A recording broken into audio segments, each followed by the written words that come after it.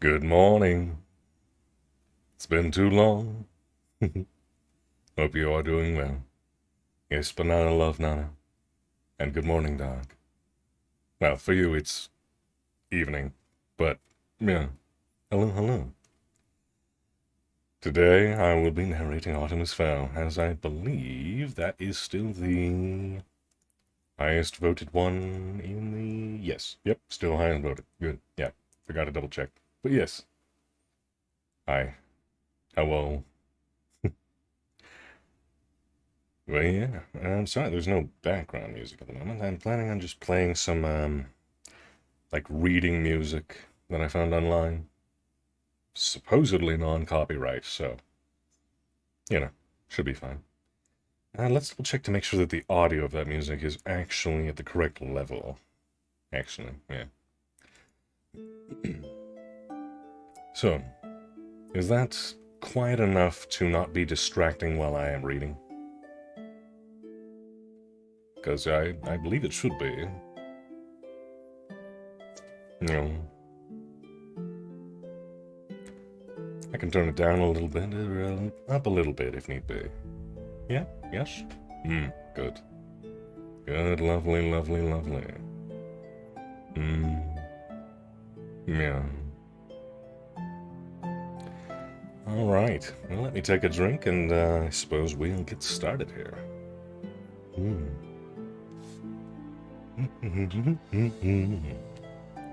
Good old water.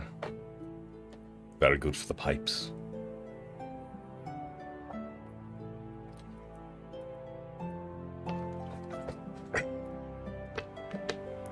You know, it's actually probably been about 10 or 12 years since I've actually read this series. Maybe even a little bit longer than that. So it's going to be a bit of a blast from the past, and other than the basic setting, I don't really remember much of the story. Yes. Okay. Well, let us begin, I suppose.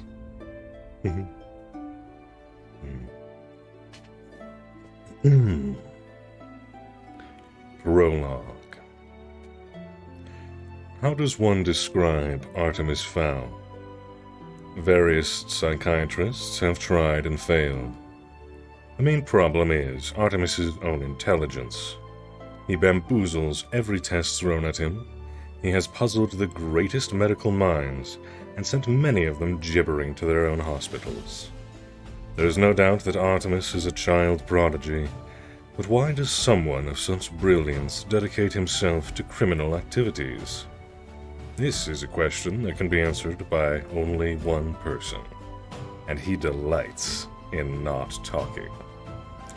Perhaps the best way to create an accurate picture of Artemis is to tell the by now famous account of his first villainous venture. I have put together this report from first-hand interviews with the victims, and as the tale unfolds, you will realize that this was not easy. The story began several years ago, at the dawn of the 21st century. Artemis Fowl had devised a plan to restore his family's fortune, a plan that could topple civilizations and plunge the planet into a cross-species war. He was 12 years old at the time. Chapter 1. The Book.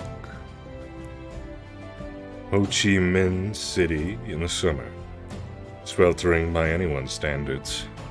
Needless to say, Artemis Fowl would not have been willing to put up with such discomfort if something extremely important had not been at stake. Important to the plan. Sun did not suit Artemis. He did not look well in it. Long hours indoors in front of a computer screen had bleached the glow from his skin. He was white as a vampire and almost as testy in the light of day. "I hope this isn't another wild goose chase, Butler," he said, his voice soft and clipped. "Especially after Cairo." It was a gentle rebuke. They had traveled to Egypt on the word of Butler's informant. "No, sir. I'm certain this time. Guyan is a good man." Droned Artemis, unconvinced. Passerby would have been amazed to hear the large Eurasian man refer to the boy as Sir. This was, after all, the third millennium, but this was no ordinary relationship, and these were no ordinary tourists. They were sitting outside a curbside cafe in Dong Kai Street, watching the local teenagers circle the square on mopeds. Guyan was late, and the pathetic patch of shade provided by the umbrella was doing little to improve Artemis's mood. But this was just his daily pessimism. Beneath the sulk was a spark of hope. Could this trip actually yield results? Would they find the book? It was too much to hope for. A waiter scurried to their table. "More tea, sirs?" he asked, head bobbing furiously. Artemis sighed. "Spare me the theatrics and sit down." The waiter turned instinctively to Butler, who was after all the adult. "But, sir, I am the waiter." Artemis tapped the table for attention. "You are wearing handmade loafers, a silk shirt, and 3 gold signet rings. Your English has a tinge of Oxford about it, and your nails have the soft sheen of the recently manicured. You are not a waiter. You are our contact, Guyan Zwan, and you have adopted this pathetic disguise to discreetly check for weaponry." Guyan's shoulders sagged. "It is true. Amazing." "Hardly. A ragged apron does not a waiter make." Guyan sat down, pouring some mint tea into a tiny china cup. Let me fill you in on the weapon status. Oh wait, that's Artemis. Let me fill you in on the weapon status. Continued Artemis. I am unarmed, but Butler here, my butler, has a Sig Sauer in his shoulder holster, 2 Shrike throwing knives in his boots, a Derringer 2-shot up his sleeve, a Garriott wire in his watch, and 3 stun grenades concealed in various pockets. Anything else, Butler? The Kosh, sir. Ah, yes, a good old ball-bearing Kosh stuffed down his shirt. Guyan brought the cup trembling to his lips. Don't be alarmed, Mr. Zwan.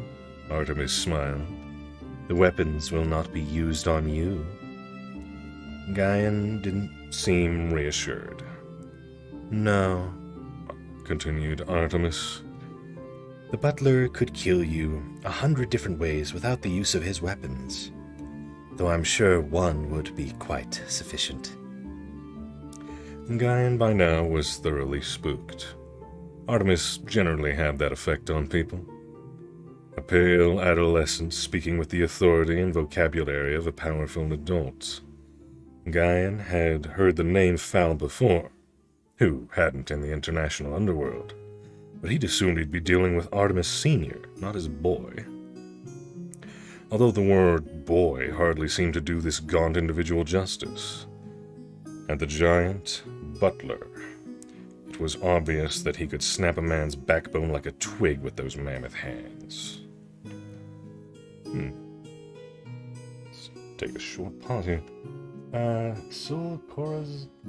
Korozoku. Sorry if I mispronounced that, but falling asleep to this right now. So beautiful. Oh, thank you very much. Appreciate it.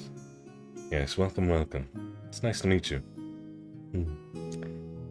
But yes, feel free to fall asleep if you like. I'm sure that a fair number of people who join the stream will likely doze off, which is fine. I'll be uploading the VOD to YouTube and posting a link in my Discord server later on today after we are finished with the stream. So, if you miss anything and you want to go back and re-listen, feel free. But let us continue. Guyan was starting to think that no amount of money was worth another minute in this strange company. And now to business, said Artemis, placing a micro-recorder on the table. You answered our web advertisement. Guyan nodded, suddenly praying that his information was accurate. Yes, Master Fowl. What you're looking for, I know where it is. Really? And am I supposed to take your word for this? You could be walking me straight into an ambush. My family is not without enemies. Butler snatched a mosquito out of the air beside his employer's ear. No, said Guyan, reaching for his wallet. Here, look. Artemis studied the Polaroid. He willed his heart to remain a calm beat. It seemed promising, but anything could be faked these days with a PC and flatbed scanner. The picture showed a hand reaching from layered shadows. A mottled green hand. He murmured. Explain. This woman, she is a healer near 2 Doe Street. She works in exchange for rice wine, all the time drunk. Artemis nodded. It made sense. The drinking. One of the few constant facts his research had unearthed.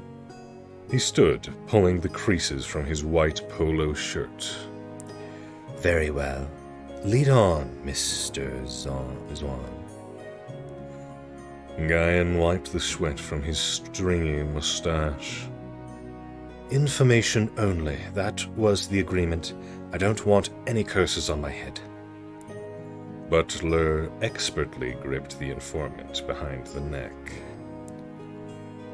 I'm sorry, Mr. Zwan, but the time when you had a choice in matters is long past. Butler steered the protesting Vietnamese man to the rented 4-wheel drive, that was hardly necessary on the flat streets of Ho Chi Minh City, or Saigon, as the locals still called it. But Artemis preferred to be as insulated from civilians as possible. The jeep inched forward at a painfully slow rate, made all the more excruciating by the anticipation building in Artemis's chest. He could suppress it no longer. Could they at last be at the end of their quest? After 6 false alarms across 3 continents, could this wine-sodden healer be the gold at the end of the rainbow? Artemis almost chuckled. Gold at the end of the rainbow. He'd made a joke. Now there's something that didn't happen every day. The mopeds parted like fish in a giant shoal. There seemed to be no end to the crowds. Even the alleyways were full to bursting with vendors and hagglers. Cooks dropped fish heads into walks of hissing oil, and urchins threaded their way underfoot, searching for unguarded valuables. Others sat in the shade, wearing out their thumbs on Game Boys. Good morning, Corgi. Good to see you. Guyan was sweating right through his khaki top. It wasn't the humidity. He was used to that. It was this whole cursed situation. He should have known better than to mix magic and crime. He made a silent promise that if he got out of this, he would change his ways. No more answering shady internet requests, and certainly no more concerting with the sons of European crime lords. The jeep could only go so far. Eventually, the side streets grew too narrow for the 4-wheel drive. Artemis turned to Nguyen. It seems we must proceed on foot, Mr. Zahn. Run if you like, but expect a sharp and fatal pain between your shoulder blades. Nguyen glanced into Butler's eyes. They were a deep blue, almost black. There was no mercy in those eyes. Don't worry, he said. I won't run. They climbed down from the vehicle. 1,000 suspicious eyes followed their progress along the steaming alley. An unfortunate pickpocket attempted to steal Butler's wallet. The manservant broke the man's fingers without looking down. They were given a wide berth after that. The alley narrowed to a rutted lane. Sewage and drain pipes fed directly onto the muddy surface. Cripples and beggars huddled on rice mat islands.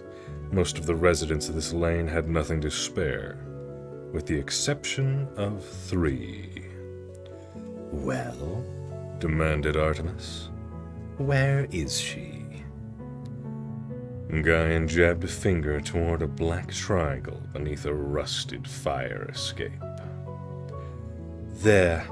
Under there. She never comes out.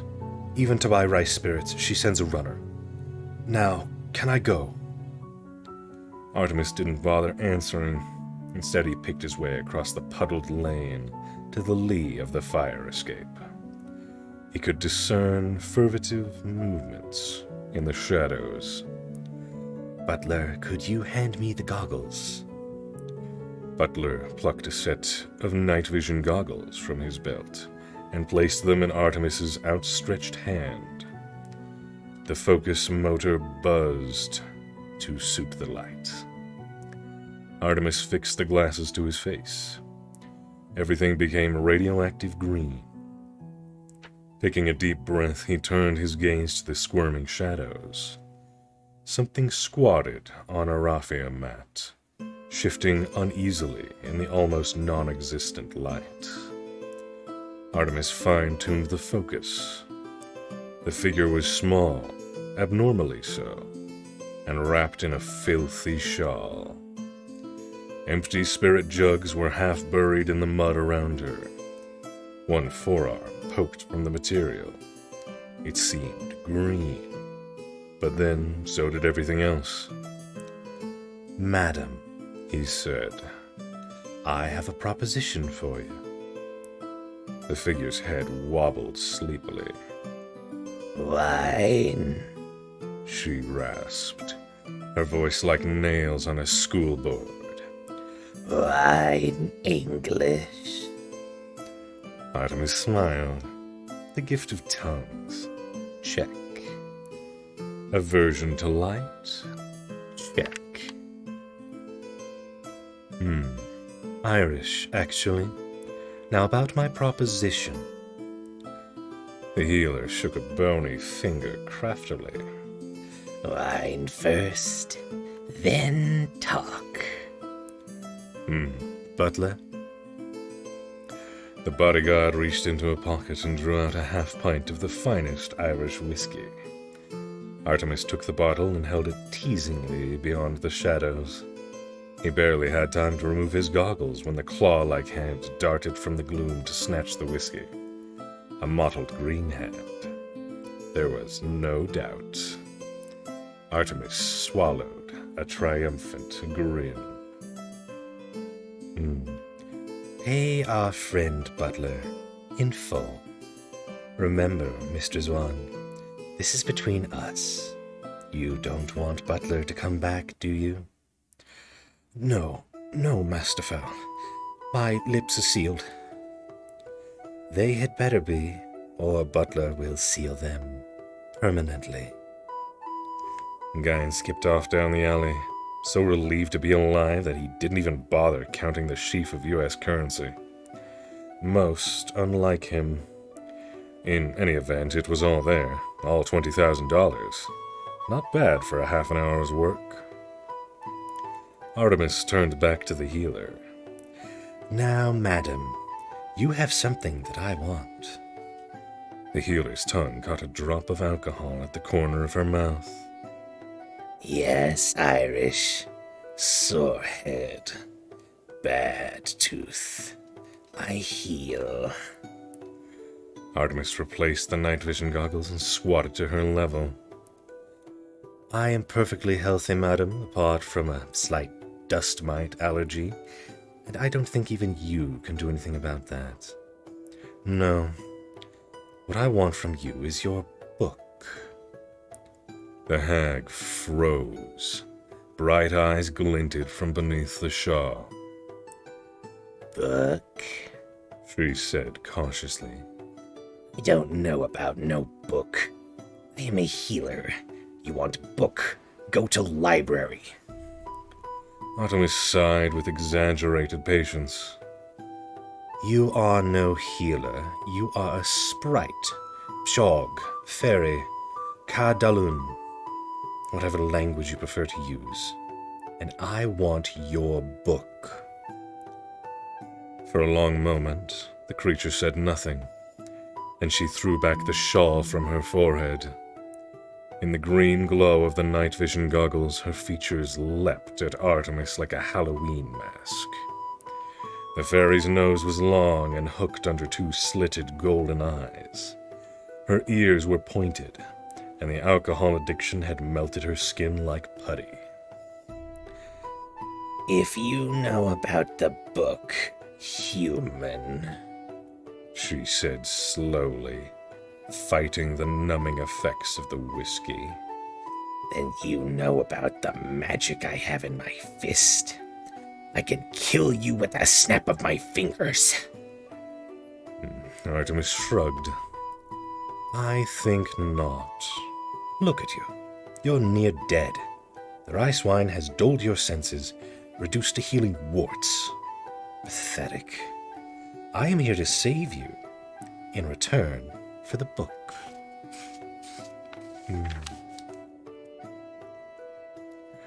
What could a human want with our book? That is no concern of yours. All you need to know are your options. The sprite's ears quivered. Options? 1. You refuse to give us the book, and we go home, leaving you to rot in this sewer. Yes, Said the fairy. I choose this option. No. Don't be so eager. If we leave without the book, you will be dead in a day. A day, a day. The healer laughed. I will outlive you by a century. Even fairies tethered to the human realm can survive the ages. Not with half a pint of holy water inside of them, said Artemis, tapping the now empty whiskey bottle. The fairy blanched, then screamed, a high, keening, horrible sound. Holy water, you have murdered me, human. True, admitted Artemis. It should start to burn any minute now. The fairy poked her stomach tentatively. Second option. Listening now, are we? Very well, then. Option 2. You give me the book for 30 minutes only. Then I return your magic to you. The sprite's jaw dropped. Return my magic? Not possible. Oh, but it is. I have in my possession 2 ampules. 1, a vial of spring water from the fairy well 60 meters below the Ring of Tara, possibly the most magical place on Earth. This will counteract the holy water. And the other? The other is a little shot of man-made magic, a virus that feeds on alcohol mixed with a growth agent. It will flush every drop of rice wine from your body, remove the dependence, and even bolster your failing liver. It'll be messy, but after a day you'll be zipping around as though you were 1,000 years old again. The sprite licked her lips. To be able to rejoin the people? Tempting. How do I know to trust you, human? You have tricked me once already. Good point. Here's the deal. I give you the water on faith. Then, after I've had a look at the book, you get the booster. Take it or leave it. The fairy considered. The pain was already curling around her abdomen. She thrust out her wrist. I'll take it. I thought you might. Butler. The giant servant unwrapped a soft velcroed case containing a syringe gun and 2 vials. He loaded the clear one, shooting it into the sprite's clammy arm. The fairy stiffened momentarily and then relaxed. Strong magic, She breathed. Yes, but not as strong as your own will be when I give you the second injection. Now, the book. The sprite reached into the folds of her filthy robe, rummaging for an age. Artemis held his breath. This was it. Soon the Fowls would be great again. A new empire would rise with Artemis Fowl II at its head. The fairy woman withdrew a closed fist. no use to you anyway, written in the old tongue. Artemis nodded, not trusting himself to speak. She opened her knobbly fingers. Lying in her palm was a tiny golden volume, the size of a matchbox. Here, human. 30 of your minutes. No more. Butler took the tiny tome reverently. The bodyguard activated a compact digital camera and began photographing each wafer-thin page of the book. The process took several minutes. When he was finished, the entire volume was stored on the camera's chip. Artemis preferred not to take chances with information. Airport security equipment had been known to wipe many a vital disk. So he instructed his aide to transfer the file to his portable phone, and from there email it to Fowl Manor in Dublin. Before the 30 minutes were up, the file containing every symbol in the fairy book was sitting safely in the Fowl server. Artemis returned the tiny volume to its owner. Nice doing business with you. The sprite lurched to her knees. The other potion, human. Artemis smiled. Oh, yes, the restoring booster. I suppose I did promise. Yes, human promised. Very well. But before we administer it, I must warn you that purging is not pleasant. You're not going to enjoy this one bit. The fairy gestured around her at the squalid filth. You think I enjoy this? I want to fly again. Butler loaded the second vial, shooting this one straight into the carotid artery. The sprite immediately collapsed on the mat, her entire frame quivering violently. Time to leave, Commented Artemis. 100 years of alcohol leaving a body by any means possible is not a pretty sight. The Butlers had been serving the Fowls for centuries.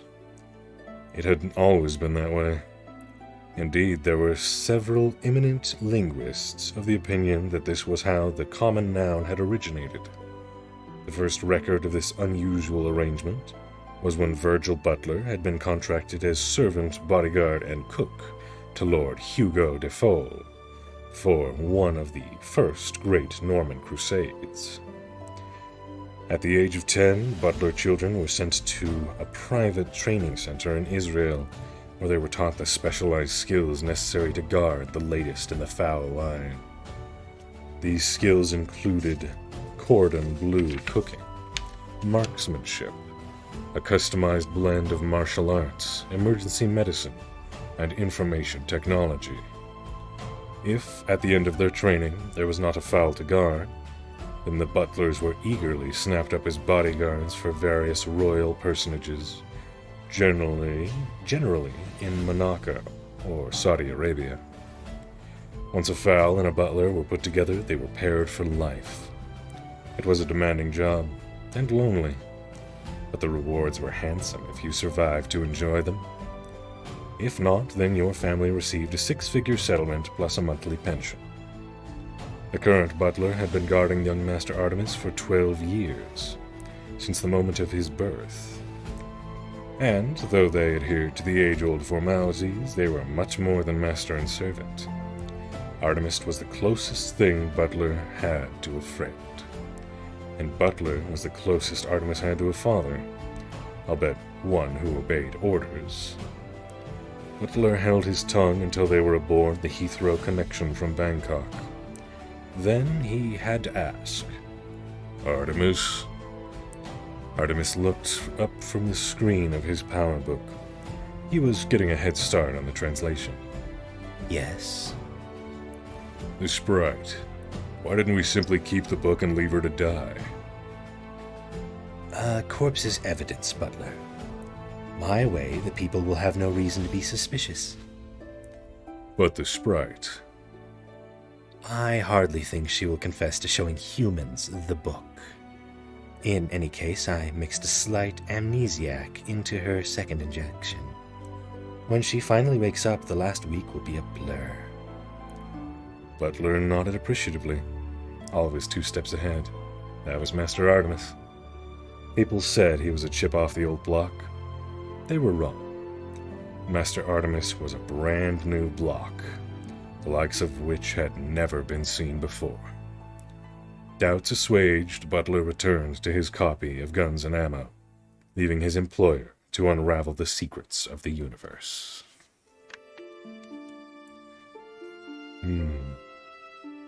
Hey. Come out. Oh, the alcohol. Yes, the alcohol purge, the 100 years of alcohol. Indeed. Not something pleasant to think about, I'm sure. Chapter 2, Translation. By now, you must have guessed just how far Artemis Fowl was prepared to go in order to achieve his goal. But what exactly was this goal?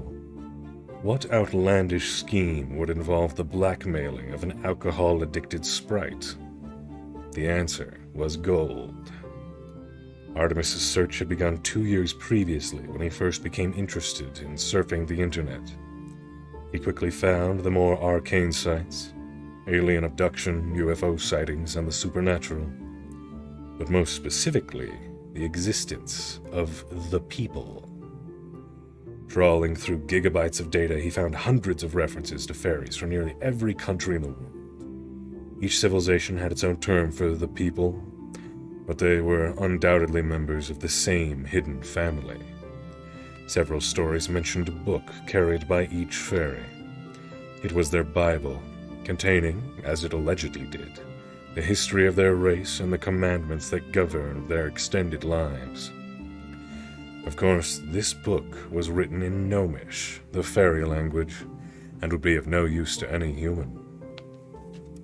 Artemis believed that with today's technology, the book could be translated, and with this translation you could begin to exploit a whole new group of creatures. Know thine enemy was Artemis's motto, so he immersed himself in the lore of the people until he had compiled a huge database on their characteristics. But it wasn't enough. So Artemis put out a call on the web. Irish businessmen will pay large amount of US dollars to meet a fairy, sprite, leprechaun, pixie. The responses had been mostly fraudulent, but Ho Chi Minh City had finally paid off. Artemis was perhaps the only person alive who could take full advantage of his recent acquisition. He still retained a childlike belief in magic, tempered by an adult determination to exploit it. If there was anybody capable of relieving the fairies of some of their magical gold, it was Artemis Fowl II. It was early morning before they reached Fowl Manor. Artemis was anxious to bring up the file on his computer, but first he decided to call in on Mother. Angeline Fowl was bedridden. She had been since her husband's disappearance. Nervous tension, the physician said. Nothing for it but rest and sleeping pills. That was almost a year ago. Butler's little sister, Juliet, was sitting at the foot of the stairs. Her gaze was boring a hole in the wall. Even the glitter mascara couldn't soften her expression. Artemis had seen that look already, just before Juliet had suplexed a particularly impotent pizza boy. The suplex, Artemis gathered, was a wrestling move, an unusual obsession for a teenage girl. But then again, she was, after all, a butler. Problems, Juliet? Juliet straightened hurriedly. My own fault, Artemis. Apparently, I left a gap in the curtains. Miss Fowl couldn't sleep. Muttered Artemis, scaling the oak staircase slowly. He worried about his mother's condition. She hadn't seen the light of day in a long time now. Then again, should she miraculously recover, emerging revitalized from her bedchamber, it would signal the end of Artemis's own extraordinary freedom. It would be back off to school and no more spearheading criminal enterprises for you, my boy. He knocked gently on the arched double doors. Mother, are you awake? Something smashed against the other side of the door. It sounded expensive. Of course I'm awake. How can I sleep in this blinding glare? Artemis ventured inside. An antique four-poster bed threw shadowy spires in the darkness, and a pale sliver of light poked through a gap in the velvet curtains. Angeline Fowl sat hunched on the bed, her pale limbs glowing white in the gloom. Artemis, darling, where have you been? Artemis sighed. She recognized him. That was a good sign. School trip, Mother? Skiing in Austria? Ah, skiing, crooned Angeline. How I miss it. Maybe when your father returns. Artemis felt a lump in his throat. Most uncharacteristic. Yes, perhaps when father returns. Darling, could you close those wretched curtains? The light is intolerable. Of course, Mother. Artemis felt his way across the room, wary of the low-level clothes chests scattered around the floor. Finally, his fingers curled around the velvet drapes, For a moment he was tempted to throw them wide open. Then he sighed and closed the gap. Thank you, darling. By the way, we really have to get rid of that maid. She is good for absolutely nothing. Artemis held his tongue. Juliet had been a hard-working and loyal member of the Fowl household for the past 3 years. Time to use Mother's absent-mindedness to his advantage. You're right, of course, Mother. I've been meaning to do it for some time. Butler has a sister I believe would be perfect for the position. I think I've mentioned her. Juliet? Angeline frowned. Juliet? Yes, the name does seem familiar. Well, anyone would be better than that silly girl we have now. When can she start? Straight away. I'll have Butler fetch her from the lodge. You're a good boy, Artemis. Now give Mummy a hug. Artemis stepped into the shadowy folds of his mother's robe. She smelled perfumed, like petals in water, but her arms were cold and weak.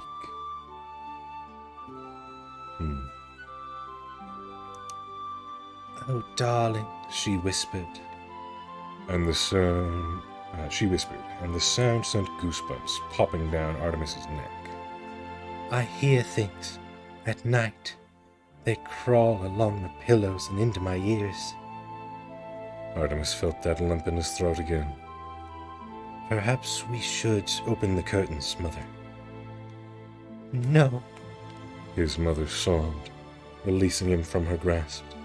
No, because then I could see them too. Mother, please. But it was no use. Angeline was gone. She crawled to the far corner of the bed, pulling the quilt under her chin. Send the new girl. Yes, Mother. Send her with cucumber slices and water. Yes, Mother. Angeline glared at him with crafty eyes. And stop calling me Mother. I don't know who you are, but you're certainly not my little Artie. Artemis blinked back a few rebellious tears. Of course. Sorry, Sorry. Don't come back here again, or I'll have my husband take care of you. He's a very important man, you know. Very well, Miss Fowl. This is the last you'll see of me. It had better be. Angeline froze suddenly. Do you hear them? Artemis shook his head. No, I don't hear any. They're coming, Fowl. They're everywhere. Angeline dived for cover beneath the bedclothes. Artemis could still hear her terrified sobs as he descended the marble staircase. The book was proving far more stubborn than Artemis had anticipated. It seemed to be almost actively resisting him. No matter which program he ran it through, the computer came up blank. Artemis hard-copied every page, tacking them to the walls of his study. Sometimes it helped to have things on paper. The script was like nothing he'd seen before, and yet it was strangely familiar. Obviously a mixture of symbolic and character-based language. The text meandered around the page in no apparent order. What the program needed was some frame of reference, some central point on which to build. He separated all the characters and ran comparisons with English, Chinese, Greek, Arabic, and with Cyrillic texts. Even with Ogham. Nothing. Moody with frustration, Artemis sent Juliet scurrying when she interrupted with sandwiches, and moved on to symbols.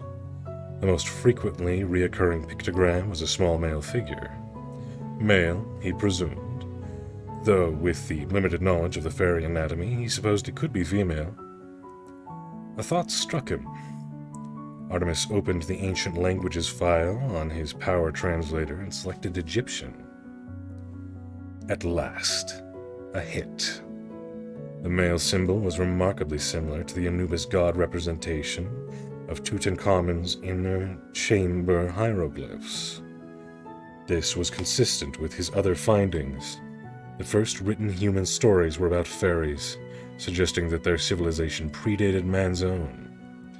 It would seem that the Egyptians had simply adapted an existing scripture to suit their needs. There were other resemblances, but the characters were just dissimilar enough to slip through the computer's net. This would have to be done manually. Each gnomish figure had to be enlarged, printed, and then compared with the hieroglyphs. Artemis felt the excitement of success thromping inside his ribcage. Almost every fairy pictogram or letter had an Egyptian counterpart. Most were universal, such as the sun or birds, but some seemed exclusively supernatural and hard to be tailored to fit. Had to be tailored to fit. The Anubis figure, for example, would make no sense as a dog god, so Artemis altered it to read King of the Fairies. By midnight, Artemis had successfully fed his findings into the Macintosh. All he had to do now was press decode. He did so. What emerged was a long, intricate string of meaningless gibberish. Does she have dementia? It's more like after her husband died, she had a mental break, and basically, I don't know, the mental break gave her symptoms similar to Alzheimer's or dementia, I think. She's lost in her own little world, if memory serves. A normal child would have abandoned the task long since. The average adult would probably have been reduced to slapping the keyboard. But not Artemis. This book was testing him, and he would not allow it to win. The letters were right, he was certain of it. It was just the order that was wrong. Rubbing the sleep from his eyes, Artemis glared at the pages again. Each segment was bordered by a solid line. This could represent paragraphs or chapters, but they were not meant to be read in the usual left-to-right, top-to-bottom fashion. Artemis experimented. He tried the Arabic right-to-left and the Chinese columns. Nothing worked. Then he noticed that each page had one thing in common: a central section. The other pictograms were arranged around this pivotal area, so the central starting point, perhaps. But where to go from there? Artemis scanned the pages for some other common factor. After several minutes, he found it. There was, on each page, a tiny spearhead in the corner of one section. Could this be an arrow? A direction? Go this way? So the theory would be, start in the middle, then follow the arrow, reading in spirals. The computer program wasn't built to handle something like this, so Artemis had to improvise. With a craft knife and ruler, he dissected the first page of the book and reassembled it in the traditional Western languages order, left to right, parallel rows. Then he rescanned the page and fed it through the modified Egyptian translator. The computer hummed and whirred, converting all the information to binary. Several times it stopped to ask for confirmation of a character or symbol. This happened less and less as the machine learned the new language. Eventually, 2 words flashed on the screen. File converted. Fingers shaking from exhaustion and excitement, Artemis clicked print. A single page scrolled from the laser writer. It was in English now. Yes, there were mistakes. Some fine-tuning needed. But it was perfectly legible. And, more importantly, perfectly understandable. Fully aware that he was probably the first human in several thousand years to decode the magical words, Artemis switched on his desk light and began to read.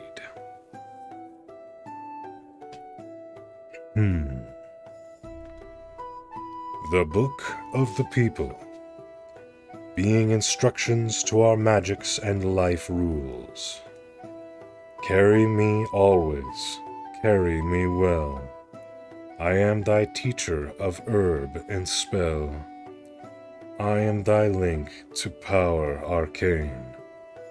Forget me, and thy magic shall wane. 10 times 10 commandments there be, They will answer every mystery. Cures, curses, alchemy. These secrets shall be thine through me. But fairy, remember this above all. I am not for those in mud that crawl, and forever doomed shall be the one who betrays my secrets, one by one. Artemis could hear the blood pumping in his ears. He had them. They would be as ants beneath his feet. Their every secret would be laid bare by technology. Suddenly, the exhaustion claimed him and he sank back in his chair. There was so much yet to complete.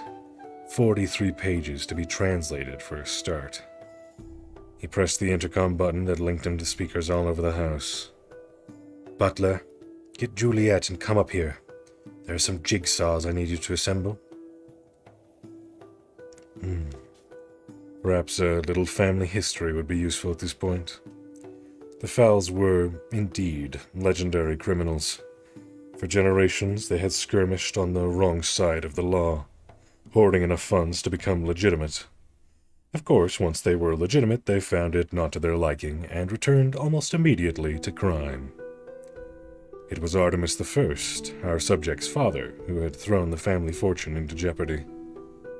With the breakup of Communist Russia, Artemis Sr. had decided to invest a huge chunk of the Fowl fortune in establishing new shipping lines to the vast continent. New consumers, he reasoned, would need new consumer goods. The Russian mafia did not take too kindly to a Westerner muscling in on their market, and so decided to send a little message. This message took the form of a stolen missile launched at the Fowl Star on her way past Murmansk. The Artemis Sr. was on board the ship, along with Butler's uncle and 250,000 pounds of cola. It was quite an explosion. The Fowls were not left destitute, far from it. But billionaire status was no longer theirs. Artemis II vowed to remedy this. He would restore the family fortune, and he would do it in his own unique fashion. Once the book was translated, Artemis could begin planning in earnest. He already knew what the ultimate goal was. Now he could figure out how to achieve it. Gold, of course, was the objective. The acquisition of gold.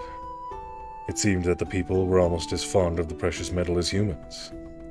Each fairy had its own cache, but not for much longer if Artemis had his way.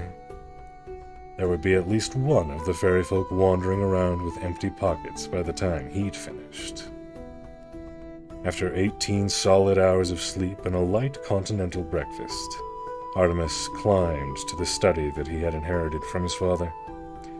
It was a traditional enough room, dark oak and floor-to-ceiling shelving, but Artemis had jammed it with the latest computer technology. A series of networked Apple Macs whirred from various corners of the room. One was running CNN's website through a DAT processor, throwing oversized current affairs images against the back wall. Butler was there already, firing up the hard drives. "Shut them all down except the book. I need quiet for this." The manservant started. The CNN site had been running for almost a year. Artemis was convinced that news of his father's rescue would come from there. Shutting it down meant that he was finally letting go. "All of them?" Artemis glanced at the back wall for a moment. "Yes," he finally said. "All of them." Butler took the liberty of patting his employer gently on the shoulder. Just once, before returning to work. Artemis cracked his knuckles. Time to do what he did best. Plot dastardly acts. Chapter 3. Holly. Holly Short was lying in bed, silently fuming. Nothing unusual about this. Leprechauns in general were not known for their geniality. But Holly was in an exceptionally bad mood, even for a fairy. Technically, she was an elf, fairy being a general term. She was a leprechaun too, but that was just a job. Perhaps a description would be more helpful than a lecture on fairy genealogy. Holly Short had nut-brown skin, cropped auburn hair, and hazel eyes. Her nose had a hook, and her mouth was plump and cherubic, which was appropriate considering Cupid was her great-grandfather. Her mother was a European elf with a fiery temper and willowy figure. Holly, too, had a slim frame with long, tapered fingers, perfect for wrapping around a buzz baton. Her ears, of course, were pointed. At exactly 3 feet in height, Holly was only a centimeter below the fairy average. But even 1 centimeter can make an awful lot of difference when you don't have too many to spare. Commander Root was the cause of Holly's distress. Root had been on Holly's case since day 1. The commander had decided to take offense at the fact that the first female officer in Recon's history had been assigned to his squad. Recon was a notoriously dangerous posting with a high fatality rate, and Root didn't think it was any place for a girlie. Well, he was just going to have to get used to the idea, because Holly Short had no intention of quitting for him or anybody else. Though she'd never admit it, another possible cause for Holly's irritability was the ritual. She'd been meaning to perform it for several moons now, but somehow there just never seemed to be time. And if Root found out she was running low on magic, she'd be transferred to traffic for sure. Holly rolled off her futon and stumbled into the shower.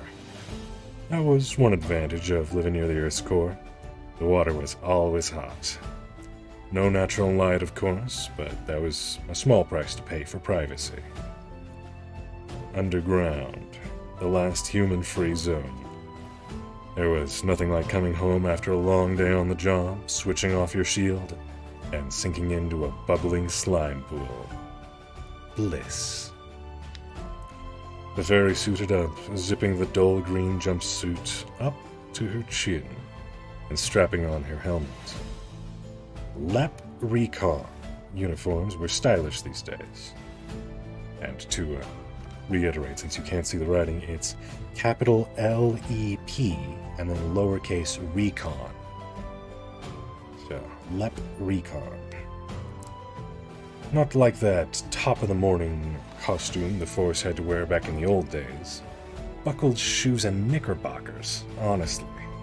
No wonder leprechauns were such ridiculous figures in human folklore. Still, probably better that way. If the Mud People knew that the word leprechaun actually originated from Leprechaun, an elite branch of the lower elements police, they'd probably take steps to stamp them out. Better to stay inconspicuous and let the humans have their stereotypes. With the moon already rising on the surface, there was no time for a proper breakfast. Holly grabbed the remains of a nettle smoothie from the cooler and drank it in the tunnels. As usual, there was chaos in the main thoroughfare. Airborne sprites jammed the avenue like stones in a bottle. The gnomes weren't helping either, lumbering along with their big swinging behinds blocking 2 lanes. Swear-toads infected every damp patch, cursing like sailors. That particular breed began as a joke, but had multiplied into an epidemic. Someone lost their wand over that one. Holly battled through the crowds to the police station. There was already a riot outside Spud Emporium. LEP Corporal Newt was trying to sort it out. Good luck to him. Nightmare. At least Holly got a chance to work above ground. The LEP station doors were crammed with protesters. The goblin/dwarf turf war had flared up again. Every morning, hordes of angry parents showed up demanding the release of their innocent offspring. Holly snorted. If there actually was an innocent goblin, Holly Short had yet to meet him. They were clogging up the cells now, howling gang chants and hurling fireballs at each other. Holly shouldered her way into the throng. "Coming through," she grunted. "Police business." They were on her like flies on a stinkworm. "My grumpo is innocent. Police brutality! Officer, could you take my baby in his blankie? He can't sleep without it." Holly set her visor to reflect and ignored them all. Once upon a time, the uniform would have earned you some respect.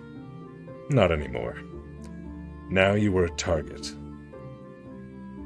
"Excuse me, officer, but I seem to have misplaced my jar of warts."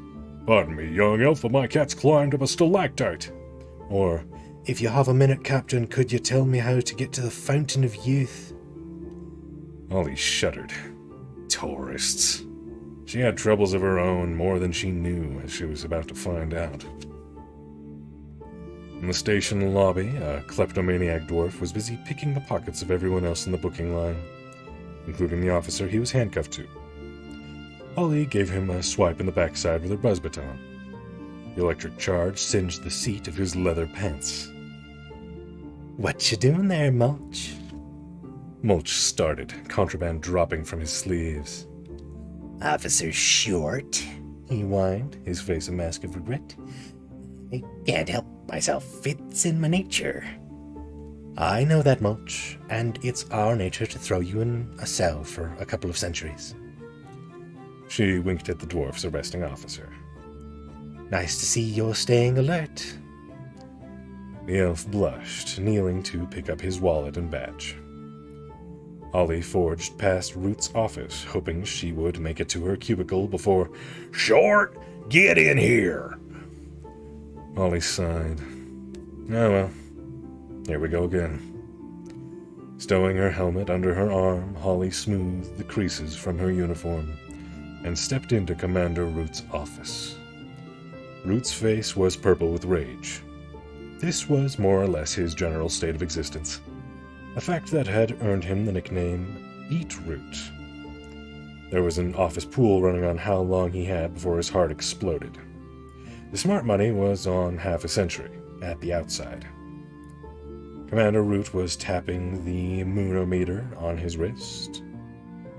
Well, He demanded. what time do you call this? Holly could feel her own face coloring. She was barely a minute late. There were at least a dozen officers on this shift who hadn't even reported in yet. But Root always singled her out for persecution. "The thoroughfare," she mumbled lamely. "There were 4 lanes down." Don't insult me with your excuses, Roared the commander. You know what the city center is like. Get up a few minutes earlier. It was true. She did know what Haven was like. Holly Short was a city elf born and bred. Since humans had begun experimenting with mineral drilling, more and more ferries had been driven out of the shallow forts and into the depth and security of Haven City. The metropolis was overcrowded and underserviced, and now there was a lobby to allow automobiles in the pedestrianized city center. As if the place wasn't smelly enough already with all those country gnomes lumbering about the place. Ruth was right, she should get up a bit earlier. But she wouldn't. Not until everyone else was forced to. I know what you're thinking, Said Root. Why am I picking on you every day? Why don't I ever bawl out those other layabouts? Holly said nothing, but agreement was written all over her face. I'll tell you why, should I? Holly risked a nod. It's because you're a girl. Holly felt her fingers curl into fists. She knew it. But not for the reasons you think. Continued Root. You are the first girl in recon, ever.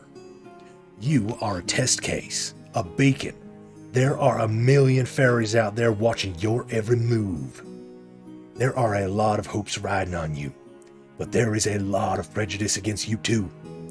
The future of law enforcement is in your hands.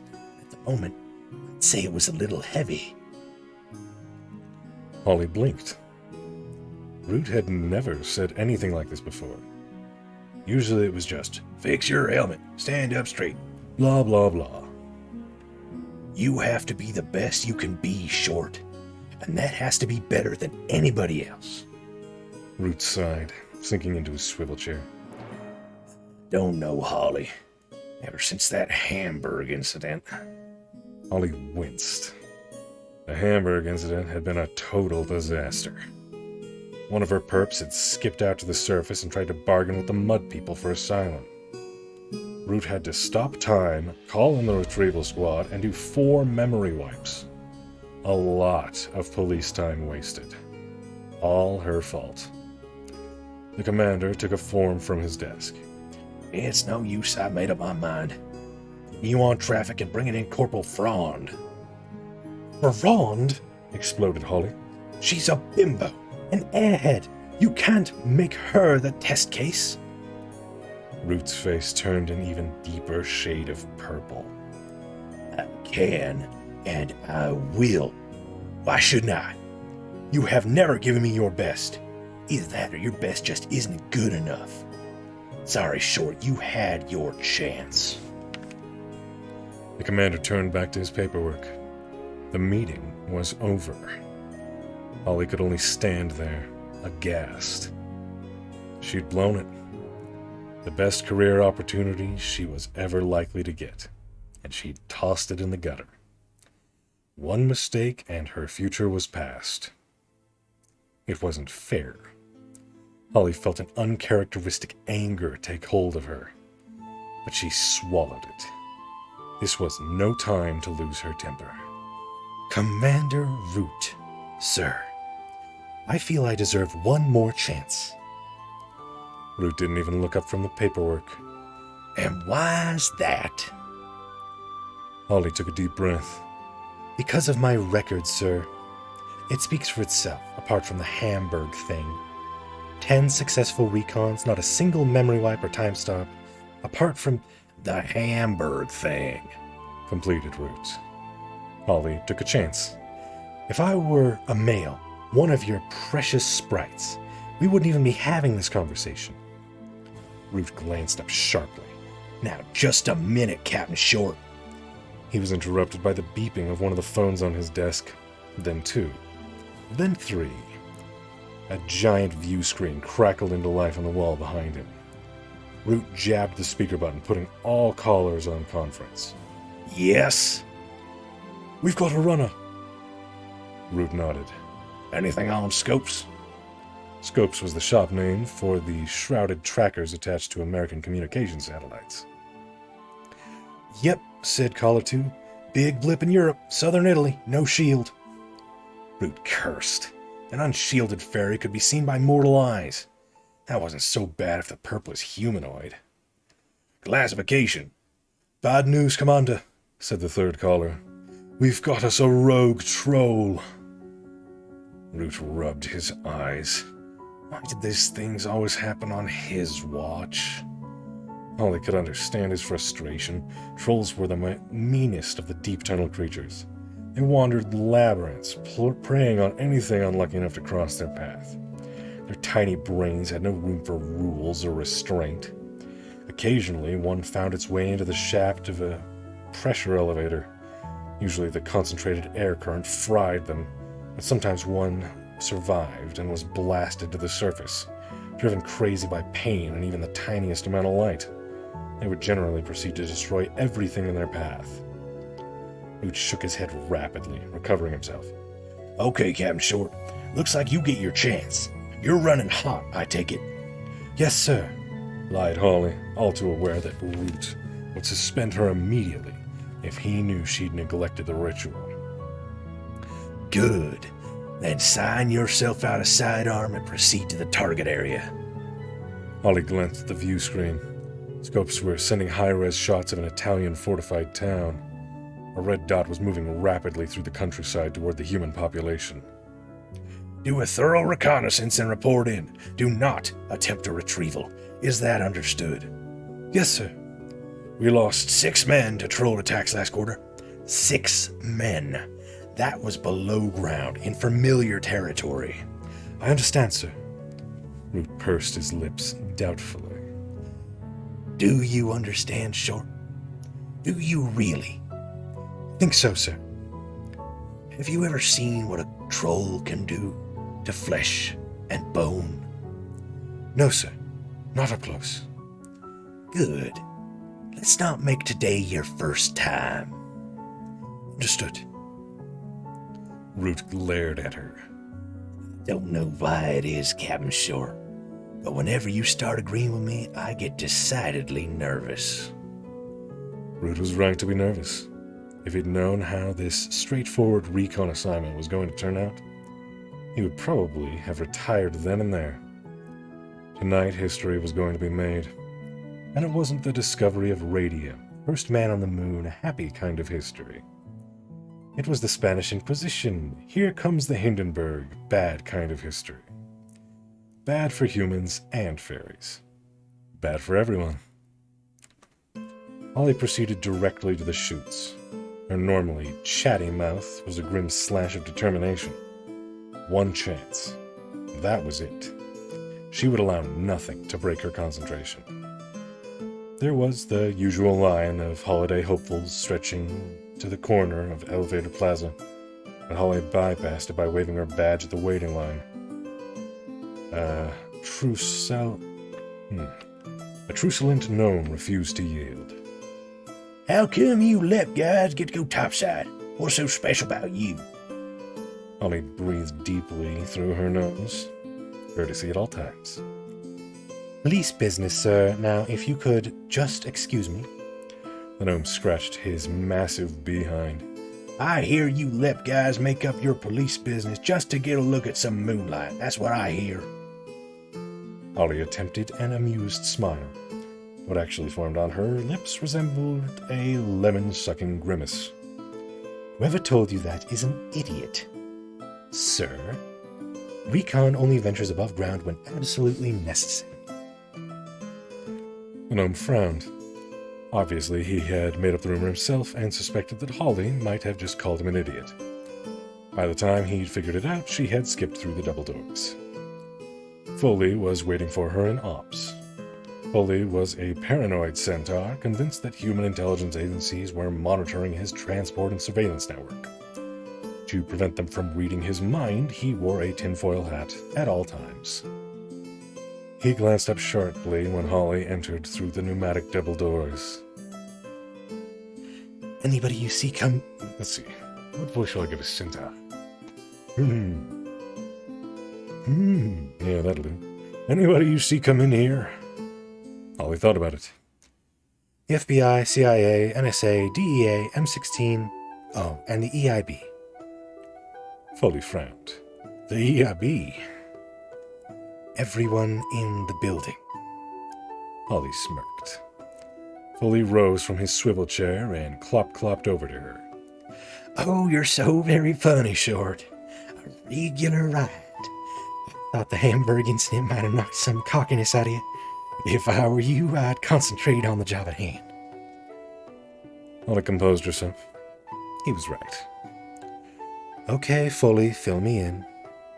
The centaur pointed to a live feed from the Euroset, which was displayed on a large plasma screen. This red dot is the troll. He's moving toward Marina Franca, a fortified town near the city of Brindisc.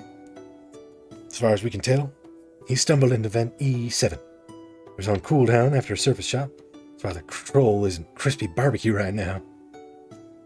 Holly nodded. Charming, she thought.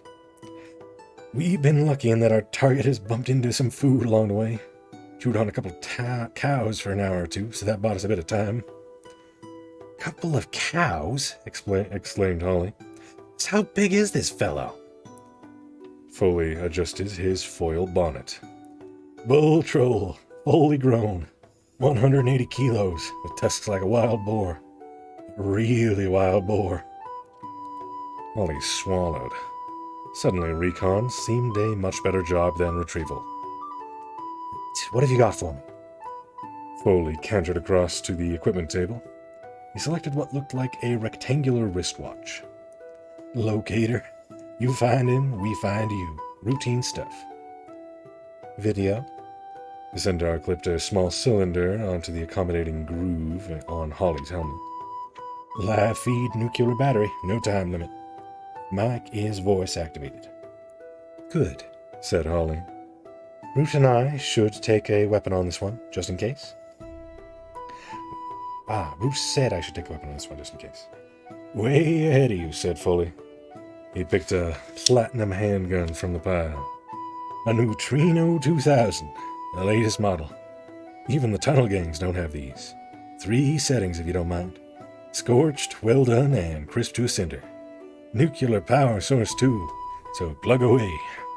This baby will outlive you by 1,000 years. Holly strapped the lightweight weapon onto her shoulder holster. I'm ready, I think. Foley chuckled. I doubt it. No one's ever really ready for a troll. Thanks for the confidence booster. Confidence is ignorance, advised the centaur. If you're feeling cocky, it's because there's something you don't know. Holly thought about arguing, but didn't. It was because she had a sneaking suspicion that Foley was right. The pressure elevators were powered by gaseous columns vented from the Earth's core. The LEP Tech boys, under Foley's guidance, had fashioned titanium eggs that could ride on the currents. They had their own independent motors, but for an express ride to the surface, there was nothing like the blast from a tidal flare. Foley led her past a long line of ship bays to E7. The pod sat in its clamp, looking very fragile to be rocketing about on magma streams. Its underside was charred black and pockmarked from shrapnel. The centaur slapped it fondly on a fender. This baby's been in service for 50 years. Oldest model still in the chutes. Holly swallowed. The chutes made her nervous enough without riding in an antique. When does it come offline? Foley scratched his hairy belly. With funding the way it is, not until we have us a fatality. Holly cranked open the heavy door, the rubber seal yielding with a hiss. The pod was not built for comfort. There was barely enough space for a restraining seat among the jumble of electronics. What's that? Asked Holly, pointing at a grayish stain on the seat's headrest. Foley shuffled uncomfortably. Brain fluid, I think. We had a pressure leak on the last mission, but that's plugged now. The officer lived. Down a few IQ points, but alive. He can still take liquids. Well, that's all right then, quipped Holly, threading her way through the massive wires. Foley strapped the harness onto her, checking the restraints thoroughly. All set? Holly nodded. Foley tapped her helmet mic. Keep in touch, he said, pulling the door behind it. Don't think about it, Holly told herself. Don't think about the white-hot magma flow that's going to engulf this tiny craft. Don't think about hurtling toward the surface with a Mach 2 force trying to turn you inside out. And certainly don't think about the blood-crazed troll ready to disembowel you with his tusks. Nope. Don't think about any of that stuff. Too late. Foley's voice sounded in her earpiece. T-minus 20, he said. We're on a secure channel in case the mud people have started underground monitoring. You never know. An oil tanker from the Middle East intercepted a transmission one time. What a mess that was. Holly adjusted her helmet mic. Focus, Foley. My life is in your hands here. Okay, sorry. We're going to use the rail to drop you into E7's main shaft.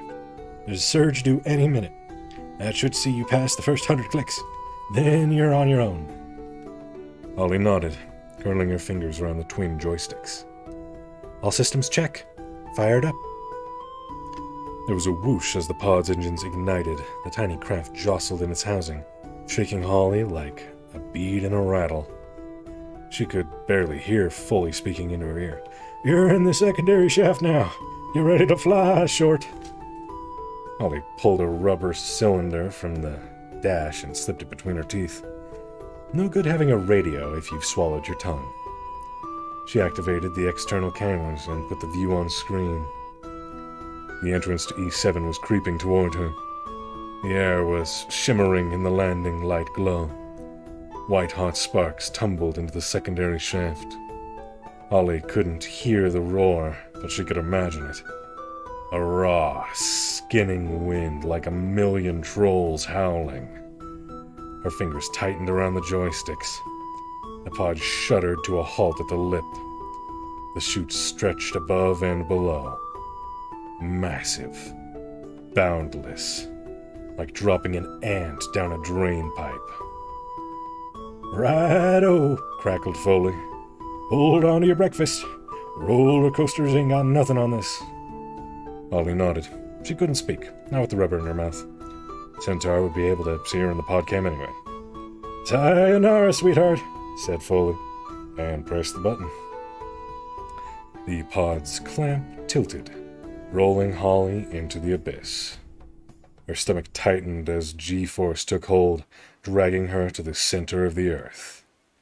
The seismology section had 1,000,000 probes down here, with a 99.8% success rate, predicting the magma flares. But there was always that 0.2%. The fall seemed to last for an eternity. Just when Holly had mentally consigned herself to the scrap heap, she felt it. That unforgettable vibration. The feeling that outside her tiny sphere, the whole world was being shaken apart. Here it comes. "Fins," she said, spitting the word around the cylinder. Foley may have replied. She couldn't hear him anymore. Holly couldn't even hear herself, but she did see the stabilization fins slide out on the monitor. The flare caught her like a hurricane, spinning the pod at first until the fins caught. Half-melted rocks pelted the craft's underside, jolting it toward the chute walls. Holly compensated with bursts from the joysticks. The heat was tremendous in the confined space, enough to fry a human, but fairy lungs are made of stronger stuff. The acceleration dragged at her body with invisible hands, stretching the flesh over her arms and face. Holly blinked the salty sweat from her eyes and concentrated on the monitor. The flare had totally engulfed her pod, and it was a big one, too. Force 7 at the very least. A good 1,000-foot girth. Orange-striped magma swirled and hissed around her, searching for a weak point in the metal casing. The pod groaned and complained, 50-year-old rivets threatening to pop. Holly shook her head. The first thing she was going to do on her return was kick Foley straight in his hairy behind. She felt like a nut inside a shell, between a gnome's molars. Doomed. A bow plate buckled, popped in as though punched by a giant fist. The pressure light blinked on. Holly could feel her head being squeezed. The eyes would be the first to go, popping like ripe berries. She checked the dials. 20 more seconds before she rode out the flare and was running on thermals. Those 20 seconds seemed like an age. Holly sealed the helmet to protect her eyes, riding out the final barrage of rocks. And suddenly they were clear, sailing upward on the comparatively gentle spirals of hot air. Holly added her own thrusters to the upward force. No time to waste floating around on the wind. Above her, a circle of neon lights marked the docking zone. Holly swiveled horizontal and pointed the docking nodes at the lights. This was delicate. Many recon pilots had made it this far, only to miss the port and lose valuable time. Not Holly. She was a natural. First in the academy. She gave the thrusters one final squeeze and coasted the last 100 feet. Using the rudders beneath her feet, she teased the pod through the circle of light and into its clamp on the landing pad. The nodes revolved, settling into their grooves. Safe. Holly smacked herself on the chest, releasing the safety harness. Once the door seal was opened, sweet surface air flooded the cabin. There was nothing like that first breath after a ride in the chutes. She breathed deeply, purging the stale pod air from her lungs. How had the people ever left the surface? Sometimes she wished that her ancestors had stayed to fight it out with the mud people, but there were too many of them.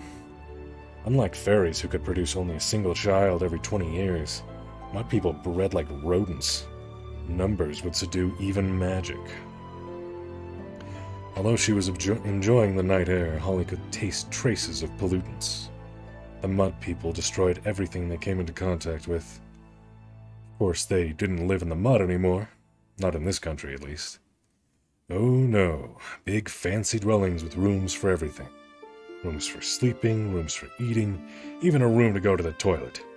Indoors. Holly shuddered. Imagine going to the toilet inside your own house. Disgusting. The only good thing about going to the toilet was the minerals being returned to the earth, but the mud people had even managed to botch that up by treating the stuff with bottles of blue chemicals. If anyone had told her 100 years ago that humans would be taking the fertile out of fertilizer, she would have told them to get some air holes drilled in their skull. Holly unhooked a set of wings from their bracket. They were double ovals with a clunky motor. She moaned. Dragonflies. She hated that model. Gas engine, if you believe it.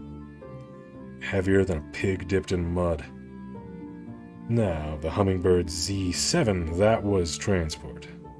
Whisper silent, with satellite-bounced solar battery that would fly you twice around the world. But there were budget cuts again. On her wrist, the locator began to beep. She was in range. Holly stepped out of the pod and onto the landing bay. She was inside a camouflaged mound of earth, commonly known as a fairy fort. Indeed, the people used to live in these until they were driven deeper underground.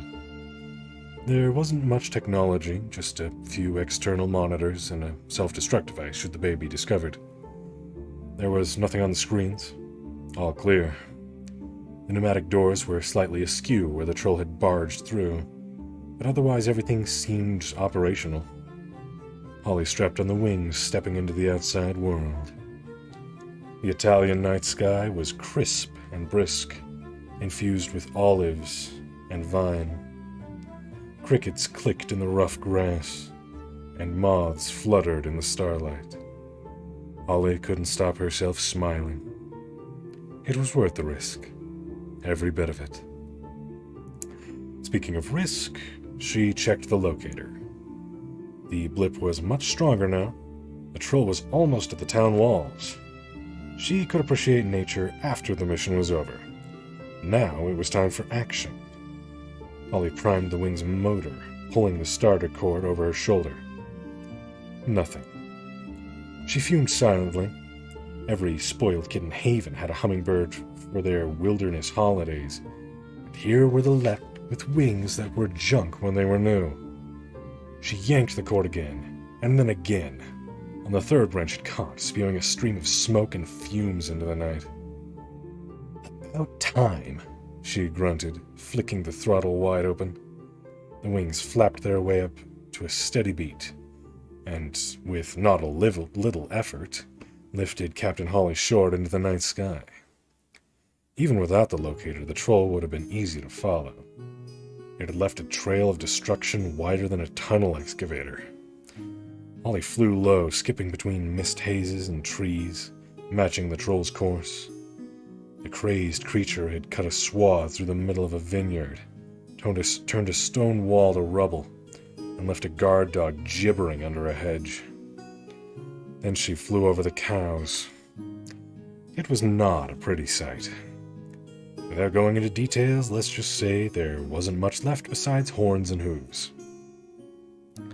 The red bip was louder now. Louder meant closer. She could see the town below her nestled on top of a low hill, surrounded by a crenellated wall from the Middle Ages.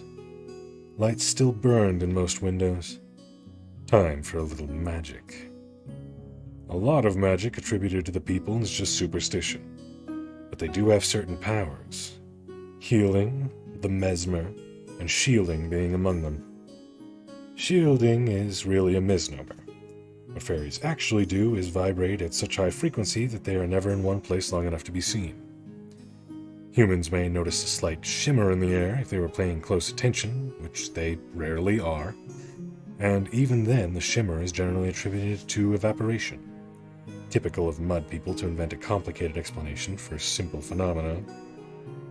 Holly switched on her shield. It took a bit more out of her than usual. She could feel the strain and the beads of sweat on her forehead. I really should complete the ritual, she thought. The sooner the better.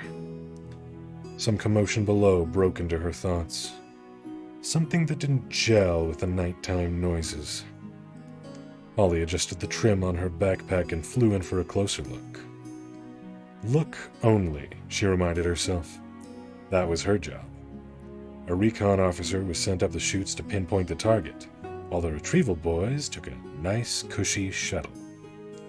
The troll was directly below her, pounding against the town's outer wall, which was coming away in chunks beneath his powerful fingers. Holly sucked in a startled gasp. This guy was a monster, big as an elephant and 10 times as mean. But this particular beast was worse than mean. He was scared, scarred. "Control," said Holly into her mic. "Runner located. Situation critical topside." Root himself was on the other end of the comlink. "Clarify, Captain." Holly pointed her video link at the troll. "Runner is going through the town wall. Contact imminent. How far away is retrieval?" ETA 5 minutes minimum. We're still in the shuttle. Holly bit her lip. Root was in the shuttle?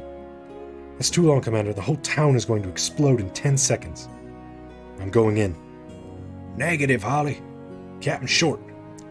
You don't have an invite. You know the law. Hold your position. Commander. Root cut her off. No. No buts, Captain. Hang back. That's an order. Holly's entire body felt like a heartbeat. Gasoline fumes were addling her brain. What could she do? What was the right decision to make? Lives or orders? Then the troll broke through the wall and a child's voice split the night. "Atio!" It screamed. Help. An invitation. At a stretch. Sorry, Commander, the troll is light crazy, and there are children in there. She could imagine Root's face, purple with rage as he spat into the mic. "I'll have your stripes short. You'll spend the next 100 years on drain duty." But it was no use. Holly had disconnected her mic and swooped in after the troll. Streamlining her body, Captain Short ducked into the hole. She appeared to be in a restaurant. A packed restaurant. The troll had been temporarily blinded by the electrical light and was thrashing about in the center of the floor. The patrons were stunned. Even the child's plea had petered out. They sat gaping, party hats perched comically on their heads. Waiters froze, huge trays of pasta quivering on their splayed fingers. Chubby Italian infants covered their eyes with chubby fingers. It was always like this in the beginning. The shocked silence. Then came the screaming.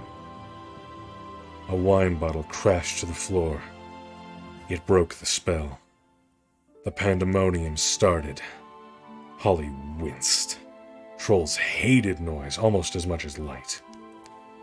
The troll lifted massive, shaggy shoulders, its retractable claws sliding out with an ominous shh. Classic predator behavior. The beast was about to strike. Holly drew her weapon and flicked it up to the second setting. She couldn't kill the troll under any circumstances, not to save humans. But she could certainly put him out until retrieval arrived. Aiming for the weak point at the base of the skull, she let the troll have a long burst of the concentrated ion ray. The beast staggered, stumbled a few steps, then got very angry. It's okay, thought Holly. I'm shielded, invisible. To any onlookers, it would seem as though the pulsing blue beam emanated from thin air. The troll rounded on her, its muddy dreadlocks swinging like candles. No panic, it can't see me. The troll picked up a table. Invisible. Totally invisible. He pulled back a shaggy arm and let fly. Just a slight shimmer in the air. The table tumbled straight toward her head. Holly moved. A second too late. The table clipped her backpack, knocking the gas tank clean off. It spun through the air, trailing flammable liquid. Italian restaurants, wouldn't you know it, full of candles. The tank twirled right through an elaborate candelabrum and burst into flames, like some deadly firework. Most of the gas landed on the troll. So did Holly. The troll could see her, there was no doubt about it. It squinted at her through the hated light, its brow a rictus of pain and fear. Her shield was off. Her magic was gone. Holly twisted in the troll's grip, but it was useless. The creature's fingers were the size of bananas, but nowhere near as pliant. They were squishing the breath from her ribcage with savage ease. Needle-like claws were scraping at the toughened material of her uniform. Any second now they would punch through, and that would be that. Holly couldn't think. The restaurant was a carousel of chaos. The troll was gnashing its tusks, greasy molars trying to grip her helmet. Holly could smell its fetid breath through her filters. She could smell the odor of burning fur, too, as the fire spread along the troll's back.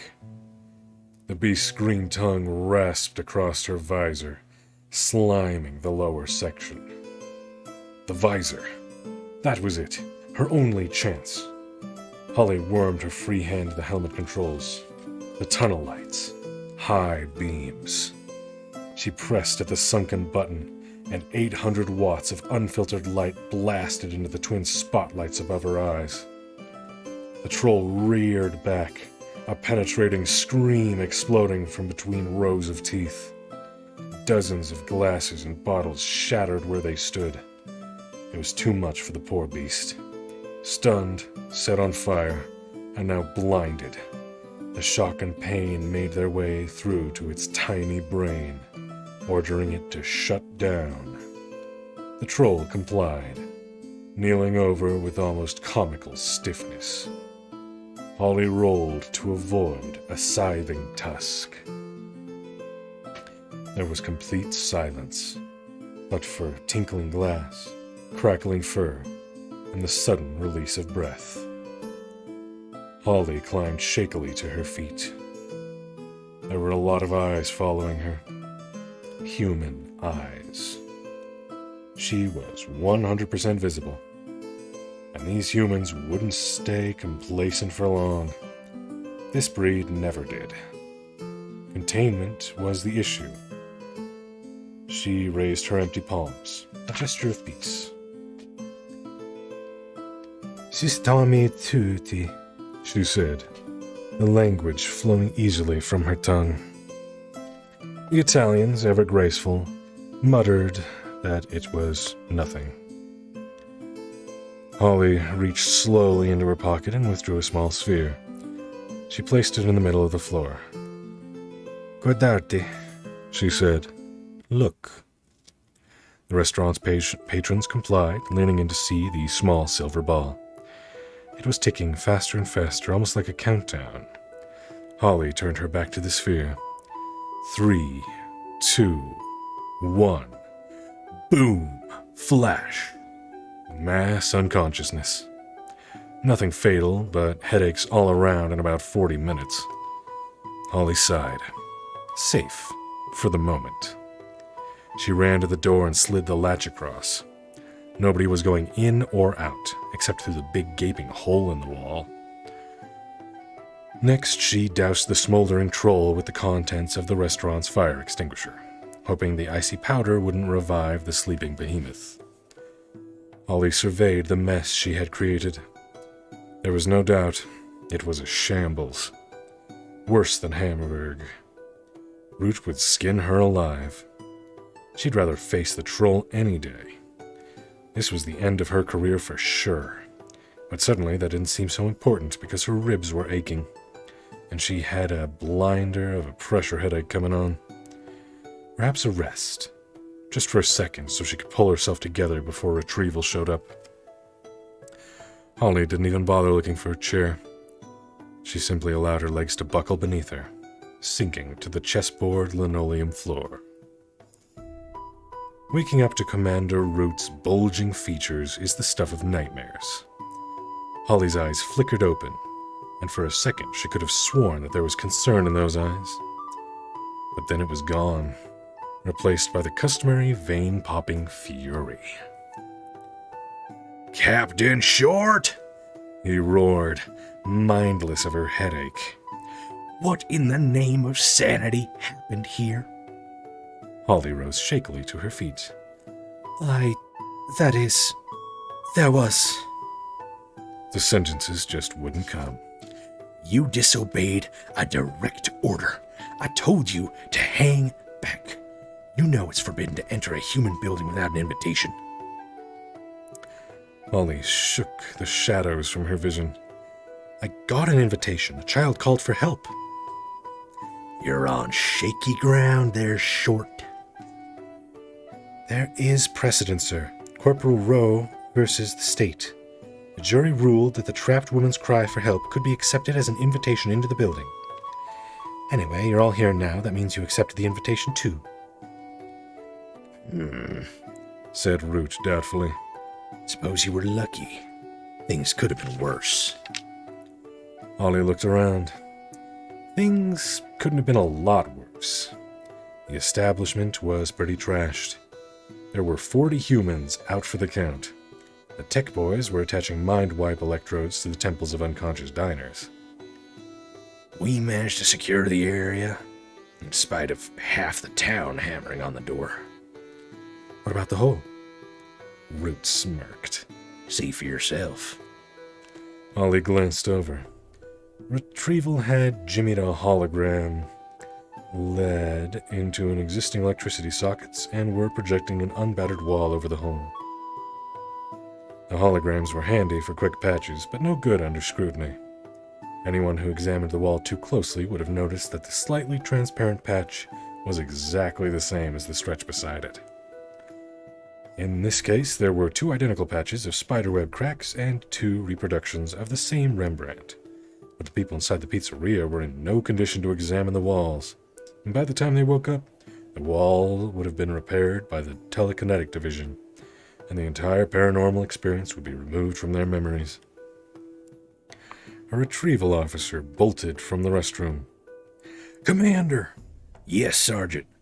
There's a human in there, sir. The concussor didn't reach him. He's coming, sir. Right now, sir. Shields! Root barked. Everyone! Holly tried. She really did. But it wouldn't come. Her magic was gone. A toddler waddled out of the bathroom, his eyes heavy with sleep. He pointed a pudgy finger directly at Holly. Ciao, Folletta, he said before climbing into his father's lap to continue his snooze. Root shimmered back into the visible spectrum. He was, if possible, even angrier than before. What happened to your shield, Short? Holly swallowed. Stress, Commander? She offered hopefully. Root wasn't having any of it. You lied to me, Captain. You're not running hot at all, are you? Holly shook her head mutedly. How long since you completed the ritual? Holly chewed her lip. I'd say about 4 years, sir. Root nearly popped a vein. 4 years?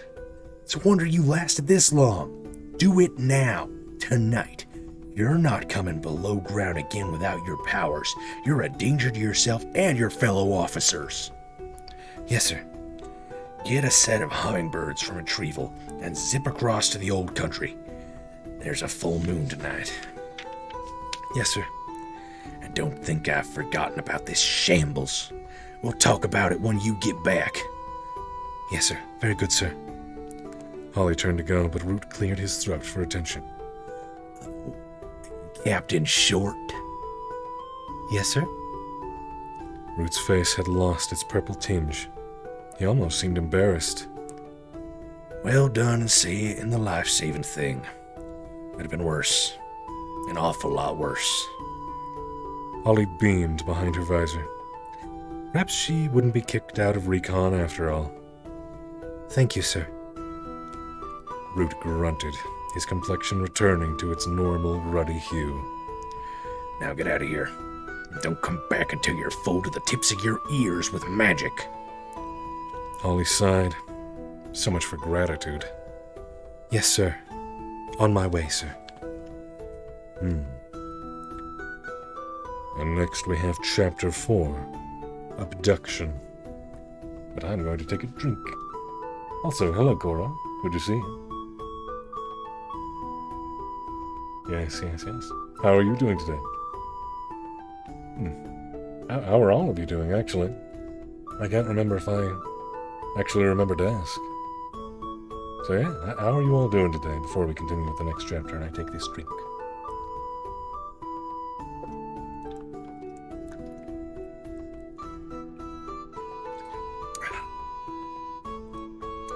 Good old water.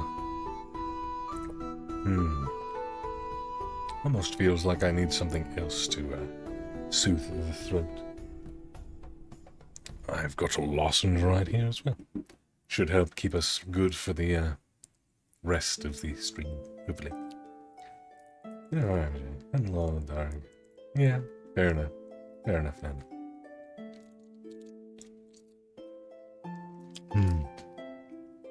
Apologies if you hear lozenge noises. I hope it doesn't detract from the experience too much.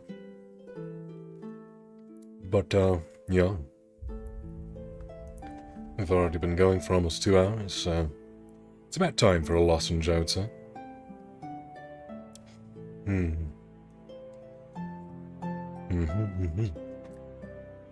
Right. Let us continue. Artemis's main problem was one of location. How to locate a leprechaun.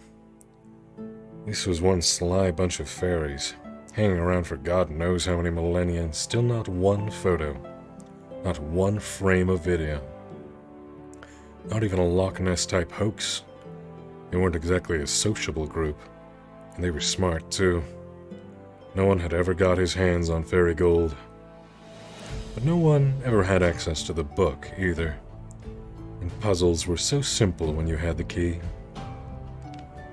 Artemis had summoned the butlers to his study, and spoke to them now from behind a mini lectern. There are certain rituals every fairy must complete to renew his magic, explained Artemis. Butler and Juliet nodded, as though this were a normal briefing.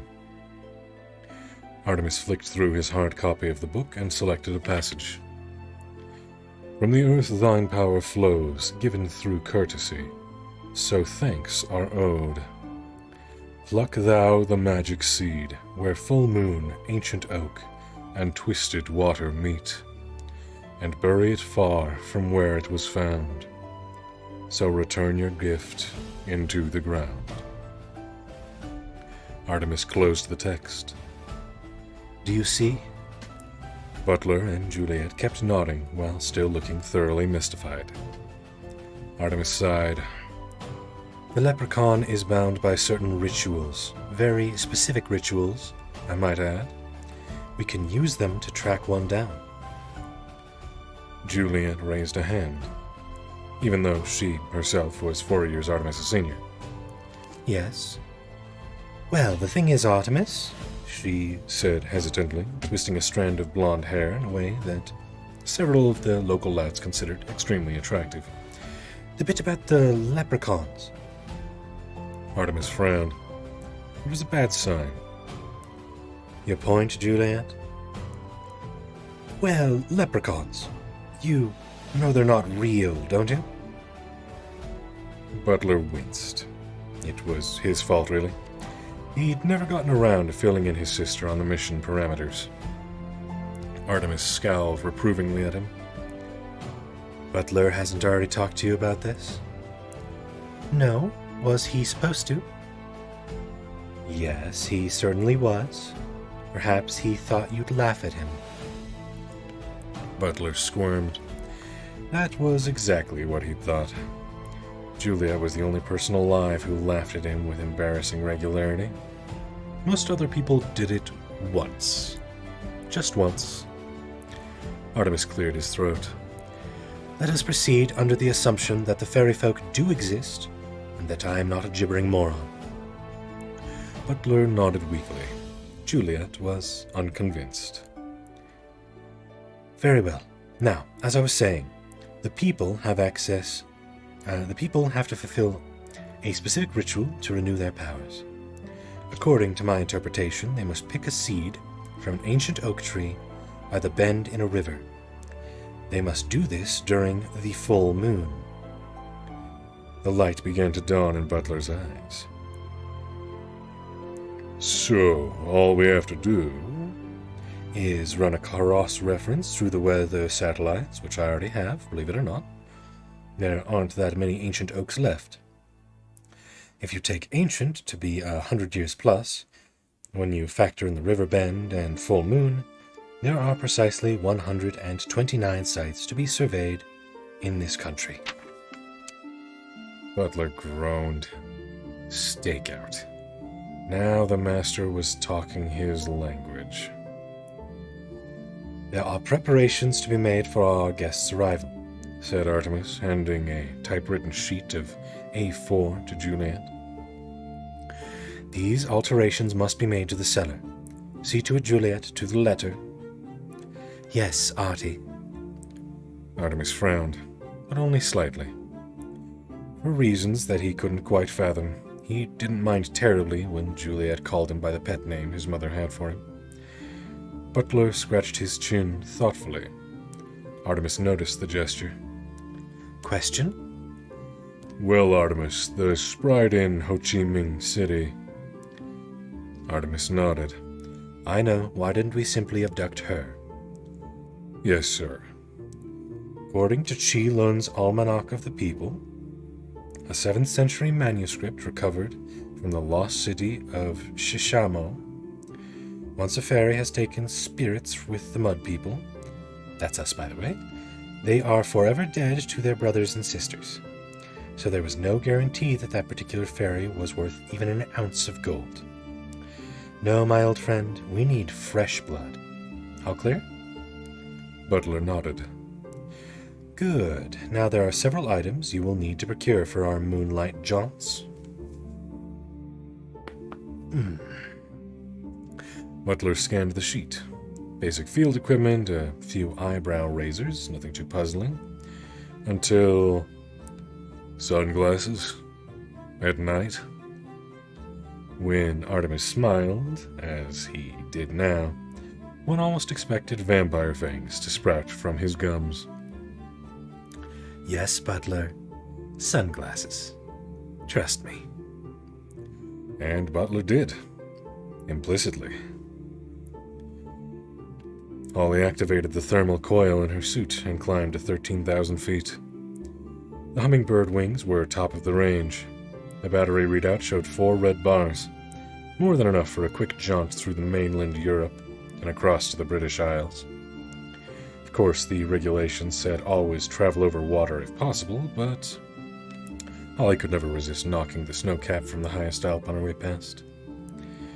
The suit protected Holly from the worst of the elements, but she could still feel the chill sinking into her bones. The moon seemed huge from this altitude, and the craters on its surface easily distinguishable. Tonight it was a perfect sphere, a magical full moon. Immigration would have their hands full, as thousands of surface-sick fairies were drawn irresistibly overground. A large percentage would make it, probably causing mayhem in their revelry. Earth's mantle was riddled with illegal tunnels, and it was impossible to police them all. Holly followed the Italian coast up to Monaco, and from there across the Alps to France. She loved flying. All fairies did. Of According to the book, they had once been equipped with wings of their own, but evolution had stripped them of this power. All but the sprites. One school of thought believed that the people were descended from airborne dinosaurs, possibly pterodactyls. Much of the upper body skeletal structure was the same. This theory would certainly explain the tiny nub of bone on each shoulder blade.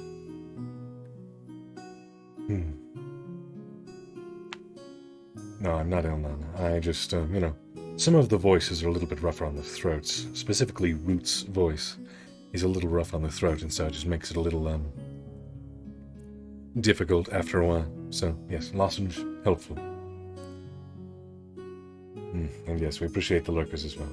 And hey, Pneumonica, good to see you. How does one describe Artemis Fowl? With foul language, indeed. You're right. Ollie toyed with the idea of visiting Disneyland Paris. The LEP had several undercover operatives stationed there, most of them working in the Snow White exhibit. It was one of the few places on Earth that the people could pass unnoticed. But if some tourist got a photo of her and it ended up on the internet, Root would have her badge for sure. With a sigh of regret, she passed over the shower of multicolored fireworks below. Once across the channel, Holly flew low, skipping over the white-crested waves. She called out to the dolphins, and they rose to the surface, leaping from the water to match her pace. She could see the pollution in them, bleaching their skin white, giving them red sores on their back. And although she smiled, her heart was breaking. Mud people had a lot to answer for. Finally, the coast loomed ahead of her. The old country, Ariel, the land where time began, the most magical place on the planet.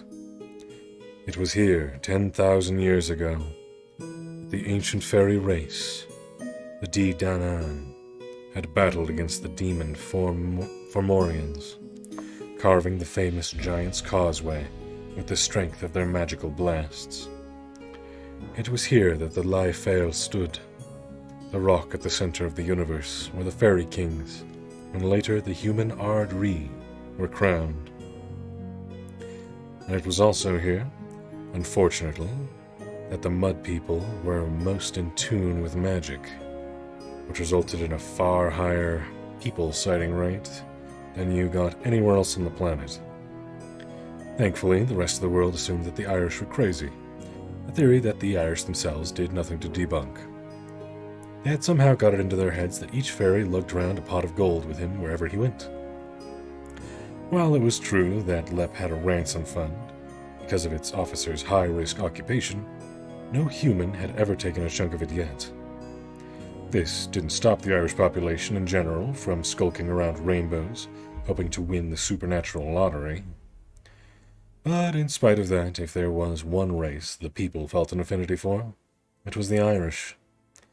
Perhaps it was their eccentricity, perhaps their dedication to the Craig, as they called it. And if the people were actually related to humans, as another theory had it, odds are that the Emerald Isle was where it started. Holly punched up a map on her wrist locator and set it to sweep for magical hotspots. The best site would obviously be Tara, near the Lia Fail. But on a night like tonight, every traditionalist fairy with an overground pass would be dancing around the holy scene. So, best to give it a miss. There was a secondary site not far from here, just off the southeast coast. Easy access from the air, but remote and desolate for land-bound humans. Holly reined in the throttle and descended to 90 yards. She skipped over a bristling evergreen forest, emerging in a moonlit meadow. A silver thread of river bisected the field there. Nestling in the fold of a meander loop was the proud oak. Ollie checked her locator for life forms. Once she judged the cow 2 fields over not to be a threat, she cut her engines and glided to the foot of the mighty tree. 4 months of stakeout. Even Butler, the consummate professional, was beginning to dread the long nights of dampness and insect bites. Thankfully, the moon was not full every night. It was always the same. They would crouch in their foil-lined blind in complete silence, Butler repeatedly checking his equipment, while Artemis stared unblinking through the eye of the scope. At times like these, nature seemed deafening in their confined space. Butler longed to whistle, to make conversation, anything to break the unnatural silence. But Artemis' concentration was absolute. He would brook no interference or lapse of focus. This was business. Tonight they were in the southeast, the most inaccessible site yet. Butler had been forced to make 3 trips to the jeep in order to hump the equipment across a stile, a bog, and 2 fields. His boots and trousers were ruined, and now he would have to sit in the blind with ditch water soaking into the seat of his pants. Artemis had somehow contrived to remain spotless. The blind was ingenious in design, and interest had already been expressed in the manufacturing rights, mostly by military representatives, but Artemis had resolved to sell the patent to a sporting goods multinational. It was constructed of an elasticitated foil polymer on a multi-hinged fiberglass skeleton. The foil, similar to that used by NASA, trapped the heat inside the structure while preventing the camouflaged outside surface from overheating. This ensured that any animal sensitive to heat would be unaware of its presence. The hinges meant that the blind would move almost like a liquid, filling whatever depression it was dropped into. Instant shelter and vantage point. You simply placed the velcroed bag in a hole and pulled the string. But all the cleverness in the world couldn't improve the atmosphere. Something was troubling Artemis. It was plain in the web of premature lines that spread from the corners of his deep blue eyes. After several nights of fruitless surveillance, Butler plucked up enough courage to ask. "Artemis," he began hesitantly, "I realize it's not my place, but I know there's something wrong. And if there's anything I can do to help..." Artemis didn't speak for several moments, and for those few moments, Butler saw the face of a young boy. The boy Artemis might have been. "It's my mother, Butler," he said at last. "I'm beginning to wonder if she'll ever..." Then the proximity alarm flashed red. Holly hooked the wings over a low branch, unstrapping the helmet to give her ears some air. You had to be careful with elven ears. A few hours in the helmet, and they started to flake. She gave the tips a massage. No dry skin there. That was because she had a daily moisturizing regime. Not like some of the male LEP officers. When they took off their helmets, you'd swear it had just started to snow. Holly paused for a minute to admire the view. Ireland certainly was picturesque. Even the mud people hadn't been able to destroy that. Not yet, anyway. Give them another century or 2. The river was folding gently before her like a silver snake, hissing as the water tumbled across a stony bed. The oak tree crackled overhead, its branches rasping together in the bracing breeze. Now, to work. She could do the tourist thing all night once her business was complete. A seed. She needed a seed. Holly bent to the ground, brushing the dried leaves and twigs from the clay's surface. Her fingers closed around a smooth acorn. That wasn't hard now, was it? She thought. All that remained for her to do was plant it somewhere else, and her powers would come rushing back. Butler checked the porter radar, muting the volume in case the equipment betrayed their position. Red arms swept across the screen with agonizing lethargy. And then, flash, an upright figure by the tree. Too small for an adult, the wrong proportions for a child. He gave Artemis the thumbs up. Possible match. Artemis nodded, strapping the mirrored sunglasses across his brow. Butler followed his liege, popping the cap on his weapon's starlight scope. This was no ordinary dart rifle. It had been specifically tooled for a Kenyan ivory hunter. It had the range and rapid-fire capacity of a Kalashnikov. Butler had picked it up for a song from a government official after the ivory poacher's execution. They crept into the night with practiced silence. The diminutive figure before them unhooked a contraption from around its shoulders and lifted a full-face helmet from a definitely non-human head. Butler wrapped the rifle strap twice around his wrist, pulling the stock onto his shoulder. He activated the scope and a red dot appeared in the center of the figure's back. Artemis nodded, and his manservant squeezed the trigger. In spite of 1,000,000 to 1 odds, it was at that precise moment that the figure bent low to the earth. Something whizzed over Holly's head, something that glinted in the starlight. Holly had enough on-the-job experience to realize that she was under fire, and immediately curled her elfin frame into a ball, minimizing the target. She drew her pistol, rolling towards the shelter of the tree trunk. Her brain scrambled for possibilities. Who could be shooting at her, and why? Something was waiting beside the tree. Something roughly the size of a mountain, but considerably more mobile. "Nice pea shooter," grinned the figure, smothering Holly's gun hand in a turnip-sized fist. Holly managed to extricate her fingers in a nanosecond before they snapped like brittle spaghetti. "I don't suppose you would consider peaceful surrender?" said a cold... Oh, that's hard. "I don't suppose you would consider a peaceful surrender," said a cold voice from behind her. Holly turned, elbows raised for combat. "No," sighed the boy melodramatically. "I suppose not." Holly put on her best brave face. "Stay back, human. You don't know what you're dealing with." The boy laughed. "I believe, fairy, that you are the one unfamiliar with the facts." Fairy? He knew she was a fairy. "I have magic, Mudworm, and I've turned you and your gorilla into pig droppings." The boy took a step closer. "Brave words, miss, but lies nonetheless. If, as you say, you had magic, you would have no doubt used it by now." "No. I suspect that you have gone too long without the ritual, and you are here to replenish your powers." Holly was dumbfounded. There was a human before her, casually spouting sacred secrets. This was disastrous. Catastrophic. It could mean the end of generations of peace. If humans were aware of a fairy subculture, it's only a matter of time before the two species went to war.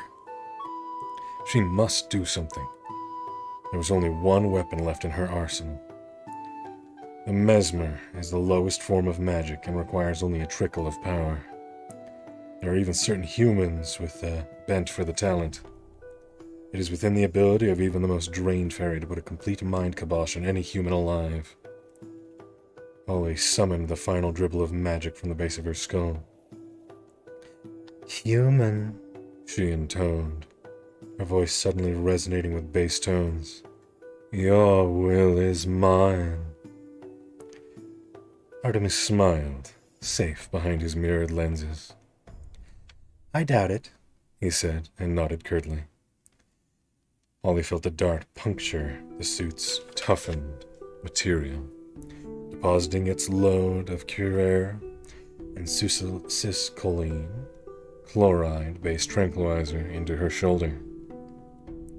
The world instantly dissolved into a series of technicolored bubbles and, try as she might, Holly couldn't seem to hold on to more than one thought.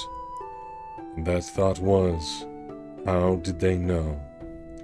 It spiraled around her head as she sank into unconsciousness. How did they know? How did they know? How did they? Artemis saw the pain in the creature's eyes as the hollow hypodermic plunged into her body. And for a moment he experienced misgivings. A female. He hadn't expected that. A female like Juliet, her mother. Then the moment passed and he was himself again. good shooting, he said, bending to study their prisoner. Definitely a girl. Pretty too, in a pointy sort of way. Sir. Butler was pointing to the creature's helmet. It was half buried in a drift of leaves where the fairy had dropped it. A buzzing noise was coming from the crown. Artemis picked up the contraption by the straps, searching for the source. Ah, here we are. He plucked the view cam from its slot, careful to point the lens away from him. Fairy technology. Most impressive, he muttered, popping the battery from its groove. The camera whined and died. Nuclear power source, if I'm not mistaken. We must be careful not to underestimate our opponents. Butler nodded, sliding their captive into an oversized duffel bag. Something else to be lugged across 2 fields, a bog, and a stilly.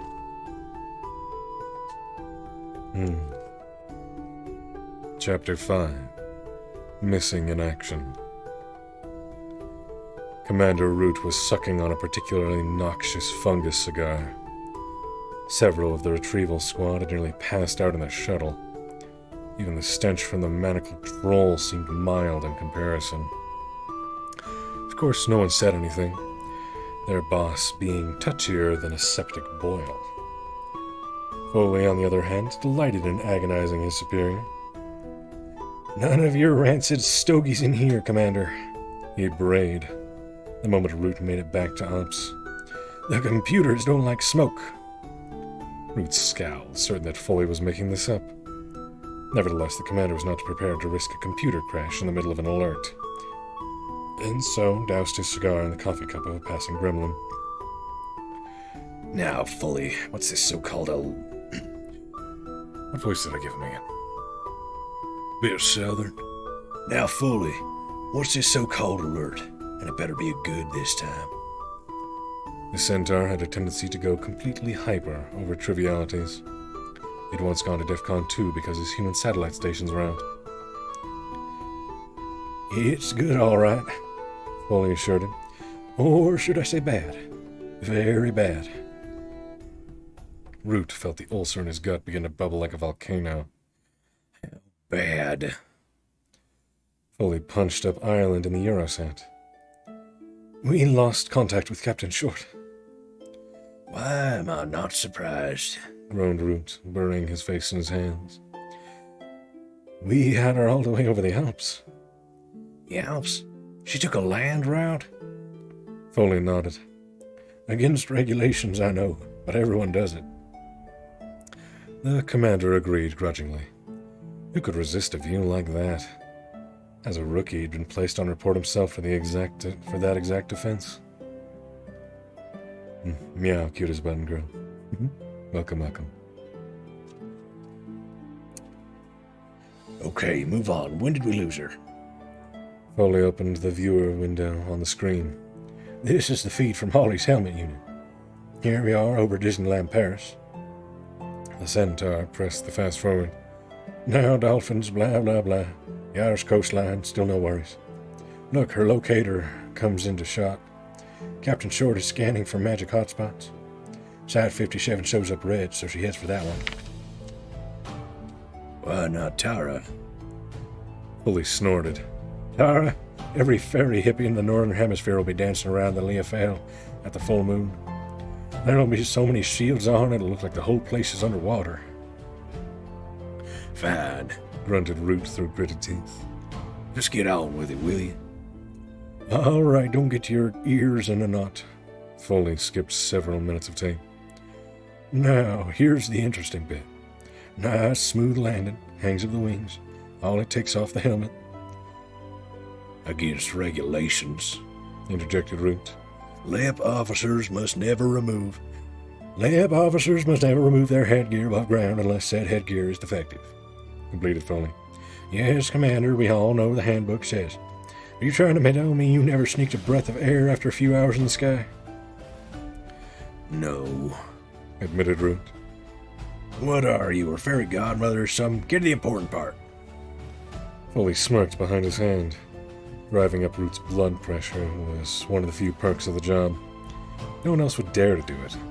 That was because everyone else was replaceable. Not Foley. He'd built the system from scratch, and if anyone else even tried to boot it up, a hidden virus would bring it crashing about their pointy ears. The important part. Here we are. Look, suddenly Holly drops the helmet. It must land limbs down because we lose picture. We've still got sound, though, so I'll bring that up. Foley boosted the audio signal, filtering out the background noise. Not great quality when the mic is in the camera, so that was nose down in the dirt, too. Nice pea shooter, said a voice, definitely human. Deep, too. That usually meant big. Root raised an eyebrow. Pea shooter? Slang for gun. Oh. Then the importance of that simple statement struck him. She drew her weapon. Just wait, it gets worse. I don't suppose you would consider peaceful surrender, said a second voice. Just listening to it gave the commander shivers. No, continued the voice. I suppose not. This is bad. Oh, this is bad, said Root, his face uncharacteristically pale. This feels like a setup. These two goons were waiting. How is that possible? Holly's voice came through the speaker then, typically brazen in the face of danger. The commander sighed. At least she was alive. There's more bad news, though, as parties exchanged threats. And the second human displayed an uncommon knowledge of fairy affairs. He knows about the ritual. Here's the worst bit. Ruth's jaw dropped. The worst bit? Holly's voice again, this time layered with the mesmer. Now she has him, crowed Root. But apparently not. Not only did the mesmer prove ineffective, but the mysterious pair seemed to find it amusing. That's all there is from Holly, noted Foley. One of the mud people messes around with the camera for a bit, and then we lose everything. Root rubbed the creases between his eyes. Not much to go on. No visual. Not even a name. We can't really be 100% sure that we have a situation. You want proof? Asked Foley, rewinding the tape. I'll give you proof. He ran the available video. Now, watch this. I'm gonna slow it right down, 1 frame per second. Root leaned in close to the screen, close enough to see the pixels. Captain Short comes in for a landing. She takes off her helmet, bends down, presumably to pick up an acorn. And there. Foley jammed the pause button, freezing the picture completely. See anything unusual? The commander felt his ulcer churn into overdrive. Something had appeared in the top right-hand corner of the frame. First glance, it seemed like a shaft of light. Lights from what, or reflected from what? Can you blow that up? No problem. Foley cut to the relevant area, increasing it by 400%. The light expanded to fill the screen. Oh no, breathed Root. There, on the monitor before them, in frozen suspension, was a hypodermic dart. There could be no doubt. Captain Holly Short was missing in action. Most probably dead, or at the very least held captive by a hostile force. Tell me we still have the locator. Yep, strong signal. Moving north at about 80 clicks an hour. Root was silent for a moment, formulating his strategy. Go on full alert. Get retrieval out of their bunks and back down here. Prep for a surface shot. I want full tactical and a couple of techies.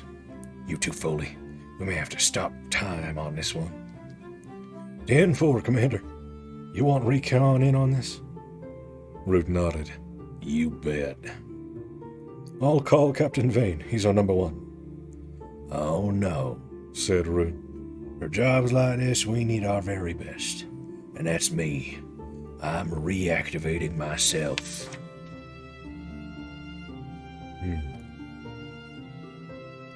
Artemis is the villain of the story. Yeah, he's kind of... Well, he is the son of a crime lord who's intentionally trying to kidnap and then ransom a sentient being. So, yeah, he's kind of not a good guy.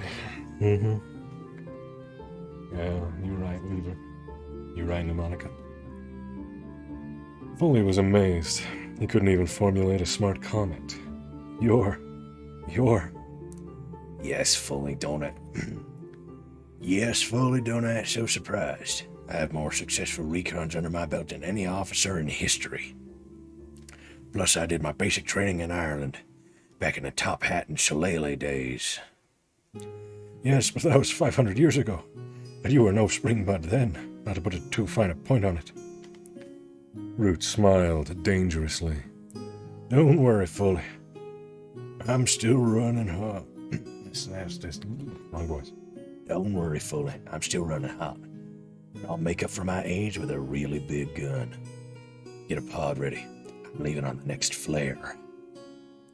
Foley did what he was told without a single quip. And the commander got that glint in his eyes. You hopped to and kept your mouth shut. There we go. Unfamiliar with that phrase. There was another reason for Foley's silent compliance. It had just hit him that Holly could be in real trouble. Centaurs don't make many friends, and Foley was worried he might lose one of the few he had. Artemis had anticipated some technological advances, but nothing like the treasure trove of fairy hardware spread out on the four-wheel drive's dashboard. Impressive, he murmured. We could abort this mission right now and still make a fortune in patents.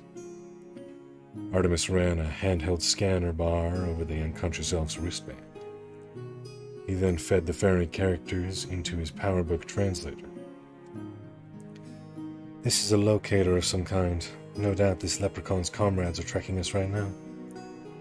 Butler swallowed. Right now, sir? It would seem so. Or, at any rate, they're tracking the locator. Artemis stopped speaking suddenly, his eyes losing focus as the electricity in his cranium sparked off another brainwave. Butler? The manservant felt his pulse quicken. He knew that tone. Something was afoot. Yes, Artemis?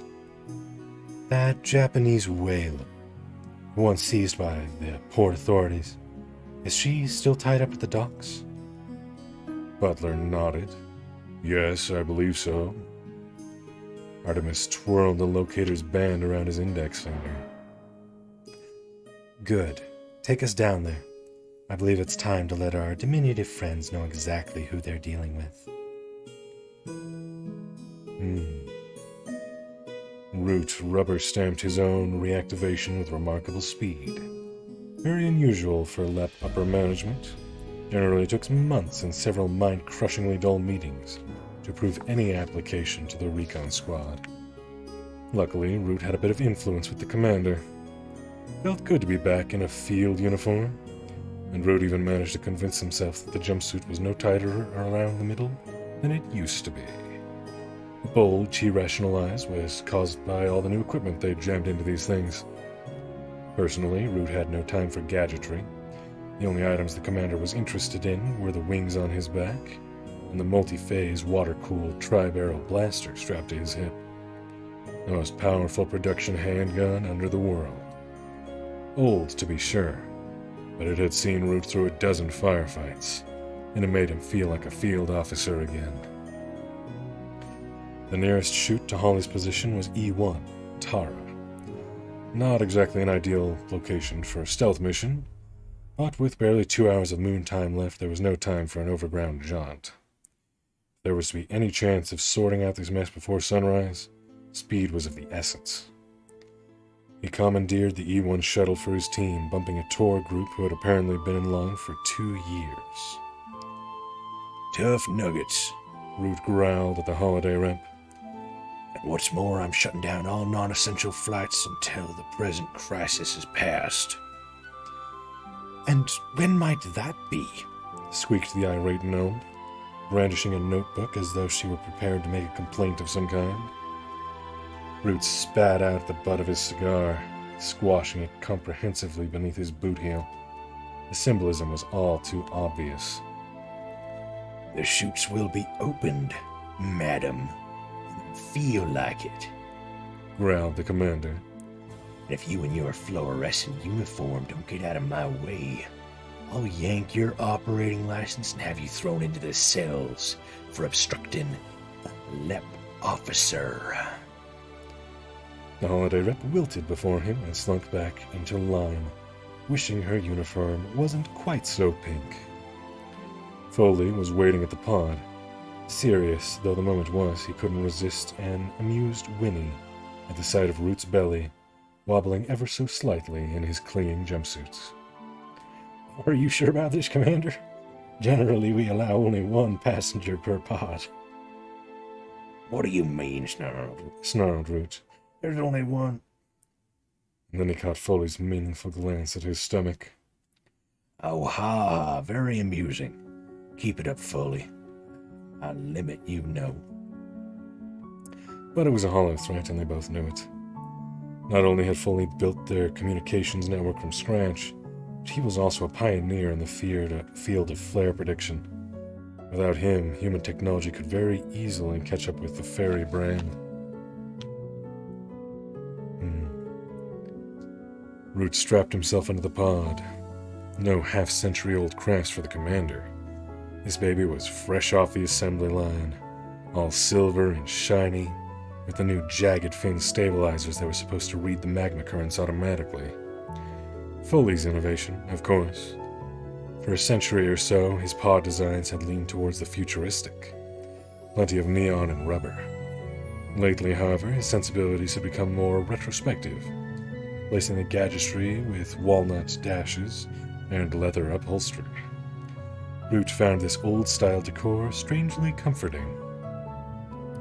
He wrapped his fingers around the joysticks and suddenly realized just how long it had been since he had ridden the hot shots. Foley noticed his discomfort. "Don't worry, Chief," he said without the usual cynicism. "It's like riding a unicorn. You never forget." Root grunted, unconvinced. "Let's get the show on the road," he muttered, "before I change my mind." Foley hauled the door across until the suction ring took hold, sealing the portal with pneumatic hiss. Root's face took on a green hue through the quartz pane. He didn't look too scary anymore. Quite the opposite, in fact. Artemis was performing a little field surgery on the ferry locator. It was no mean feat to alter some of the dimensions without destroying the mechanisms. The technologies were most definitely incompatible. Imagine trying to perform open heart surgery with a sledgehammer. The first problem was opening the cursed thing. The screw heads defied both flathead and Phillips screwdrivers. Even Artemis's extensive set of Allen wrenches were unable to find purchase in the tiny grooves. Think futuristic, Artemis told himself. Think advanced technology. It came to him after a few moments of silent contemplation. Magnetic bolts. Obvious, really, but how to construct a revolving magnetic field in the back of a four-wheel drive? Impossible. The only thing for it was to chase the screws around manually with a domestic magnet. Artemis hunted the small magnet from its niche in the toolbox and applied both pulls to the tiny screws. The negative side wiggled them slightly. It was enough to give Artemis some room to maneuver the needle-nose pliers, and he soon had the locator's panel disassembled before him. The circuitry was minute, not a sign of a solder bead. He must use another form of binder. Perhaps if he had time, the principles of this device could be unraveled, but for now he would have to improvise. He would have to rely on the inattention of others. And if the people were anything like humans, they saw what they wanted to see. Artemis held the locator's face up to the cabin's light. It was translucent. Slightly polarized, but good enough. He nudged a few of the tiny shimmering wires aside, inserting a buttonhole camera in the space. He secured the pea-sized transmitter with a dab of silicone. Crude, but effective. Hopefully. The magnetic screws refused to be coaxed back into their grooves without the proper tool, so Artemis was forced to glue them too. Messy, but it should suffice, provided the locator wasn't examined too closely. And if it was, well, he would only lose an advantage that he never expected to have in the first place. Butler knocked off his high beams as they entered the city limits. "Dock's coming up, Artemis," he said over his shoulder. "There's bound to be a customs and excise crew around somewhere." Artemis nodded. It made sense. The port was a thriving artery of illegal activity. Over 50% of the country's contraband made it ashore somewhere along this half-mile stretch. A diversion then, Butler. 2 minutes are all I need. The manservant nodded thoughtfully. "The usual?" "I don't see why not. Knock yourself out. Or rather don't." Artemis blinked. That was his second joke in recent times, and his first aloud. Better take care. This was no time for frivolity. The dockers were rolling cigarettes. It wasn't easy, with fingers the size of lead bars, but they managed. And if a few strands of brown tobacco dropped to the rough flagstones, what of it? The pouches were available by the carton from the little man who didn't bother adding government tax to his prices. Butler strolled over to the men, his eyes shadowed beneath the brim of a watch cap. "Cold night," he said as he said to the assembled group. No one replied. Policemen came in all shapes and sizes. The big stranger persevered. "Even work is better than standing around on a frosty one like tonight." One of the workmen, a bit soft in the head, couldn't help nodding in agreement. A comrade drove an elbow into his ribs. "Still, though," continued the newcomer, "I don't suppose you girls ever did a decent day's work in your lives." Again, there was no reply. But this time it was because the dockers' mouths were hanging open in amazement. "Yep, you're a pathetic-looking bunch, all right," went on Butler blithely. "Oh, I've no doubt you would have passed as men during the famine. But by today's standards, you're little more than a pack of blouse-wearing weaklings," said one of the dockhands. It was all he could manage. Butler raised an eyebrow. "Arg. Pathetic. And inarticulate. Nice combination. Your mothers must be so proud." The stranger had crossed a line. He had mentioned the men's mothers. Nothing could get him out of a beating now, even the fact that he was obviously a simpleton. I'll bet a simpleton with a good vocabulary. The men stomped out their cigarettes and spread slowly into a semicircle. It was 6 against 1. He had to feel sorry for them. Butler wasn't finished yet. "Now, before we get into anything, ladies, no scratching, no spitting, no tattling to mommy." It was the last straw. The men howled and attacked as one. If they had been paying attention to their adversary in that moment before contact, they might have noticed that he shifted his weight to lower his center of gravity. They might also have seen that the hands he drew out of his pockets were the size and approximate shape of spades. But no one was paying attention to Butler, too busy watching their comrades, making sure they weren't alone in the assault. The thing about diversion is that it has to be diverting. Big. Crude. Not Butler's style at all. He would have preferred to take these gentlemen out from 500 feet with a dart rifle. Failing that, if contact was absolutely necessary, a series of thumb jabs to the nerve cluster at the base of the neck would be his chosen modus operandi. Quiet as a whisper. But that would be defeating the purpose of the exercise. And so Butler went against his training, screaming like a demon and utilizing the most vulgar combat actions. Vulgar they may have been. That's not to say they weren't effective. Perhaps a Shaolin priest could have anticipated some of the more exaggerated movements, but these men were hardly trained adversaries. In fairness, they weren't even completely sober. Butler dropped the first with a roundhouse punch. 2 more had their heads clapped together, cartoon style. The fourth was, to Butler's eternal shame, dispatched with a spinning kick. But the most ostentatious was saved for the last pair. The manservant rolled onto his back, caught them by the collars of their donkey jackets, and flipped them into Dublin Harbor. Big splashes, plenty of wailing. Perfect. 2 headlights poked from the black shadow of a cargo container, and a government saloon screeched along the quay. As anticipated, a customs and excise team on stakeout. Butler grinned with grim satisfaction and ducked around the corner. He was long gone before the agents had flipped their badges or begun inquiries. Not that their interrogations would yield much. Big as a house was hardly an adequate description to track him down. By the time Butler reached the car, Artemis had already returned from his mission. Well done, old friend, he commented. Though I'm certain your martial arts sensei is turning in his grave. A spinning kick? How could you? Butler bit his tongue, reversing the 4-wheel drive off the woodworks. As they crossed the overpass, he couldn't resist glancing down at the chaos he had created. The government men were hauling a sodden docker from the polluted waters. Artemis had needed this diversion for something, but Butler knew there was no point in asking what. His employer did not share his plans with anyone until he thought the time was right. And if Artemis Fowl thought the time was right, then it usually was. Root emerged, shaking from the pod. He didn't remember it being like this in his time.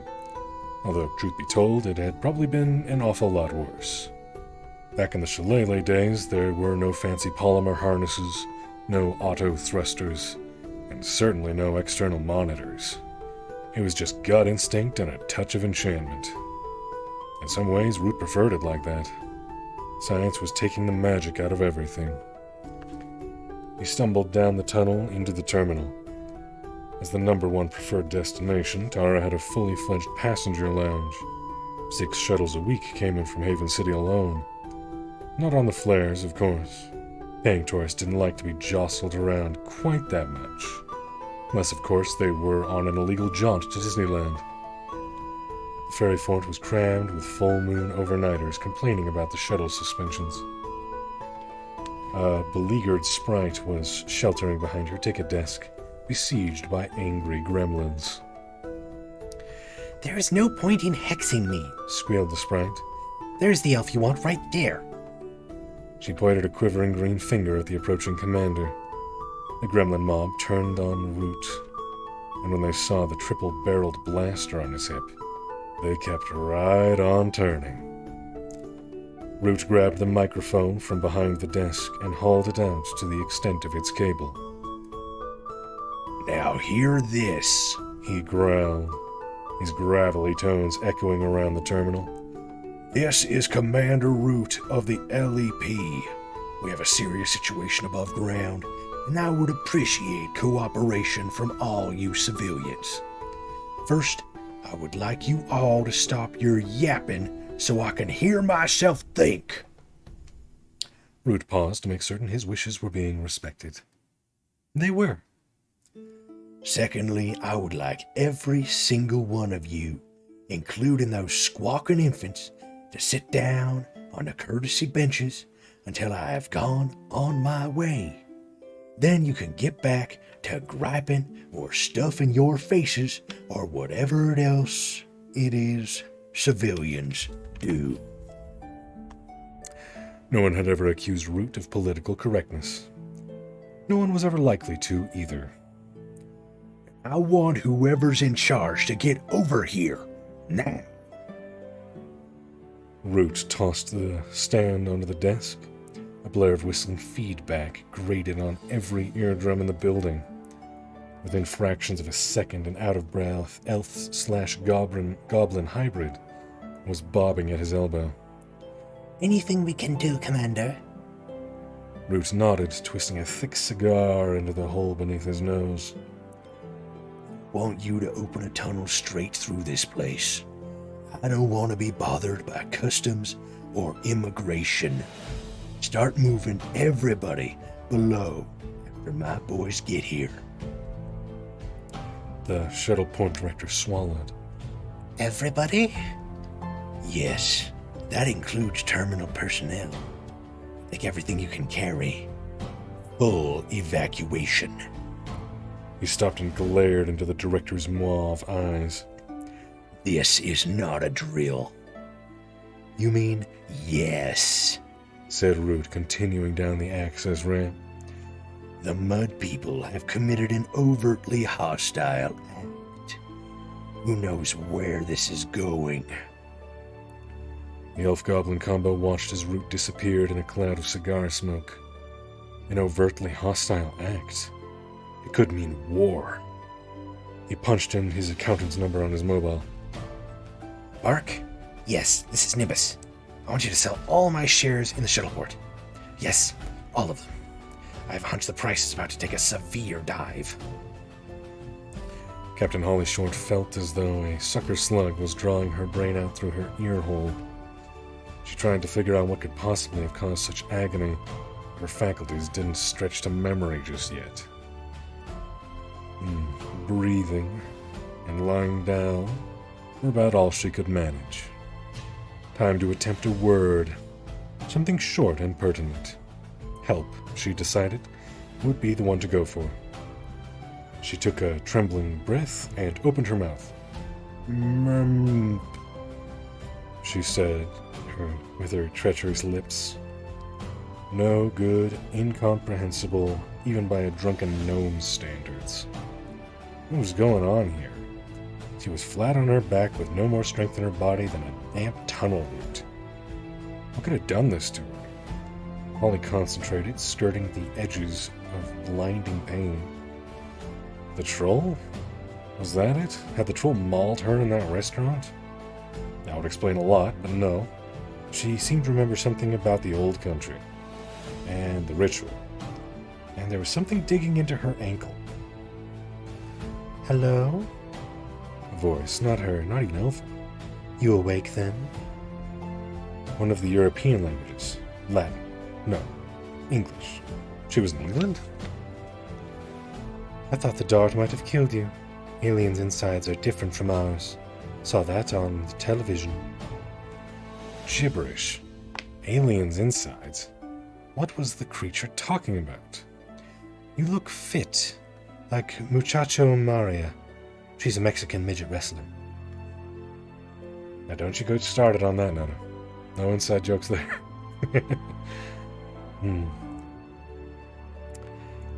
Holly groaned. Her gift of tongues must be on the blink. Time to see exactly what kind of craziness she was dealing with here.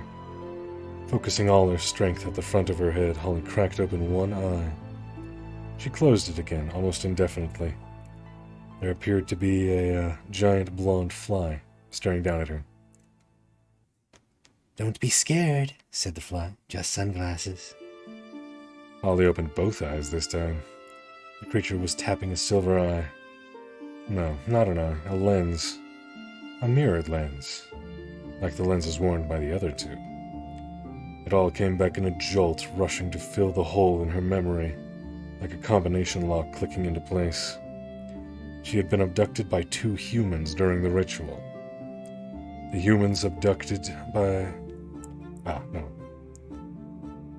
two humans with an extraordinary knowledge of fairy affairs. Holly tried speaking in. Where am I? The human giggled delightedly, clapping her hands together. Holly noticed her nails, long and painted. You can speak English. What sort of accent is that? Sounds like a little bit of everything. Holly frowned. The girl's voice was corkscrewing right to the middle of her headache. She lifted her arm. No locator. Where are my things? The girl wagged her finger, as one might at a naughty child. Hey, Mercy, good to see you.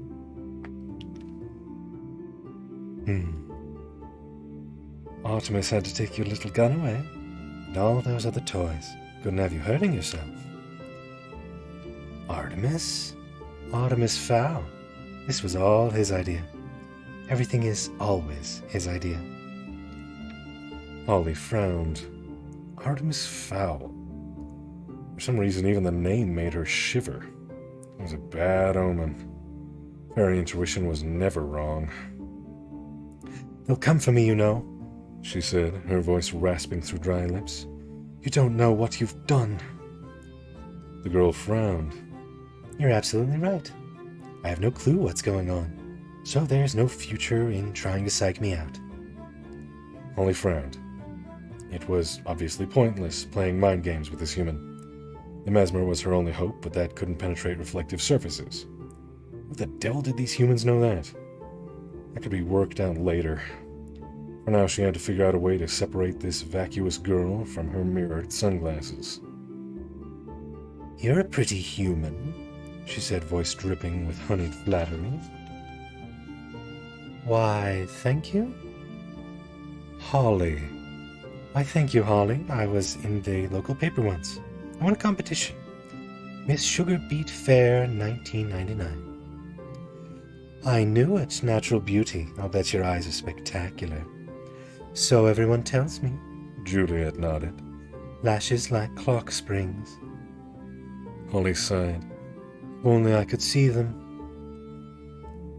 Why ever not? Juliet's fingers curled around the glass's stem, and she hesitated. Maybe I shouldn't. Why not, just for a second? I don't know. Artemis told me to never take these off. He'd never know. Juliet pointed to a view cam mounted on the wall. Oh, he'd find out. Artemis finds out about everything. She leaned in close to the fairy. Sometimes I think he can see inside my head, too. Holly frowned, fouled again by this Artemis creature. Come on, one second. What harm could it do? Juliet pretended to think about it. None, I suppose. Unless, of course, you're hoping to nail me with the mesmer. Just how stupid do you think I am? I have another idea, said Holly, her tone altogether more serious. Why don't I get up, knock you out, and take those stupid glasses off? Juliet laughed delightedly, as if this was the most ridiculous thing she had ever heard. Good one, fairy girl. I'm deadly serious, human. Well, if you're serious, sighed Juliet, reaching a delicate finger behind her lenses to wipe away a tear. 2 reasons. 1, Artemis said that while you're in a human dwelling, you have to do what we want, and I want you to stay on that cot. Holly closed her eyes. Right again. Where did this group get their information? And 2, Juliet smiled again, but this time there was a hint of her brother in those teeth. 2, because I went through the same training as Butler. I've been dying for someone to practice my pile driver on. We'll see about that, human, thought Holly. Captain Short wasn't 100% yet, and there was also the small matter of the thing digging into her ankle. She thought she knew what it could be, and if she was right, then it could be the beginnings of a plan. Commander Root had Holly's locator frequency keyed into his helmet face screen. It took Root longer than expected to reach Dublin. The modern wing rigs were more complicated than he was used to. Plus, he'd neglected to take refresher courses. At the right altitude, he could almost superimpose the luminous map on his visor over the actual Dublin streets below him. Almost. Foley, you pompous centaur. Foley, you pompous centaur. He barked into his mouthpiece. Problem, boss man? Came the tinny reply. Problem? You could say that again. When was the last time you updated the Dublin files? Root could hear sucking noises in his ear. It sounded as though Foley was having lunch. Sorry, Commander. Just finishing off this carrot. Dublin, let's see. 75? 1875? I thought so. This place is completely different. The humans have even managed to change the shape of the coastline. Foley was silent for a moment. Root could just imagine him wrestling with the problem. Centaur did not like to be told that any part of his system was out of date. Okay, he said at last. Here's what I'm going to do. We have a scope on satellite TV, bird with a footprint in Ireland. You see, muttered Root, which was basically a lie. I'm going to email last week's sweep direct to your visor. Luckily, there's a video card in all the new helmets. Luckily. Tricky bit will be to coordinate your flight pattern with a video feed. Root had enough. How long, Foley? 2 minutes, give or take. Give or take what? About 10 years if my calculations are off. They'd better not be off then. I'll hover until we know. 124 seconds later, Root's black and white blueprints faded out to be replaced by full-color daylight imaging. When Root moved, it moved. Holly's locator beacon dot moved too. Impressive. What was that, Commander? I said impressive. Shouted Root. No need to get a swelled head. The commander heard the sound of a room full of laughter and realized that Foley had him on speakers. Everyone had heard him complimenting the Centaur's work. There'd been no talking to him for at least a month. But it was worth it. The video he was receiving now was bang up to date. Captain Short was being held in a building. The computer would be able to give him 3D blueprints instantaneously. It was foolproof. Except... Foley, the beacon's gone offshore. What's going on? Boat or ship, sir, I'd say to guess. Root cursed himself for not thinking of it. He'd be having a big laugh in the Situation Room. Of course it was a ship. Root dropped down a few hundred feet until its shadowy outline loomed through the mist. A whaler by the looks of it. Technology may have changed over the centuries, but there was still nothing like a harpoon to slaughter the world's largest mammal. Captain Short is in there somewhere, Foley. Below decks. What can you give me? Nothing, sir. It's not a permanent fixture. By the time we've run down her registration, it'd be way too late. What about thermal imaging? No, Commander. Hull must be at least 50 years old. Very high lead content. We can't even penetrate the first layer. I'm afraid you're on your own. Root shook his head. After all the billions we've poured into your department, remind me to slash your budget when I get back. Yes, sir, came the reply, sullen for once. Foley did not like budget jokes. Just have the retrieval squad on full alert. May need them at a moment's notice. I will, sir. You'd better. Over and out. Root was on his own. Truth be told, that was the way he liked it. No science, no uppity centaur whinnying in his ear. Just a fairy, his wits, and maybe a touch of magic.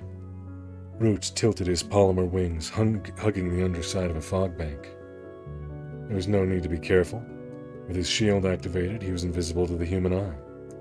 Even on stealth-sensitive radar, he would be no more than a barely perceptible distortion. The commander swooped low to the gunwales. It was an ugly craft, this one. The smell of death and pain lingered in the blood-swabbed decks. Many noble creatures had died here. Died and been dissected for a few bars of soap and some heating oil. Root shook his head. Humans were such barbarians. Ollie's beeper was flashing urgently now. She was close by. Very close. Somewhere within a 200-foot radius was the hopefully still breathing form of Captain Short. But without blueprints, he would have to navigate the belly of the ship unaided. Root alighted gently on the deck, his boots adhering slightly to the mixture of dried soap and blubber coating the steel surface. The craft appeared to be deserted. No sentry on the gangplank, no bosun on the bridge, not a light anywhere. Still, no reason to abandon caution. Root knew from bitter experience that humans popped up when you least expected them. Once, when he was helping the retrieval boys scrape some pod wreckage off a tunnel wall, they were spotted by a group of hawthorning humans. What a mess that had been. Mass hysteria, high-speed chases, group mind wipes, the whole 9 yards. Root shuddered. Nights like that could put decades on a ferry. Keeping himself fully shielded, the commander stowed his wings in their sheath, advancing on foot across the deck. There were no other life forms showing up on his screen, but, like Foley said, The hull had a high lead content. Even the paint was lead-based. The entire boat was a floating eco-hazard. The point being that there could be an entire battalion of stormtroopers concealed below decks, and his helmet cam would never pick them up. Very reassuring. Even Holly's beacon was a few shades below par. That had a micronuclear battery sending out pulses. Root didn't like this. Not one bit. Keep calm, he derided himself. You're shielded. There's not a human alive that can see you now. Root hauled open the first hatch. Swung easily enough. The commander sniffed. The mud people had greased the hinges with whale blubber. Was there no end to their depravity? The corridor was steeped in vicious darkness, so Root flicked down his infrared filter. Okay, so sometimes technology did come in handy, but he wouldn't be telling Fully that. A maze of pipes and grilling before him was immediately illuminated with an unnatural red light. Minutes later, he was regretting even thinking something nice about the Centaur's technology. The infrared filter was messing with his depth perception. He'd whacked his head on 2 protruding U-bends so far. Still no sign of life, human or fairy. Plenty of animal, mostly rodents.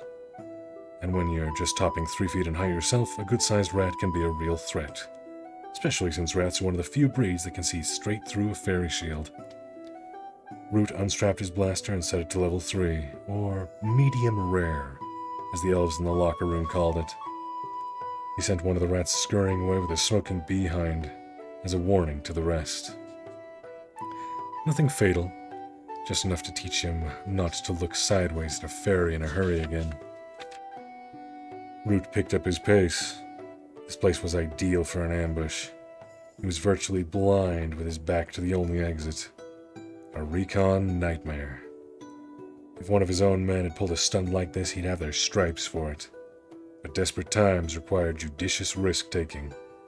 That was the essence of command. He ignored several doors to either side following the beacon. 10 feet now. A steel hatch sealed the corridor, and Captain Short or her corpse lay on the other side of it. Root put his shoulder to the door. It swung open without protest. Bad news. If a live creature was being held captive, the hatch would be locked. The commander flicked the blaster's power level to 5 and advanced through the hole. His weapon hummed softly. There was enough power on tap now to vaporize a bull elephant with a single blast. No sign of Holly. No sign of anything much. He was in a refrigerated storage bay. Glittering stalactites hung from a maze of piping. Root's breath fanned before him in icy clouds. How would that look to a human? Disembodied breathing. Ah, Said a familiar voice. we have a visitor. Root dropped to one knee, leveling the handgun at the voice's source. Come to rescue your missing officer, no doubt. The commander blinked, a bead of sweat from his eye. Sweat? At this temperature? Well, I'm afraid you've come to the wrong place. The voice was tinny, artificial, amplified. Root checked his locator for life signs. There were none. Not in this chamber, at any rate. He was being monitored somehow. There was a camera here somewhere, concealed in the maze of overhead plumbing that could penetrate the fairy shield. Where are you? Show yourself. The human chuckled. It echoed unnaturally around the vast hold. Oh no, not yet, my fairy friend. But soon enough. And believe me, when I do, you'll wish I hadn't. Root followed the voice. Keep the human talking. What do you want? What do I want? Again, you will know soon enough. There was a low crate in the center of the hold. On it sat an attaché case. The case was open. Why bring me here at all? Root poked the case with his pistol. Nothing happened. I brought you here for a demonstration. The commander leaned over the open container. Inside, in snug foam packaging, were a flat vacuum-packed package and a triple-band VHF transmitter. Resting on top was Holly's locator. Root groaned. Holly wouldn't willingly give up her equipment. No LEP officer would. What sort of demonstration, you demented freak? Again, that cold chuckle. A demonstration of my utter commitment to my goals. Root should have started to worry about his own health then, but he was too busy worrying about Holly's. If you've harmed one tip off my officer's pointy ears... Your officer? Oh, we have management. How privileged. All the better to make my point. Alarm bells went off in Root's head. Your point? The voice emanating from the aluminum speaker grid was as serious as a nuclear winter. My point, little fairy man, is that I am not someone to be trifled with. Now, if you would please observe the package. The commander duly observed. It was a nondescript enough shape, flat like a slab of putty or... Oh no. Beneath the sealant, a red light flicked on. Fly, little fairy, Said the voice. and tell your friends Artemis Fowl II says hello. Beside the red light, green symbols began to click through a routine. Root recognized them from his human studies class back in the academy. They were numbers. Going down. A countdown. Darvit! Growled Root. There's no point translating that word. It'd have to be censored. He turned and fled up the corridor, Artemis Fowl's mocking tones carrying down the metal tunnel. 3, Said the human. 2, Darvit! Repeated Root. The corridor seemed much longer now. A sliver of starry sky peeked through a wedge of open door. Root activated his wings. This would take some fancy flying. The hummingbird's span was barely narrower than the ship's corridor. 1. Sparks flew as the electronic wings scraped a protruding pipe. Root cartwheeled, riding himself at Mach 1. 0. Said the voice. Boom! Inside the vacuum-packed package, a detonator sparked, igniting a kilogram of pure Semtex. The white-hot reaction devoured the surrounding oxygen in a nanosecond and surged down the path of least resistance, which was, of course, immediately after the LEP commander Root. Root dropped his visor, opening the throttle to maximum. The door was just a few feet away now. It was just a matter of what reached it first, the fairy or the fireball. He made it. Barely. He could feel the explosion rattling his torso as he threw himself into a reverse loop. Flames latched onto his jumpsuit, licking along his legs. Root continued his maneuver, crashing directly into the icy water. He broke the surface, swearing.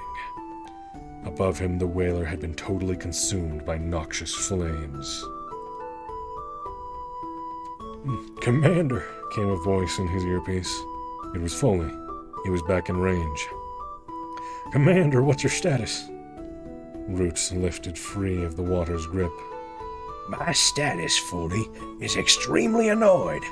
Get on your computers. I want to know everything there is to know about one Artemis Fowl. And I want to know it before I get back to base. "Yes, sir, Commander, right away." No wisecrack. Even Foley realized that this was not the time. Root hovered at 300 yards. Below him, the blazing whaler drew emergency vehicles like moths to light. He dusted charged threads from his elbows. There will be a reckoning for this Artemis Fowl, he vowed. Count on it. Oh, we've been rated. Apologies for not noticing. I was kind of absorbed in the book. Yeah, it's good to see you, Yorkshire. Hello, hello. And thank you for the raid mystery. Welcome, welcome, welcome. Yeah, today we're reading Artemis Fowl. Good book. Been many years since I've read it. Raid from Shadow Legends, eh? Ah, yes, no Raid Shadow Legends.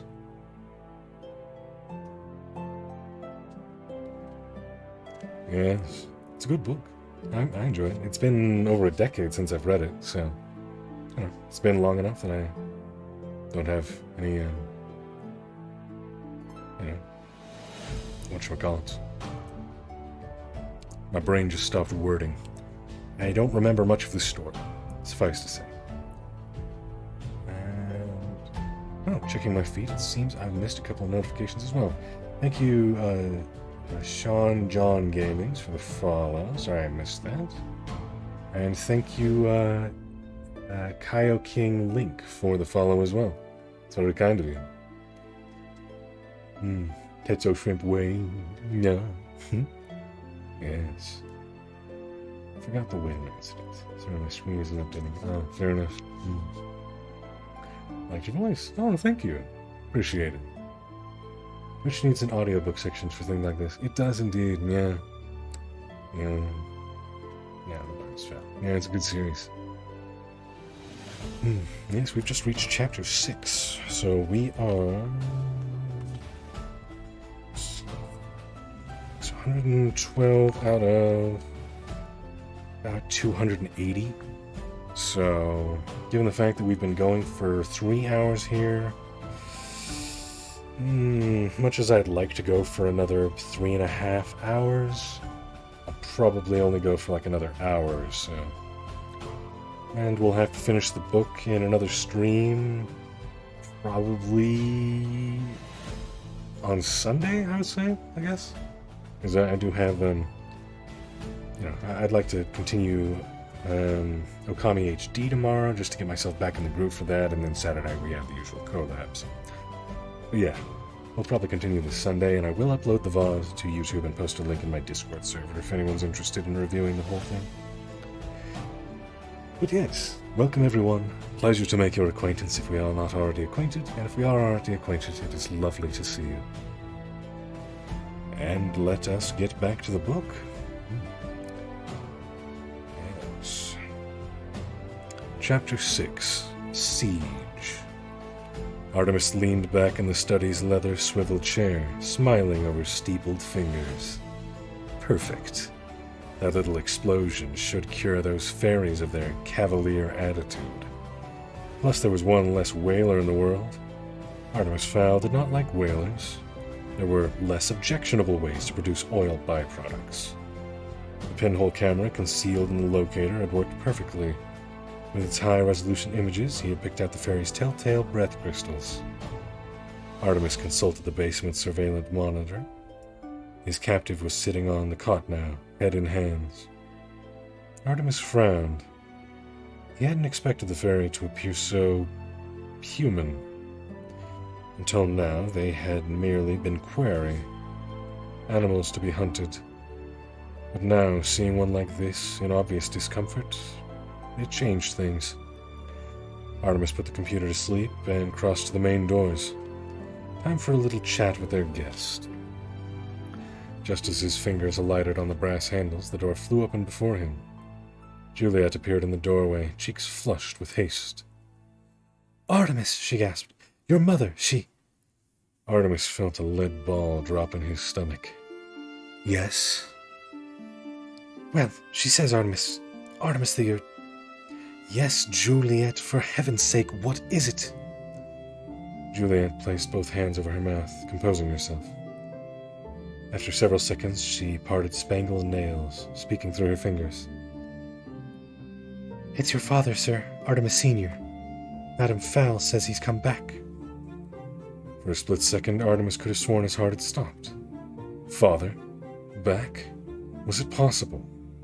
Of course, he'd always believed his father was alive, but lately, since he'd hatched this fairy scheme, it was almost as if his father had shifted to the back of his mind. Artemis felt guilt churn his stomach. He had given up on his own father.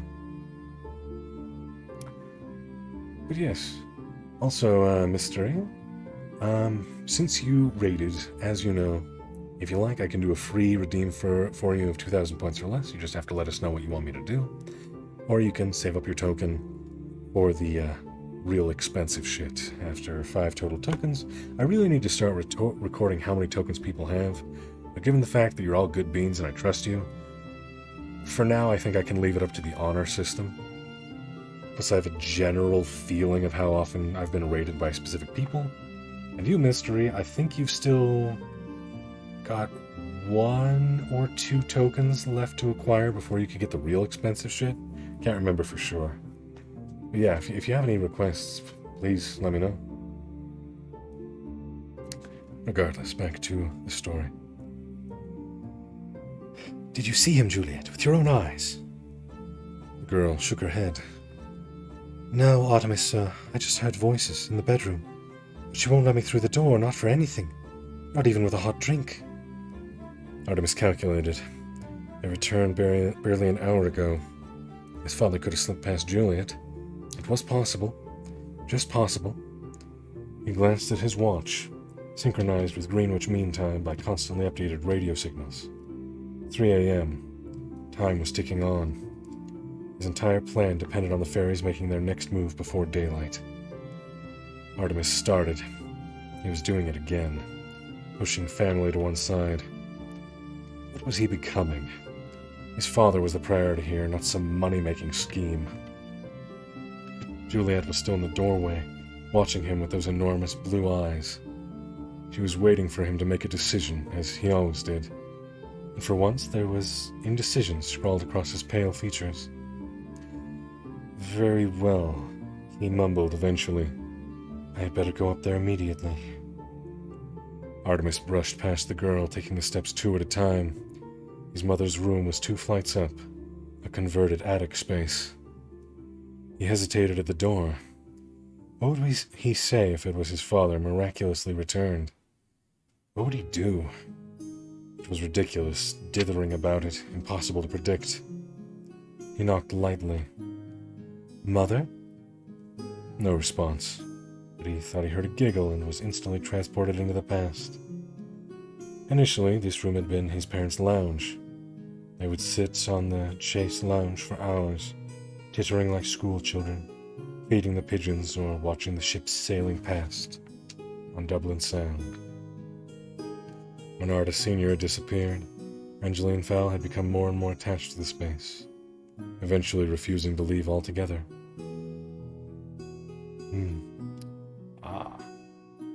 Good. Banning bots. Hey, Pulse, good to see you.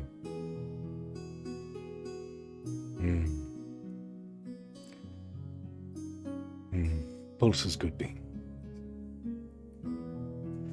Mother, are you all right? Muffled voices from within, conspiratorial whispers. Mother, I'm coming in. Wait a moment, Timmy. Stop it, you beast. We have company. Timmy? Artemis's heart thumped like a snare drum in his chest. Timmy, her pet name for his father. Timmy and Artie. The 2 men in her life. He could wait no longer. Artemis burst through the double doors. His first impression was light. Mother had the lamps on. A good sign, surely. Artemis knew where his mother would be. He knew exactly where to look, but he couldn't. What if... Yes, can we help you? Artemis turned, his eyes still downcast. It's me. His mother laughed, airy and carefree. I can see it's you, Papa. Can't you even give your boy one night off? It's our honeymoon, after all. Artemis knew then. It was just an escalation of her madness. Papa? Angeline thought Artemis was his own grandfather, dead for over 10 years. He raised his gaze slowly. His mother was seated on the chase lounge, resplendent in her own wedding dress, face clumsily coated with makeup. But that wasn't the worst of it. Beside her was a facsimile of his father, constructed from the mourning suit he'd worn on that glorious day in Christchurch Cathedral 14 years ago. The clothes were padded with tissue, and atop the dress shirt was a stuffed pillowcase. with lipstick features. It was almost funny. Artemis choked back a sob, his hopes vanishing like a summer rainbow. What do you say, Papa? Said Angeline in a deep bass, nodding the pillow like a ventriloquist manipulating her dummy. One night off for your boy, eh? Artemis nodded. What else could he do? One night, then. Take tomorrow, too. Be happy. Angeline's face radiated honest joy. She sprung from the couch, embracing her unrecognized son. Thank you, Papa. Thank you. Artemis returned the embrace, though it felt like cheating. You're welcome, Angeline. Now I must be off. Business to attend to. His mother settled beside her imitation husband. Yes, Papa, you go. Don't worry. We can keep ourselves amused. Artemis left. He didn't look back. There were things to be done, fairies to be extorted. He had no time for his mother's fantasy world. Yeah.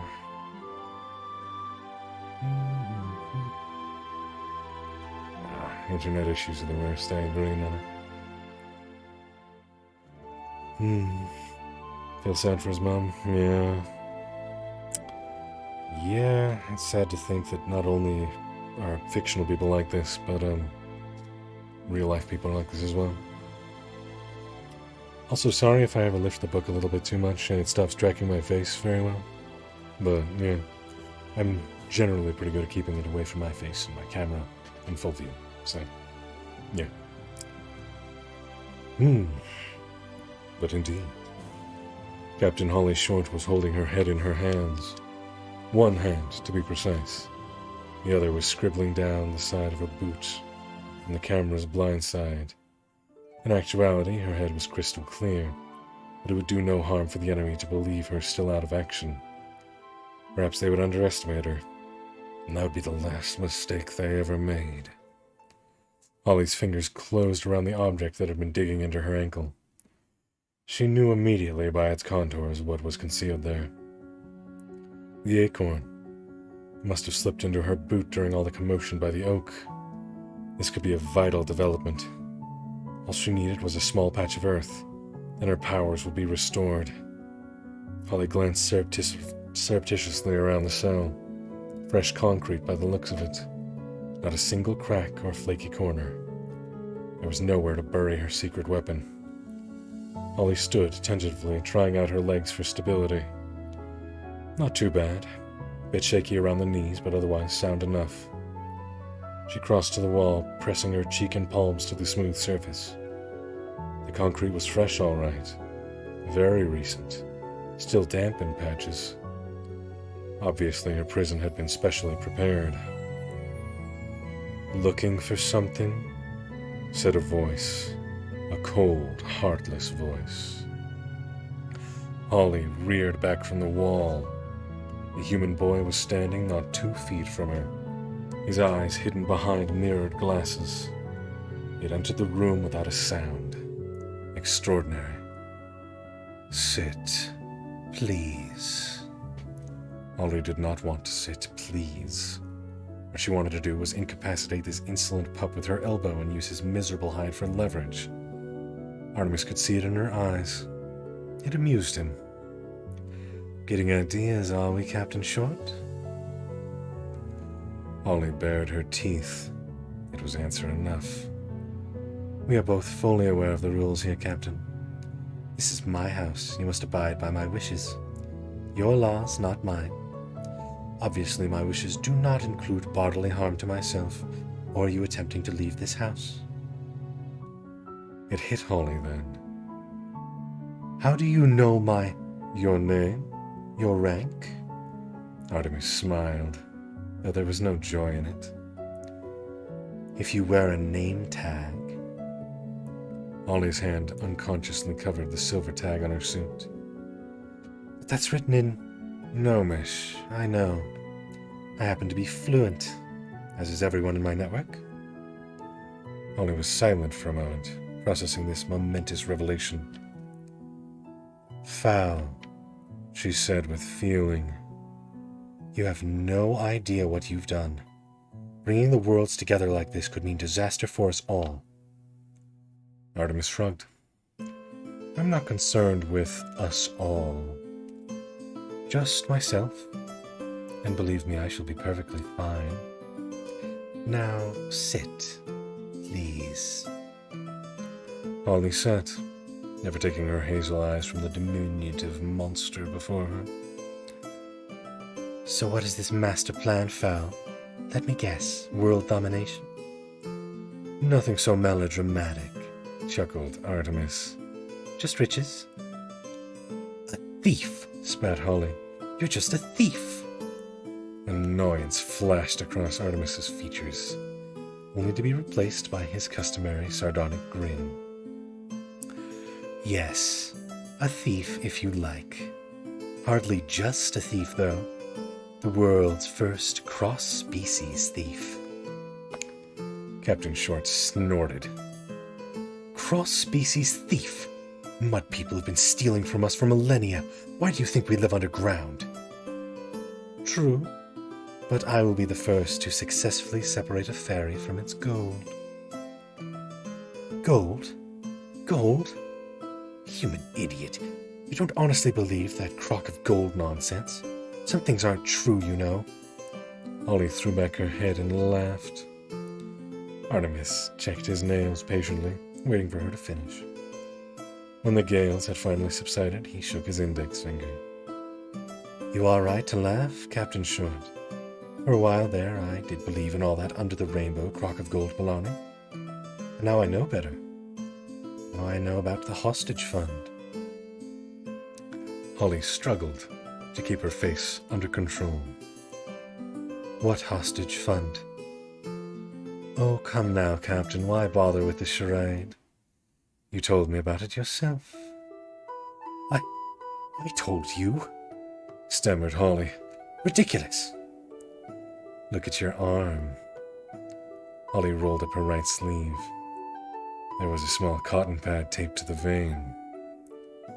"That's where we administered the sodium pentanol, commonly known as truth serum. You sang like a bird."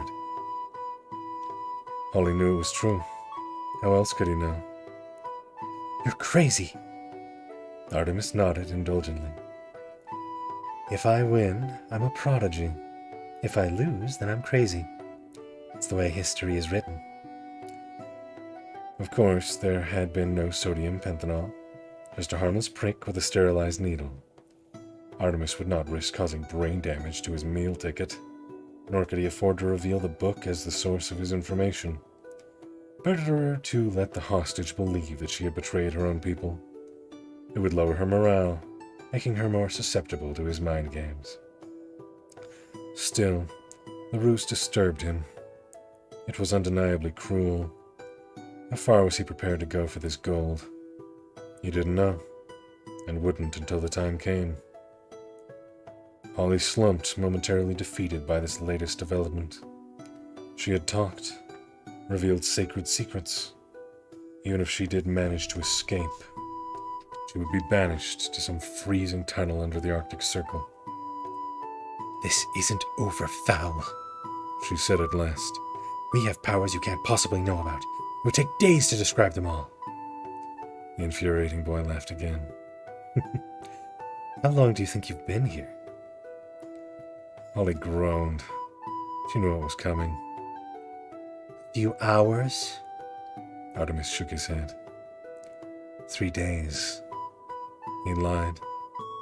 "We've had you on a drip for over 60 hours, until you told us everything we needed to know."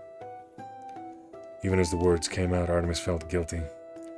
These mind games were having an obvious effect on Holly, destroying her from the inside out. Was there really a need for this? 3 days? You could have killed me. What kind of... And it was that speechless quality that sent the doubt shooting through Artemis's brain. The fairy thought him so evil she couldn't even find the words. Holly pulled herself together. "Well then, Master Fowl," She spat, heavy on the contempt. If you know so much about us, then you know what happens when they locate me. Artemis nodded absently. Oh yes, I know. In fact, I'm counting on it. It was Holly's turn to grin. Oh, really? Tell me, boy, you ever met a troll? For the first time, the human's confidence dropped a notch. No, never a troll. Holly showed more teeth. You will, Fowl. You will. And I hope I'm there to see it. I have to go, Bonnie J. I really like the vibe of your streams. Oh, thank you, Captain Link. I hope you have a good rest of your day, and I wish you well on your travels.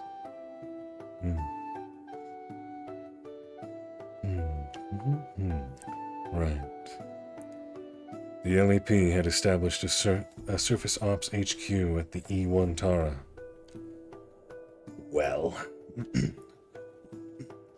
there's Southern Type. There we go. Well, Said Root, slapping a paramedic gremlin who was applying burn salve to his forehead. leave it. The magic will sort me out soon enough. Well, what? Replied Foley. Give me any of your lip today, Foley, because today is not one of those, oh, I'm so impressed with the pony's technology days. Tell me what you found on the human. Foley scowled, securing his foil hat between curled horns. He flipped the top on a wafer-thin laptop. I hacked the Interpol. Not too difficult, I tell you. They might as well have put out a welcome mat. Roach drummed his fingers on the conference table. Get on with it. Right. Fowl. 10 gigabyte file. In paper terms, that's half a library. The commander whistled. That's... that's one busy human. Family, corrected Foley. The Fowlers have been subverting justice for generations. Racketeering, smuggling, armed robbery. Mostly corporate crime last century. So do we have a location? That was the easy part. Fowl Manor, on a 200-acre estate on the outskirts of Dublin. Fowl Manor is only about 20 clicks from our current location. Root chewed his bottom lip. Only 20. Wish I could make it before first light. Yep.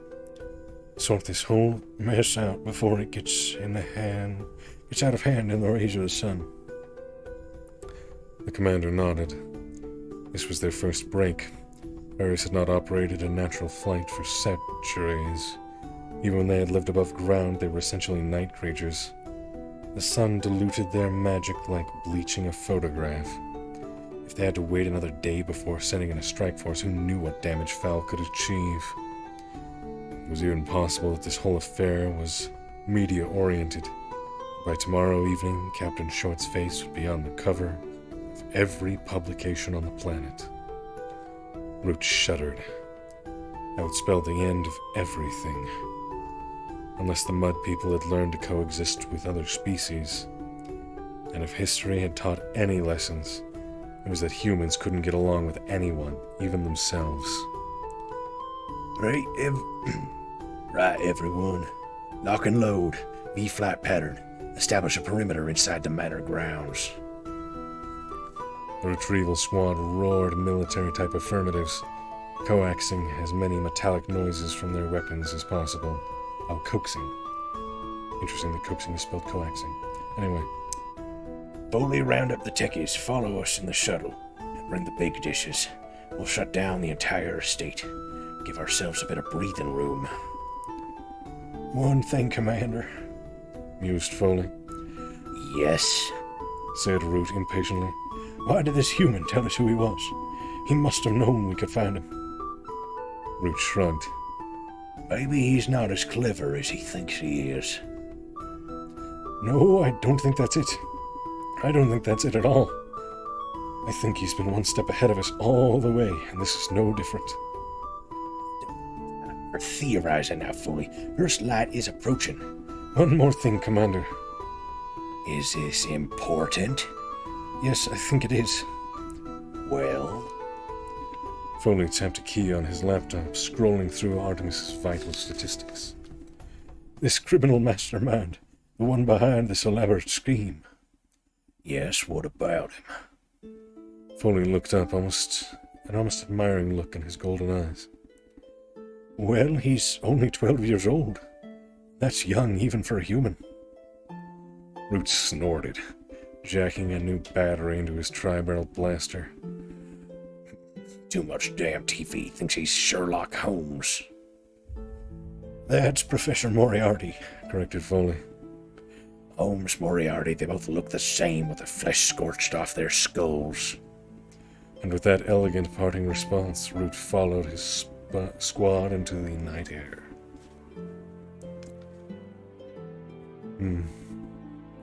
Missed a good chunk of this and have no idea what's going on. This is glorious background noise. Fair enough, Corgi.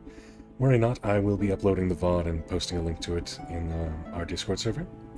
So you can rewatch it in full as often as you like, whenever you like. Because if it makes good background noise now, then yeah. You could probably fall asleep to it if you wanted. You could just have it on in the background every day if you wanted. I don't mind. You do you. But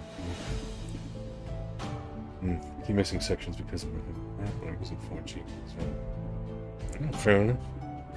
Yeah. And the same goes for you too, Nana. If you want, you can rewatch this as often as you like.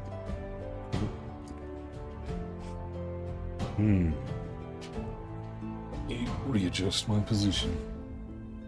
Bah. There we go. The retrieval squad adopted the V-Goose formation with Root on point. They flew southwest following the video feed emailed to their helmets. Foley had even marked Fowl Manor with a red dot. Idiot-proof, he'd muttered into his mouthpiece, just loud enough for the commander to hear him. The centerpiece of the Fowl estate was a renovated late medieval/early modern castle, built by Lord Hugh Fowl in the 15th century. Fowls had held on to Fowl Manor over the years, surviving war, civil unrest, and several tax audits. Artemis did not intend to be the one to lose it.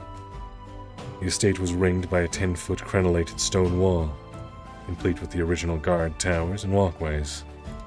The retrieval squad put down just inside the boundary and began an immediate scan for possible hostiles.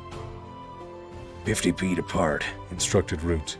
Sweep the area, check in every 60 seconds. Clear? Retrieval nodded. Of course it was clear. They were professionals. Lieutenant Cudgeon, retrieval squad's leader, climbed a guard tower. You know what we should do, Julius? He and Root had been in the academy together, brought up in the same tunnel. Cudgeon was one of perhaps 5 fairies who called Root by his first name. I know what you think we should do. We should blast the whole place. What a surprise. Cleanest way. 1 blue rise and our losses are minimum. Blue rinse. Blue rinse was the slang term for the devastating biological bomb used on rare occasions by the Force. The clever thing about a bio-bomb was that it destroyed only living tissue. The landscape was unchanged. That minimum loss you're talking about happens to be one of my officers. Oh yes, tutted Cudgeon. A female recon officer, the test case. Well, I don't think you'll have any problem justifying a tactical solution. Root's face took on that familiar purple hue. Best thing you can do right now is stay out of my way. So I may be forced to ram that blue rinse straight into that morass you call a brain. Cudgeon was unperturbed. Insulting me doesn't change the facts, Julius. You know what the book says. We cannot, under any circumstances, allow the lower elements to be compromised. 1 time stop is all you get. After that... The lieutenant didn't finish his statement. He didn't have to. I know what the book says, snapped Root. I just wish you weren't so gung-ho about it. If I didn't know you better, I'd say there was some human blood in you. There's no call for that, pouted Cudgeon. I'm only doing my job. Point taken, conceded the commander. Sorry. He didn't often hear Root apologizing. but that it had been a deeply offensive insult. Drink too? Sure. Suppose it has been a bit since I have quenched my thirst. Might as well.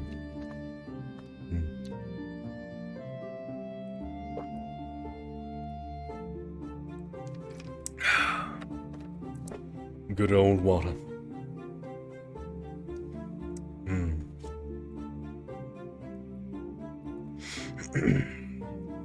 Butler was on monitors. Anything? Asked Artemis. Butler started. He hadn't heard the young master come in. No, nothing. Once or twice I thought I saw a flicker, but it turned out to be nothing. Nothing is nothing, commented Artemis cryptically. Use the new camera. Butler nodded. Only last month, Master Fowl had purchased a cine camera over the internet. 2,000 frames a second, recently developed by Industrial Light and Magic for specialized nature shoots, hummingbird wings and such. It processed images faster than the human eye could. Artemis had had it installed behind a cherub over the main entrance. Butler activated the joypad. Where? Try the avenue. I have a feeling visitors are on the way. The manservant manipulated the toothpick-sized stick with his massive fingers. A live image sprang into life on the digital monitor. Nothing, muttered Butler. Quiet as the grave. Artemis pointed to the control disk. Freeze it. Butler nearly questioned the order. Nearly. Instead, he held his tongue and pressed the pad. On the screen, the cherry trees froze, blossoms trapped in midair. More importantly, a dozen or so black-clad figures suddenly appeared on the avenue. What? Exclaimed Butler. Where did they spring from?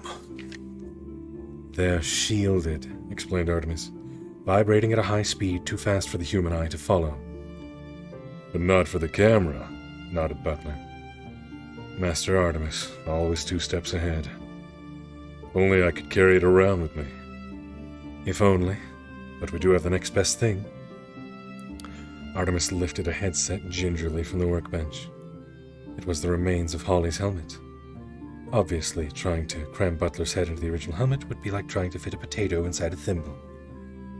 Only the visor and control buttons were intact. Straps from a hard hat had been rigged to fit the manservant's cranium. This thing is equipped with several filters. It stands to reason that one of them is anti-shield. Let's try it out, shall we? Artemis placed the set over Butler's ears. Obviously, with your eye span, there are going to be blind spots, but that shouldn't hamper you unduly.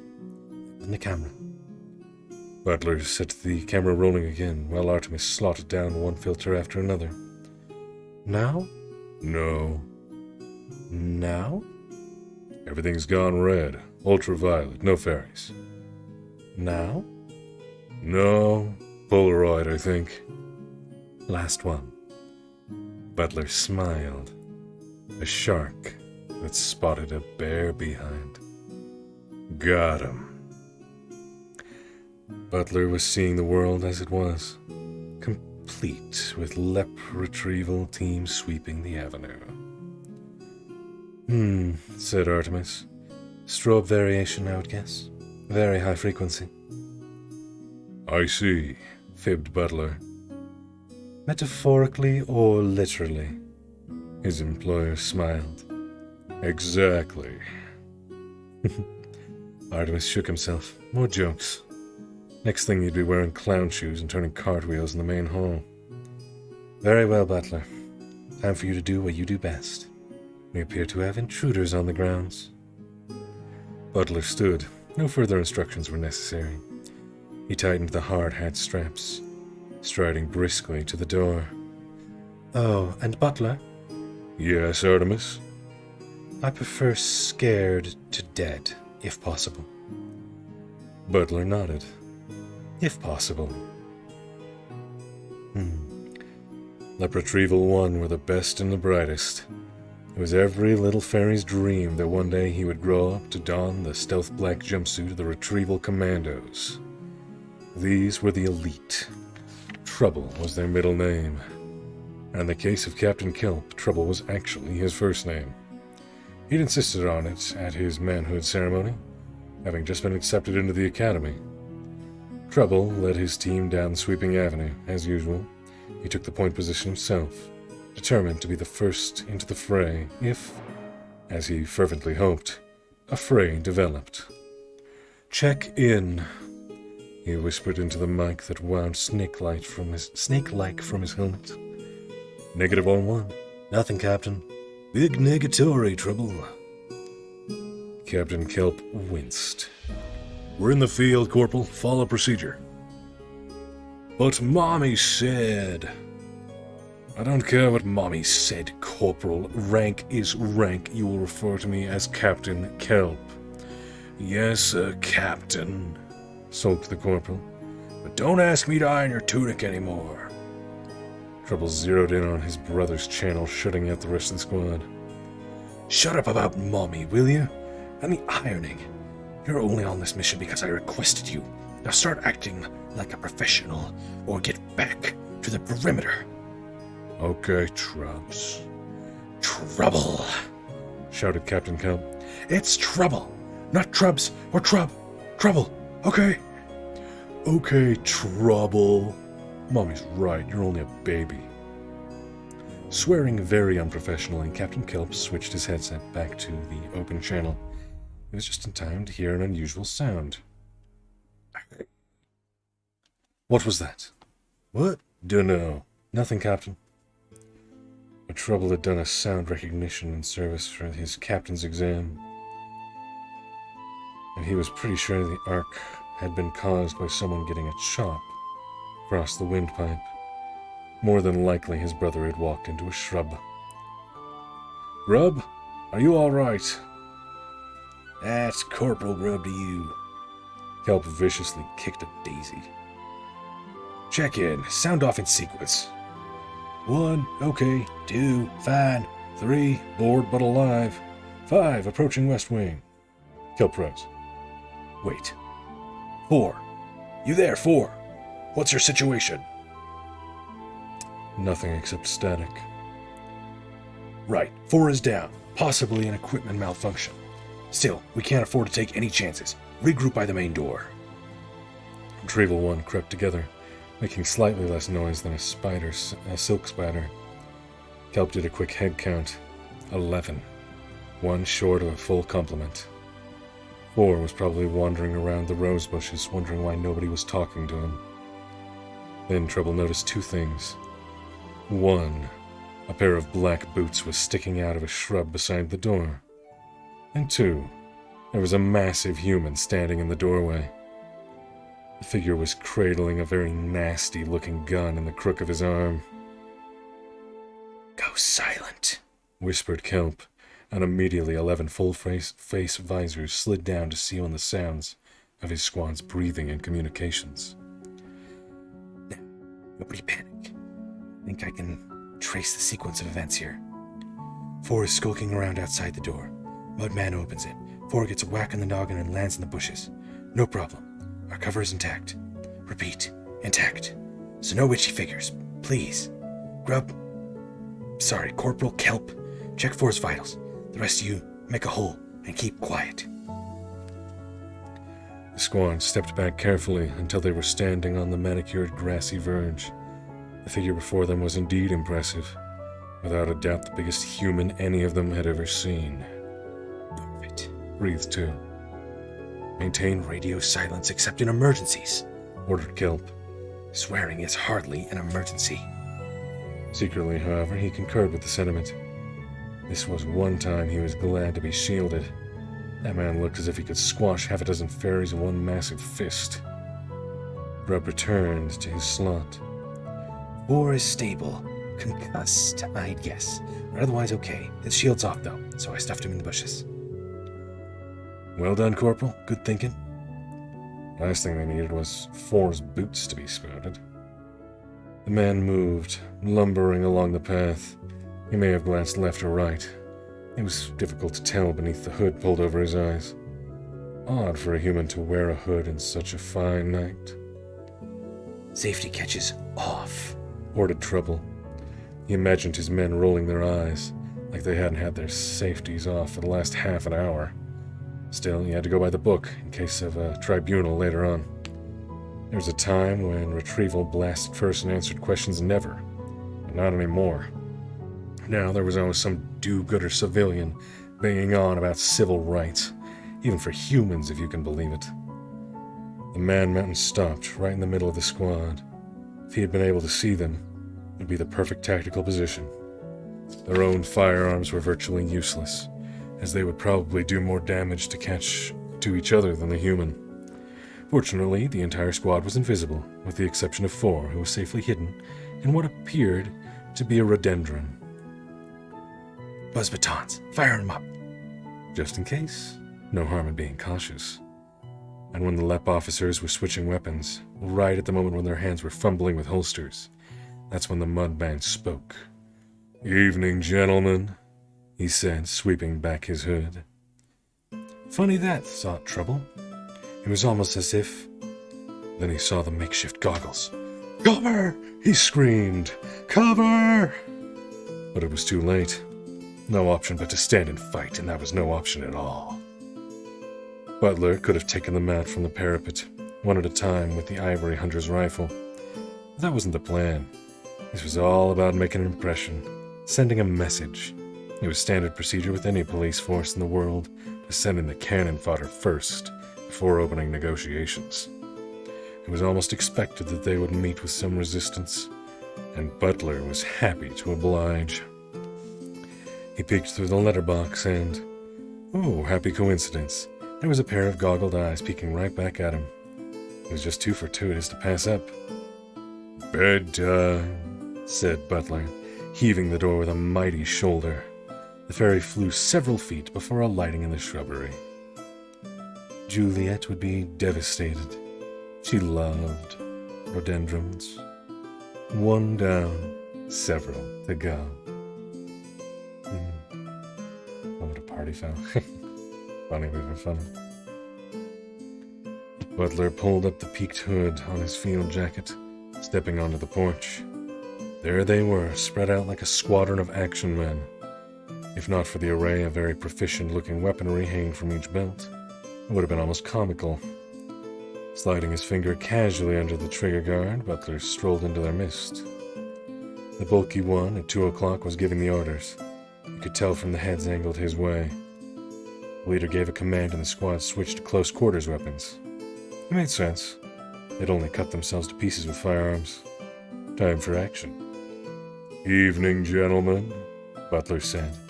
He couldn't help it, and it was worth it for that one moment of consternation. Then his gun was up and blazing.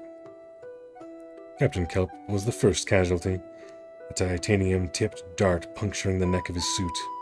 He went down sluggishly, as though the air had turned to water. 2 more of the squad were dropped before they had any idea what was going on. It must have been quite traumatic, thought Butler, dispassionately, to lose an advantage that you've held for centuries. By now, the remains of Retrieval 1 had their buzz batons fired up and raised. But they made the mistake of hanging back, waiting for a command that was not forthcoming. This gave Butler an opportunity to take the fight to them, as if he needed another advantage. Even so, for a second, the manservant hesitated. These binks were so small, like children. And then Grubb clipped him on the elbow with his buzz baton and 1,000 volts spread across Butler's chest. All sympathy for the little people vanished instantly. Butler grabbed the offending baton, swinging weapon and bearer like a set of bolas. Grubb squealed as he was released, his newfound momentum carrying him directly into 3 of his comrades. Butler continued the swinging motion, driving punishing punches into the chest of 2 more fairies. Another clambered onto his back, stinging him repeatedly with the baton. Butler fell on him. Something cracked, and the stinging stopped. Suddenly, there was a barrel under his chin. One of Retrieval had managed to get his weapon cocked. "Freeze, my boy," droned a helmet-filtered voice. It was a serious-looking gun. Liquid coolant bubbled along its "Just give me a reason." Butler rolled his eyes. Different race, same macho cliches. He slapped the fairy open-handed.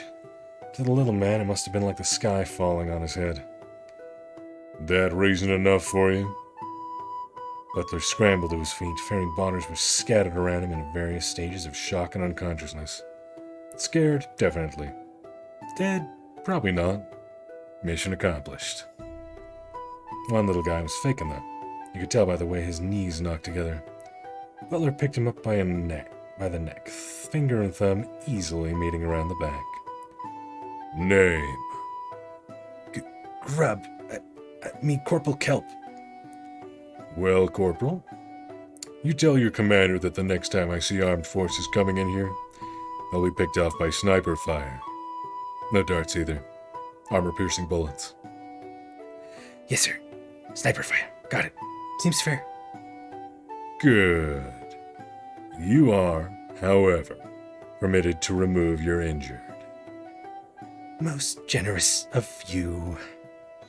But if I see so much as the twinkle of a weapon on any of the medics, I might be tempted to detonate a few of the mines I have planted in the grounds. Grub swallowed, his pallor increasing beyond the visor. Medics. Crystal clear. Butler set the fairy down, brushing his tunic with massive fingers. Now, final thing. Listening? Furious nods. I want a negotiator. Someone who can make decisions, not some no-ranker who has to run off back to base after every demand. Understood? Fine. That is, I'm sure it will be fine. Fortunately, no one of those, I'm one of those no-rankers. So yeah, can't actually guarantee we'll be fine. Butler was sorely tempted to drop-kick this little fellow back to his camp. Very well. I understand. Just shut up. Grub almost agreed, then he clapped his mouth shut and nodded. Good. Now before you go, collect all weapons and helmets and make a little pile right there. Grub took a deep breath. Oh well. May as well go out a hero. I can't do that. Oh, really? And why not? Grub drew himself up to his full height. I'm a LEP officer. A LEP officer never relinquishes his weapon. Butler nodded. Fair enough. Thought I'd ask. Off you go, then. Hardly able to believe his luck, Grub scurried back toward the command center. He was the last fairy standing. Trouble was snoring in the gravel, but he, Grub Kelp, had faced down the mud monster. Wait until Mommy heard about this.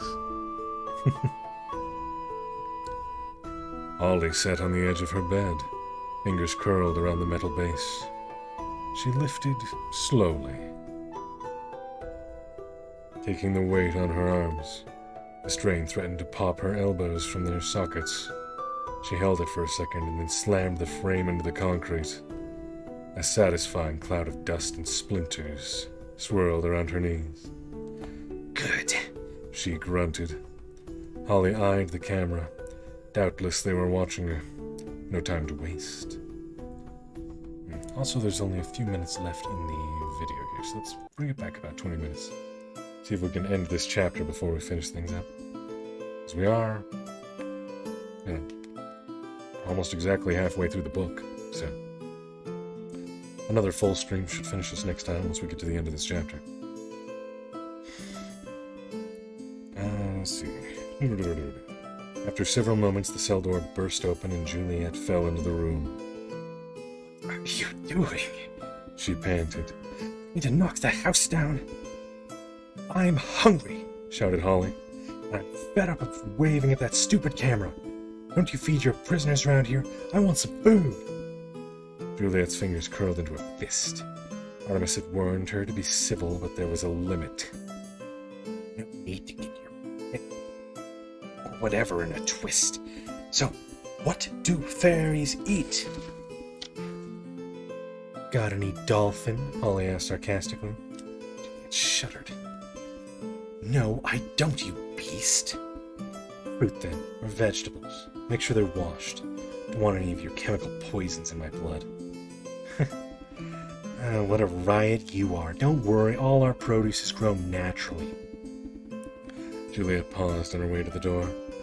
And don't you go forgetting the rules. No trying to escape from the house, and there's no need to break up the furniture either. Don't make me demonstrate my full Nelson. As soon as Juliet's footsteps had faded, Holly began smashing the bed into the concrete. That was the thing about fairy bonds. The instructions had to be given eye to eye, and they had to be very precise. Just saying there was no need to do a thing wasn't specifically forbidding an elf to do it. And another thing, Holly had no intention of escaping from the house. That wasn't to say she didn't mean to get out of her cell. Yes, loopholes. Gotta be careful of those. Artemis had added yet another monitor to the bank. This one was linked to a camera in Angeline Fowl's attic room. He spared a moment to check on his mother. Sometimes it bothered him having a camera in her room. It seemed almost like spying, but it was for her own good. There was always the danger that she could hurt herself. At the moment she was sleeping peacefully, having swallowed the sleeping pill that Julia had left on her tray. All part of the plan. A vital part. Butler entered the control room. He was clutching a fistful of fairy hardware and rubbing his neck. Tricky little blighters. Artemis looked up from the monitor bank. Any problems? Nothing major. These little batons pack quite a punch, though. How's our prisoner? Fine. Juliet is getting her something to eat. I'm afraid Captain Short is going a bit stir-crazy. On the screen, Holly was smashing her cot into the concrete. It's understandable, noted the manservant. Imagine her frustration. It's not as if she can tunnel her way out. Artemis smiled. No, the entire estate is built on a bed of limestone. Not even a dwarf could tunnel his way out of here. Or in. Wrong, as it happened. Dead wrong. A landmark moment for Artemis Fowl. The LEP had procedures for emergencies like this one. Admittedly, these did not include the retrieval squad getting hammered by a lone enemy. Still, that just made the next step all the more urgent, especially with the faintest of orange tinges creeping into the sky. Are we good to go? Roared Root into his mic, as though it wasn't whisper sensitive. Good to go, thought Foley, busy wiring the last dish on a watchtower. These military types and their catchphrases. Good to go, lock and load, I don't know, but I've been told. So insecure. Aloud, he said, No need to shout, Commander. These headsets could pick up a spider scratching in Madagascar. And is there a spider scratching in Madagascar? Well, I don't know, they can't really... Well, stop changing the subject, Foley, and answer the question. The centaur scowled. The commander took everything so literally. He plugged the dish's modem lead into his laptop. Okay, we're good to go. About time, too. Right, flip the switch. For the third time in as many moments, Foley gritted his horsey teeth. He was indeed the stereotypical underappreciated genius. Flick the switch, if you don't mind. Root didn't have the cranial capacity to appreciate what he was trying to do here. Stopping time wasn't just a matter of pressing the on button. It was a series of delicate procedures that had to be performed with the utmost precision. Otherwise, the stop zone could end up as just so much ash and radioactive slop. While it was true that fairies had been stopping time for millennia, these days, with satellite communication and the internet, humans were liable to notice if a zone just dropped out of time for a couple of hours.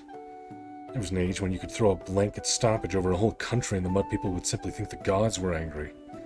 But not anymore. Nowadays, the humans had instruments for measuring anything. So if there was any time stopping to be done, it had better be fine-tuned and precise. In the old days, 5 elven warlocks would form a pentagram around the target and spread a magic shield over it temporarily stopping time inside the enchanted enclosure. This was fine as far as it went, provided the warlocks didn't have to use the bathroom. Many a siege was lost because an elf had one glass of wine too many. Warlocks tire quickly too, and their arms get sore. On a good day, you had maybe an hour and a half, which was hardly worth the trouble in the first place. It was Foley's idea to mechanize the whole procedure. He had the warlocks do their thing into lithium batteries, and then set up a network of receiver dishes around the designated area. Sounds simple? Well, it wasn't. But there were definite advantages. For one thing, there were no more power surges. Batteries didn't try to show off to each other. You could calculate exactly how many power cells were needed. And sieges could be extended for up to 8 hours. As it happened, the Fowl estate was the perfect location for a time stop, isolated with a definite boundary. It even had elevated towers for the dishes, for heaven's sake. It was almost as if Artemis Fowl wanted it to be time-stopped. Foley's finger hesitated over the button. Could it be possible? After all, the human youth had been one step ahead throughout the whole affair. Commander! Are we on the line yet? Not exactly. There's something... Root's reaction nearly blew out the woofers in Foley's earpiece. Now, Foley, there isn't something. None of your bright ideas, thank you very much. Captain Shortslife's in danger, so push the button before I climb that tower and push it with your face. Touchy, muttered Foley, and pushed the button. Lieutenant Cudgeon checked his moonometer. You have 8 hours. I know how much time I have. Growled Root. And stop following me. Don't you have work to do? Actually, now that you mention it, I have a biobomb to arm. Root rounded on him. Don't annoy me, Lieutenant. Having you make comments at every turn is not improving my concentration. Just do whatever it is you feel you have to do, but be prepared to back it up as tribunal. If this one goes wrong, heads are going to roll.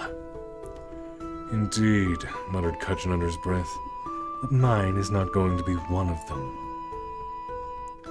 Root checked the sky. A shimmering azure field had descended over the Fowl estate. Good. They were in limbo. Outside the walls, life continued at an exaggerated pace. But if anyone were to somehow gain access to the manor in spite of the fortified walls and high gate, they would find it deserted, all occupants trapped in the past. So for the next 8 hours, it would be twilight on the Fowl estate. After that, Root could not guarantee Holly's safety. Given the gravity of the situation, it was more than likely that Cudgeon could get the go-ahead to biobomb the whole place. Root had seen the blue rinse before. No living thing escaped. Not even the rats. Root caught up with Foley at the base of the North Tower. The Centaur had parked a shuttle by the 3-foot-thick wall. Already the work area was a mess of tangled wires and pulsating fiber optics. Foley, are you there? The Centaur's foil-capped head emerged from the belly of a disemboweled hard drive. Over here, Commander. You've come to push a button on with my face, I presume. Root almost laughed. Don't tell me you're looking for an apology, Foley. I've already used my quota for today. And that was to a lifelong friend. Cudgeon, forgive me, Commander, but I wouldn't waste my apologies on the Lieutenant. He won't be wasting any on you when he stabs you in the back. You're wrong about him, Cudgeon. He's a good officer. A bit eager, sir. That's the wrong voice. Yeah, southern, a bit eager, certainly. But he'll do the right thing when the time comes. The right thing for himself, maybe. I don't think Holly is at the top of his priority list. Root didn't answer. He couldn't. And another thing, I have a sinking suspicion that young Artemis Fowl wanted us to stop time. After all, everything else we've tried is played straight into his hands. Root rubbed his temples. That's impossible. How could a human know about time stoppage anyway? This is no time for theorizing fully. I have less than 8 hours to clean up this mess. So what do you got for me? Foley clopped over to an equipment rack clamped to the wall. No heavy armament, that's for sure. Not after what happened to Retrieval 1. No helmet either. That beast of a mudman seems to collect 'em.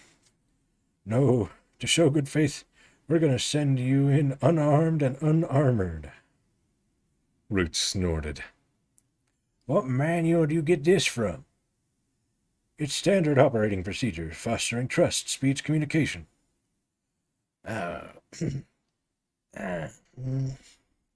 Stop fooling and give me something to shoot. Suit yourself, replied Foley, selecting what looked like a finger from the rack. What's that? It's a finger. What does it look like? A finger, admitted Root. Yes, but not any ordinary finger. He glanced around to make sure that no one else was watching. The tip contains a pressurized dart. One shot only. You tap the knuckle with your thumb and someone goes, Betty Bye. Oh, the music changed. All right. Fair enough. We have gone past the 4-hour mark, so I suppose it makes sense. Let's see. Finger. Why haven't I seen this before? It's a covert kind of thing. And, said Root suspiciously, well, there have been accidents. Tell me fully. Our agents keep forgetting they have it on. Meaning they shoot themselves. Foley nodded miserably. One of our best sprites was picking his nose at the time. 3 days on the critical list. Root rolled the memory latex on to his index finger, where it immediately assumed the shape and flesh tone of the host digit. Don't worry, Foley. Not a complete idiot. Anything else? Foley unhooked what appeared to be a false bottom from the equipment rack. You're not serious. What does that do? Nothing, admitted the centaur. But it gets a great laugh at parties. Root chuckled. Twice. That was a major lapse for him. Okay, levity over. You gonna wire me? Naturally, one iris cam. What color? He peered into the commander's eyes. Mud brown. He selected a small vial from the shelf and removed the electronic contact lens from a fluid capsule. Plucking Root's eyelid with thumb and forefinger, he slotted in the iris cam. Now that might irritate you. Try not to rub it or it could end up in the back of your eye. Then we'd be looking into your head and there's nothing interesting in there, heaven knows. Root blinked, resisting the urge to knead his watering eye. That's it. Foley nodded. That's all we dare risk. The commander agreed reluctantly. His hilt felt very light without the tri-barreled blaster dangling from it. Okay, I suppose this amazing dart finger will have to do. Honestly, Foley, if this blows up in my face, you'll be on the next shuttle back to Haven. The centaur snickered. Just be careful in the toilet. Root didn't laugh. Some things you didn't joke about. Let's double check your pages, man. Yeah. It's obviously there's more than I thought. We've still got a solid 9 pages. Yeah. Let's polish off these last 9 pages, I think. Artemis's watches stopped. It was as though Green Witch wasn't there anymore. Or perhaps, mused Artemis, were the ones who have disappeared. He checked CNN. It had frozen. The picture of Raz Khan jittered slightly on the screen. Artemis could not hold back a satisfied smile. They had done it, just like the book said. The Leopard stopped time. All according to plan. Time to check out a theory. Artemis wheeled over to the monitor bank and punched up the main cam. On the 28-inch main monitor, Angeline Fowl was no longer in the chase lounge. Artemis panned around the room. It was empty. His mother had gone. Disappeared. His smile widened. Perfect. Just as he'd suspected. Artemis switched his attention to Holly Short. She was banging the bed again. Occasionally she would rise from the mattress, pounding the wall with her bare fists. Maybe it was more than frustration. Could there be a method to her madness? He tapped the monitor with a slim finger. What are you up to, Captain?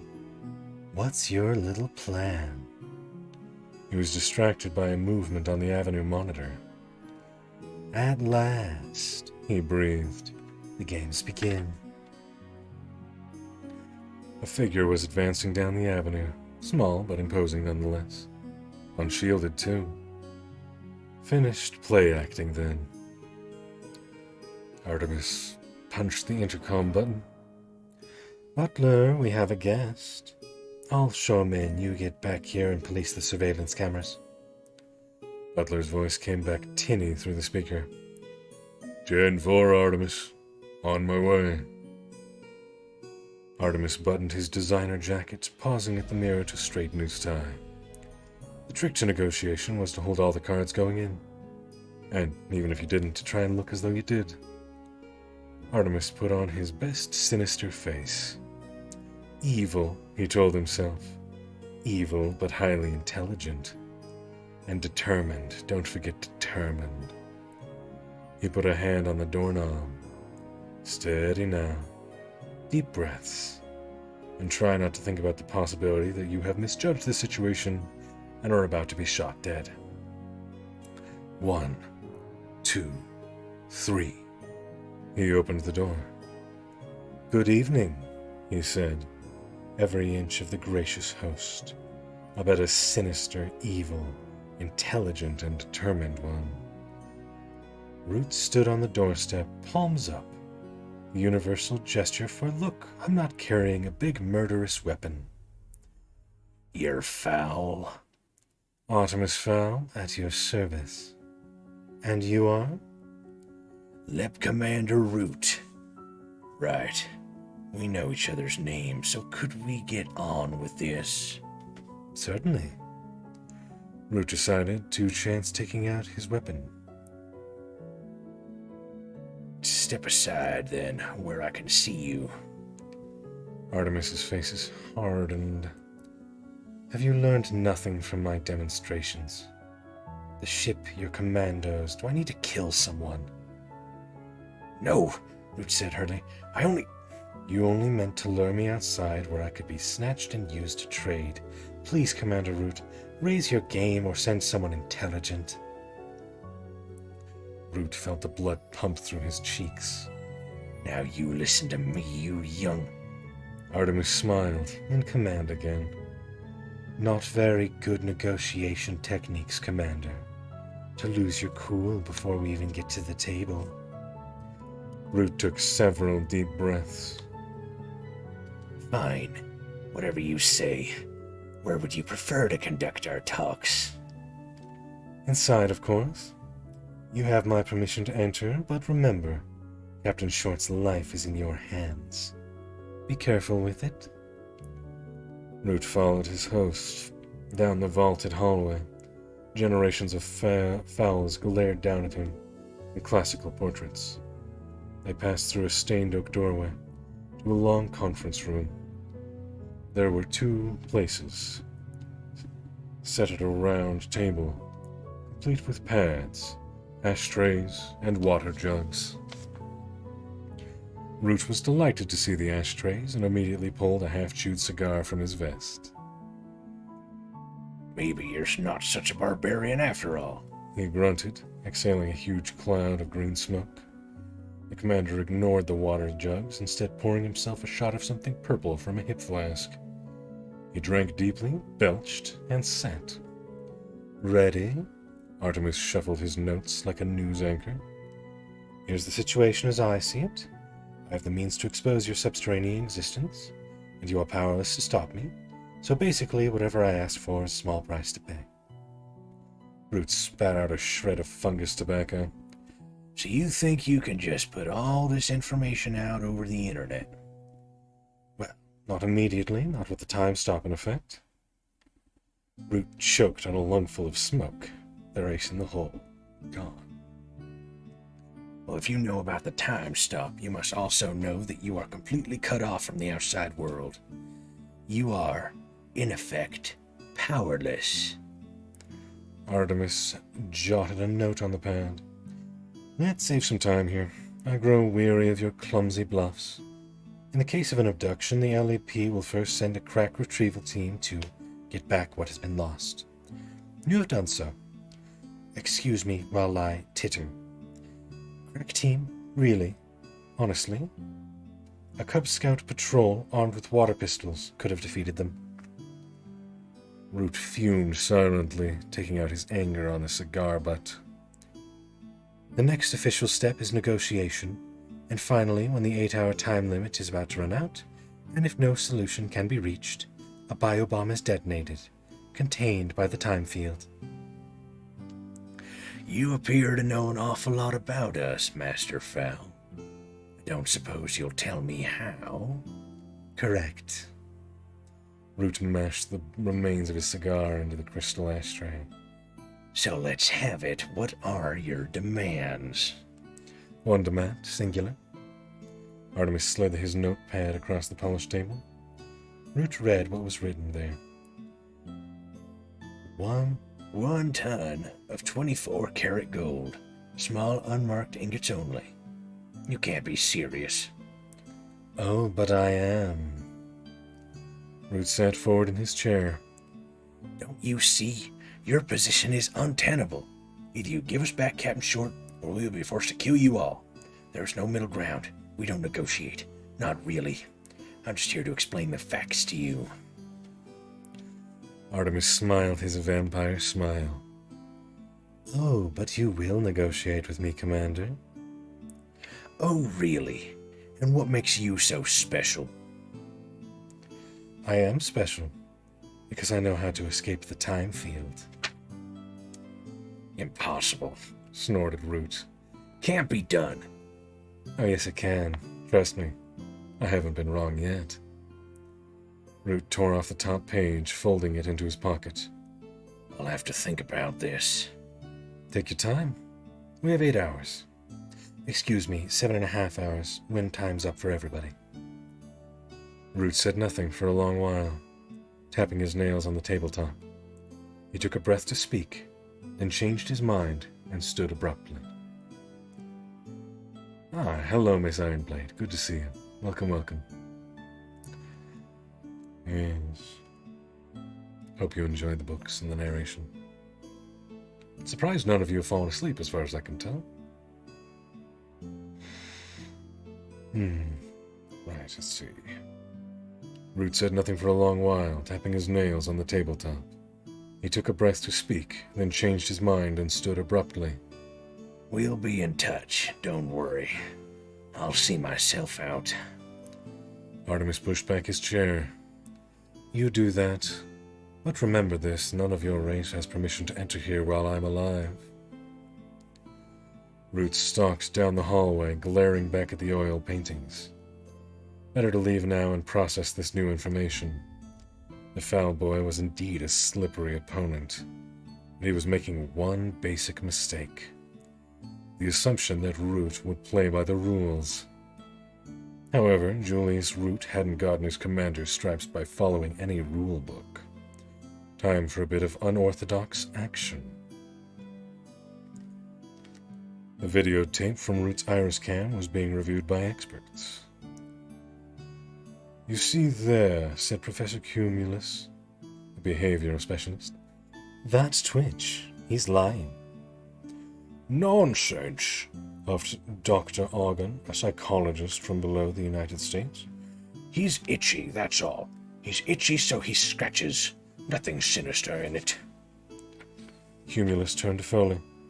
Listen to him. How can I be expected to work with this charlatan? Witch doctor? Witch doctor, Countered Argon. Foley raised his hairy palms. Gentlemen, please, we need an agreement here. A concrete profile. It's no use, Said Argon. I can't work in these conditions. Cumulus folded his arms. You can't work, neither can I. I'm sorry if I'm getting these voices mixed up. Kind of difficult when they throw a bunch of new characters in at once. Root strode through the shuttle double doors. His trademark purple complexion was even rosier than usual. That human is toying with us. I will not have it. Now, what did our experts make of the tape?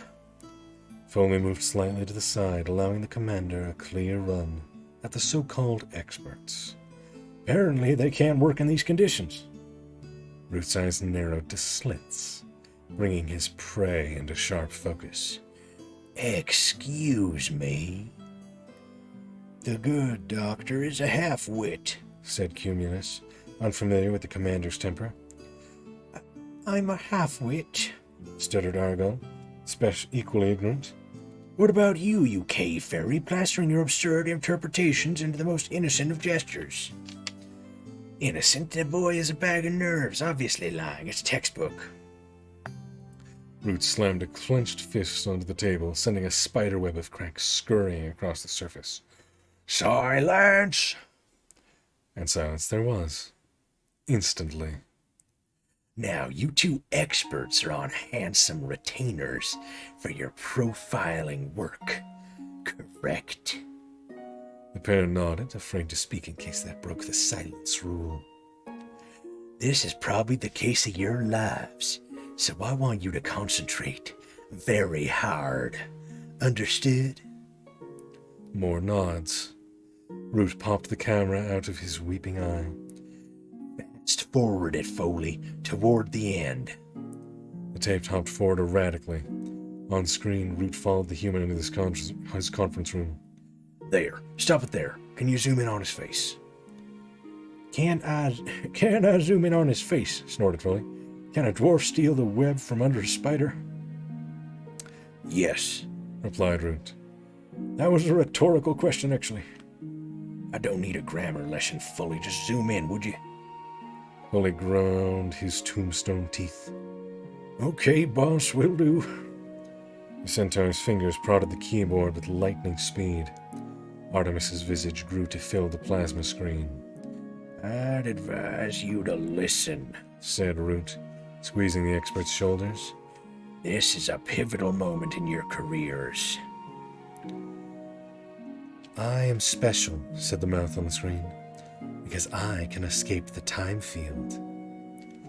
Now tell me, said Root. Is he lying? Run it again, said Cumulus. Show me the eyes. Argon nodded. Yes, just the eyes. Foley tapped a few more keys, and Artemis's deep blue eyes expanded to the width of the screen. I am special, boomed the human voice, because I can escape the time field. Well, is he lying? Cumulus and Argon looked at each other, all traces of antagonism gone. No, they said simultaneously. He's telling the truth, added the behaviorist. Or, clarified the psychologist, at least he thinks he is. Root swabbed his eye with a cleansing solution. That's what I thought. When I looked that human in the face, I figured he was either a genius or crazy. Artemis's cool eyes glared at them from the screen. So which is it, Foley asked? A genius or crazy?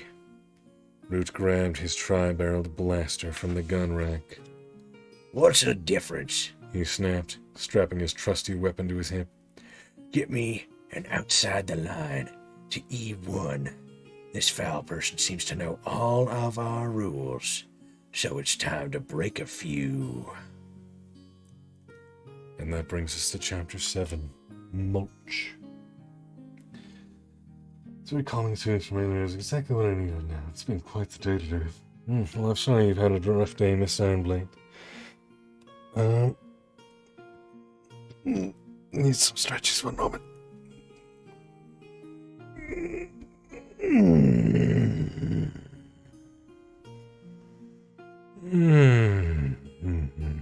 That was a good one.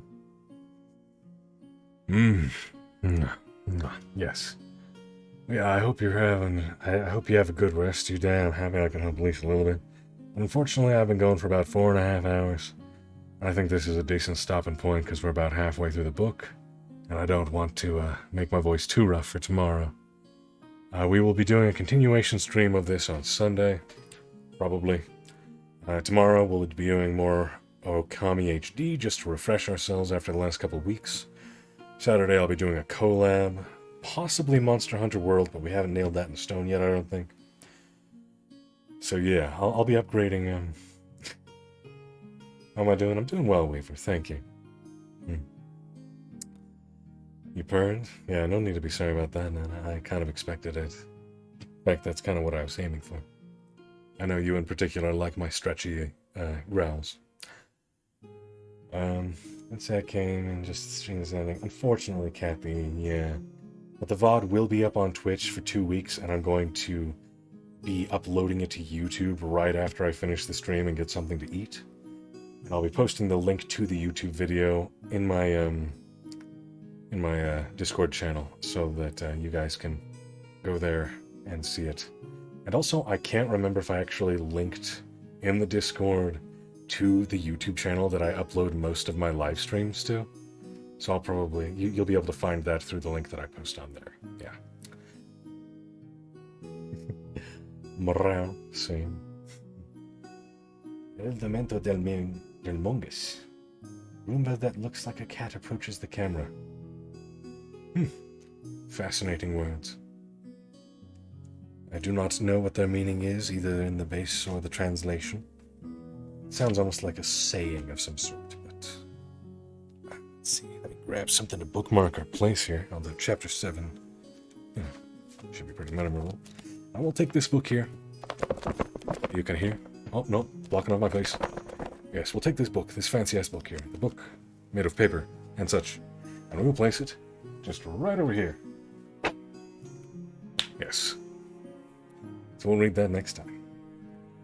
But for now, stop that lovely, peaceful background music.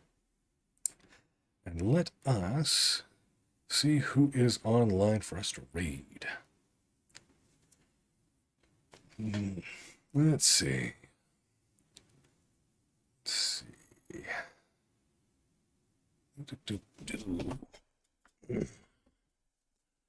Alright, we could raid Slashly. She's playing The Evil Within 2. We could read...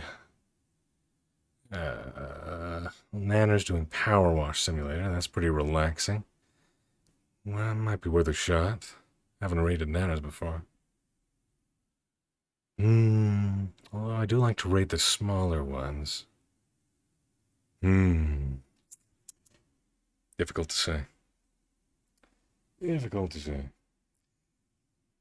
I've been here technically since you started, though I didn't get to say hi as my phone called. It just told me their apartment complex was on fire. Woof. Everyone is fine and it wasn't very serious. Then I ended up in a mental health call on Discord with my bestie. For the both of us. So I gotta say hi just now, sort of. Well, that's rough, Miss Ironblade. It sounds like you've had one hell of a day. I'm glad the fire wasn't too serious. I hope there wasn't any property damage that was done specifically to your sister's stuff. I'm glad your sister herself is safe. I hope there isn't too much smoke damage, if any, in their actual apartment. Though given the fact that apartment ventilation systems are all connected, I'm guessing that there's going to be smoke damage, and it's probably going to take a very long time to get the smell out. Depending on the severity and how smoky it was. But, yeah. I've been having it in the background now. Well, thank you for lurking and listening, and I hope that in some way my soothing narration will has been helping make your day less stressful, I guess. But yeah, I hope you're doing okay, and yeah, I do appreciate everyone who shows up, even if they're just lurking. So yeah. But since everyone's in a calming, relaxed mood, I'm not sure if I want to raid into a horror game like The Evil Within 2. It's a bit too action-packed. I don't want to give you whiplash. So I suppose unless anyone else has any pressing recommendations, I'll raid a massive streamer, that being Yanners, who actually was the first VTuber that I ever watched. She introduced me to VTubers, really. Yeah, watching her Drunk Dark Souls playthrough compilation thing, that was, it's a work of art, gotta say. Go ahead and suggest a raid, sure, Kathy. Yeah, let's see what you got.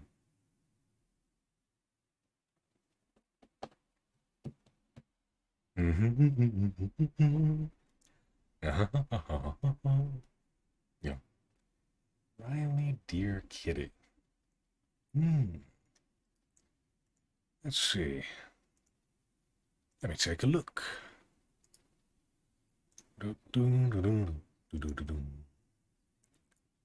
Riley, dear kitty.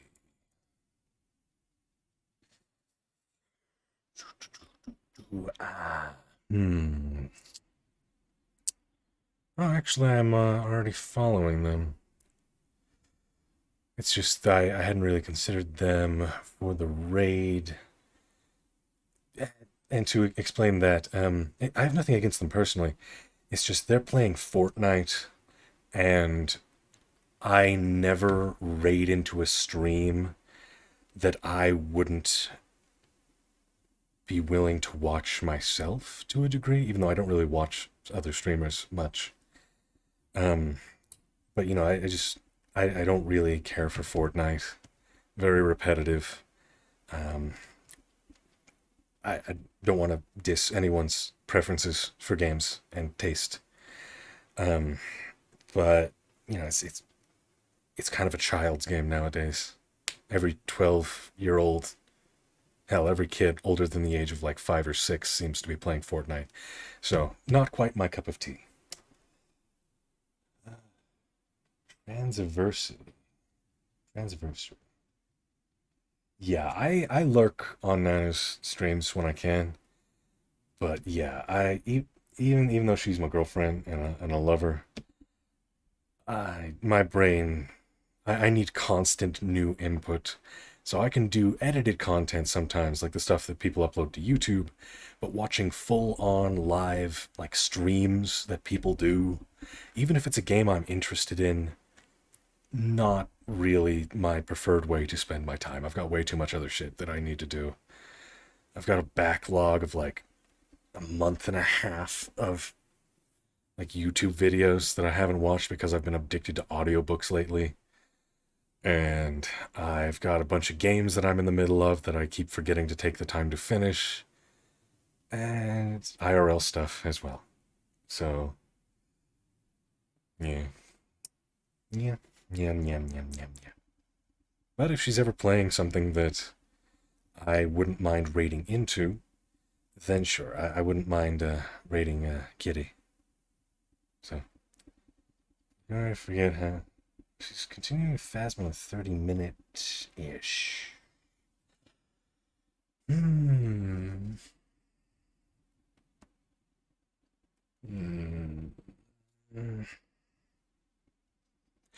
If she was doing Phasmo now, I would consider it. I myself am not much of a fan of Phasmo, but it, you know, yeah. For now, I think we'll go with Nanners. We never rated a streamer as big as Nanners before, and despite the fact that it won't really be of any real large impact to her or her channel, you know, I'd like to say I rated her at least once since she is my favorite VTuber and the original VTuber that I saw ever. So, but yeah, I've had a good day so far. Thank you for asking, Kat. And yeah, I hope all of you have a lovely rest of your day. You're all good beans. I appreciate anyone that showed up or anyone that's watching this VOD in the future. And yeah, make sure to take care of yourselves. I'll see you next time. Goodbye. Bye-bye. Goodbye. Goodbye. Because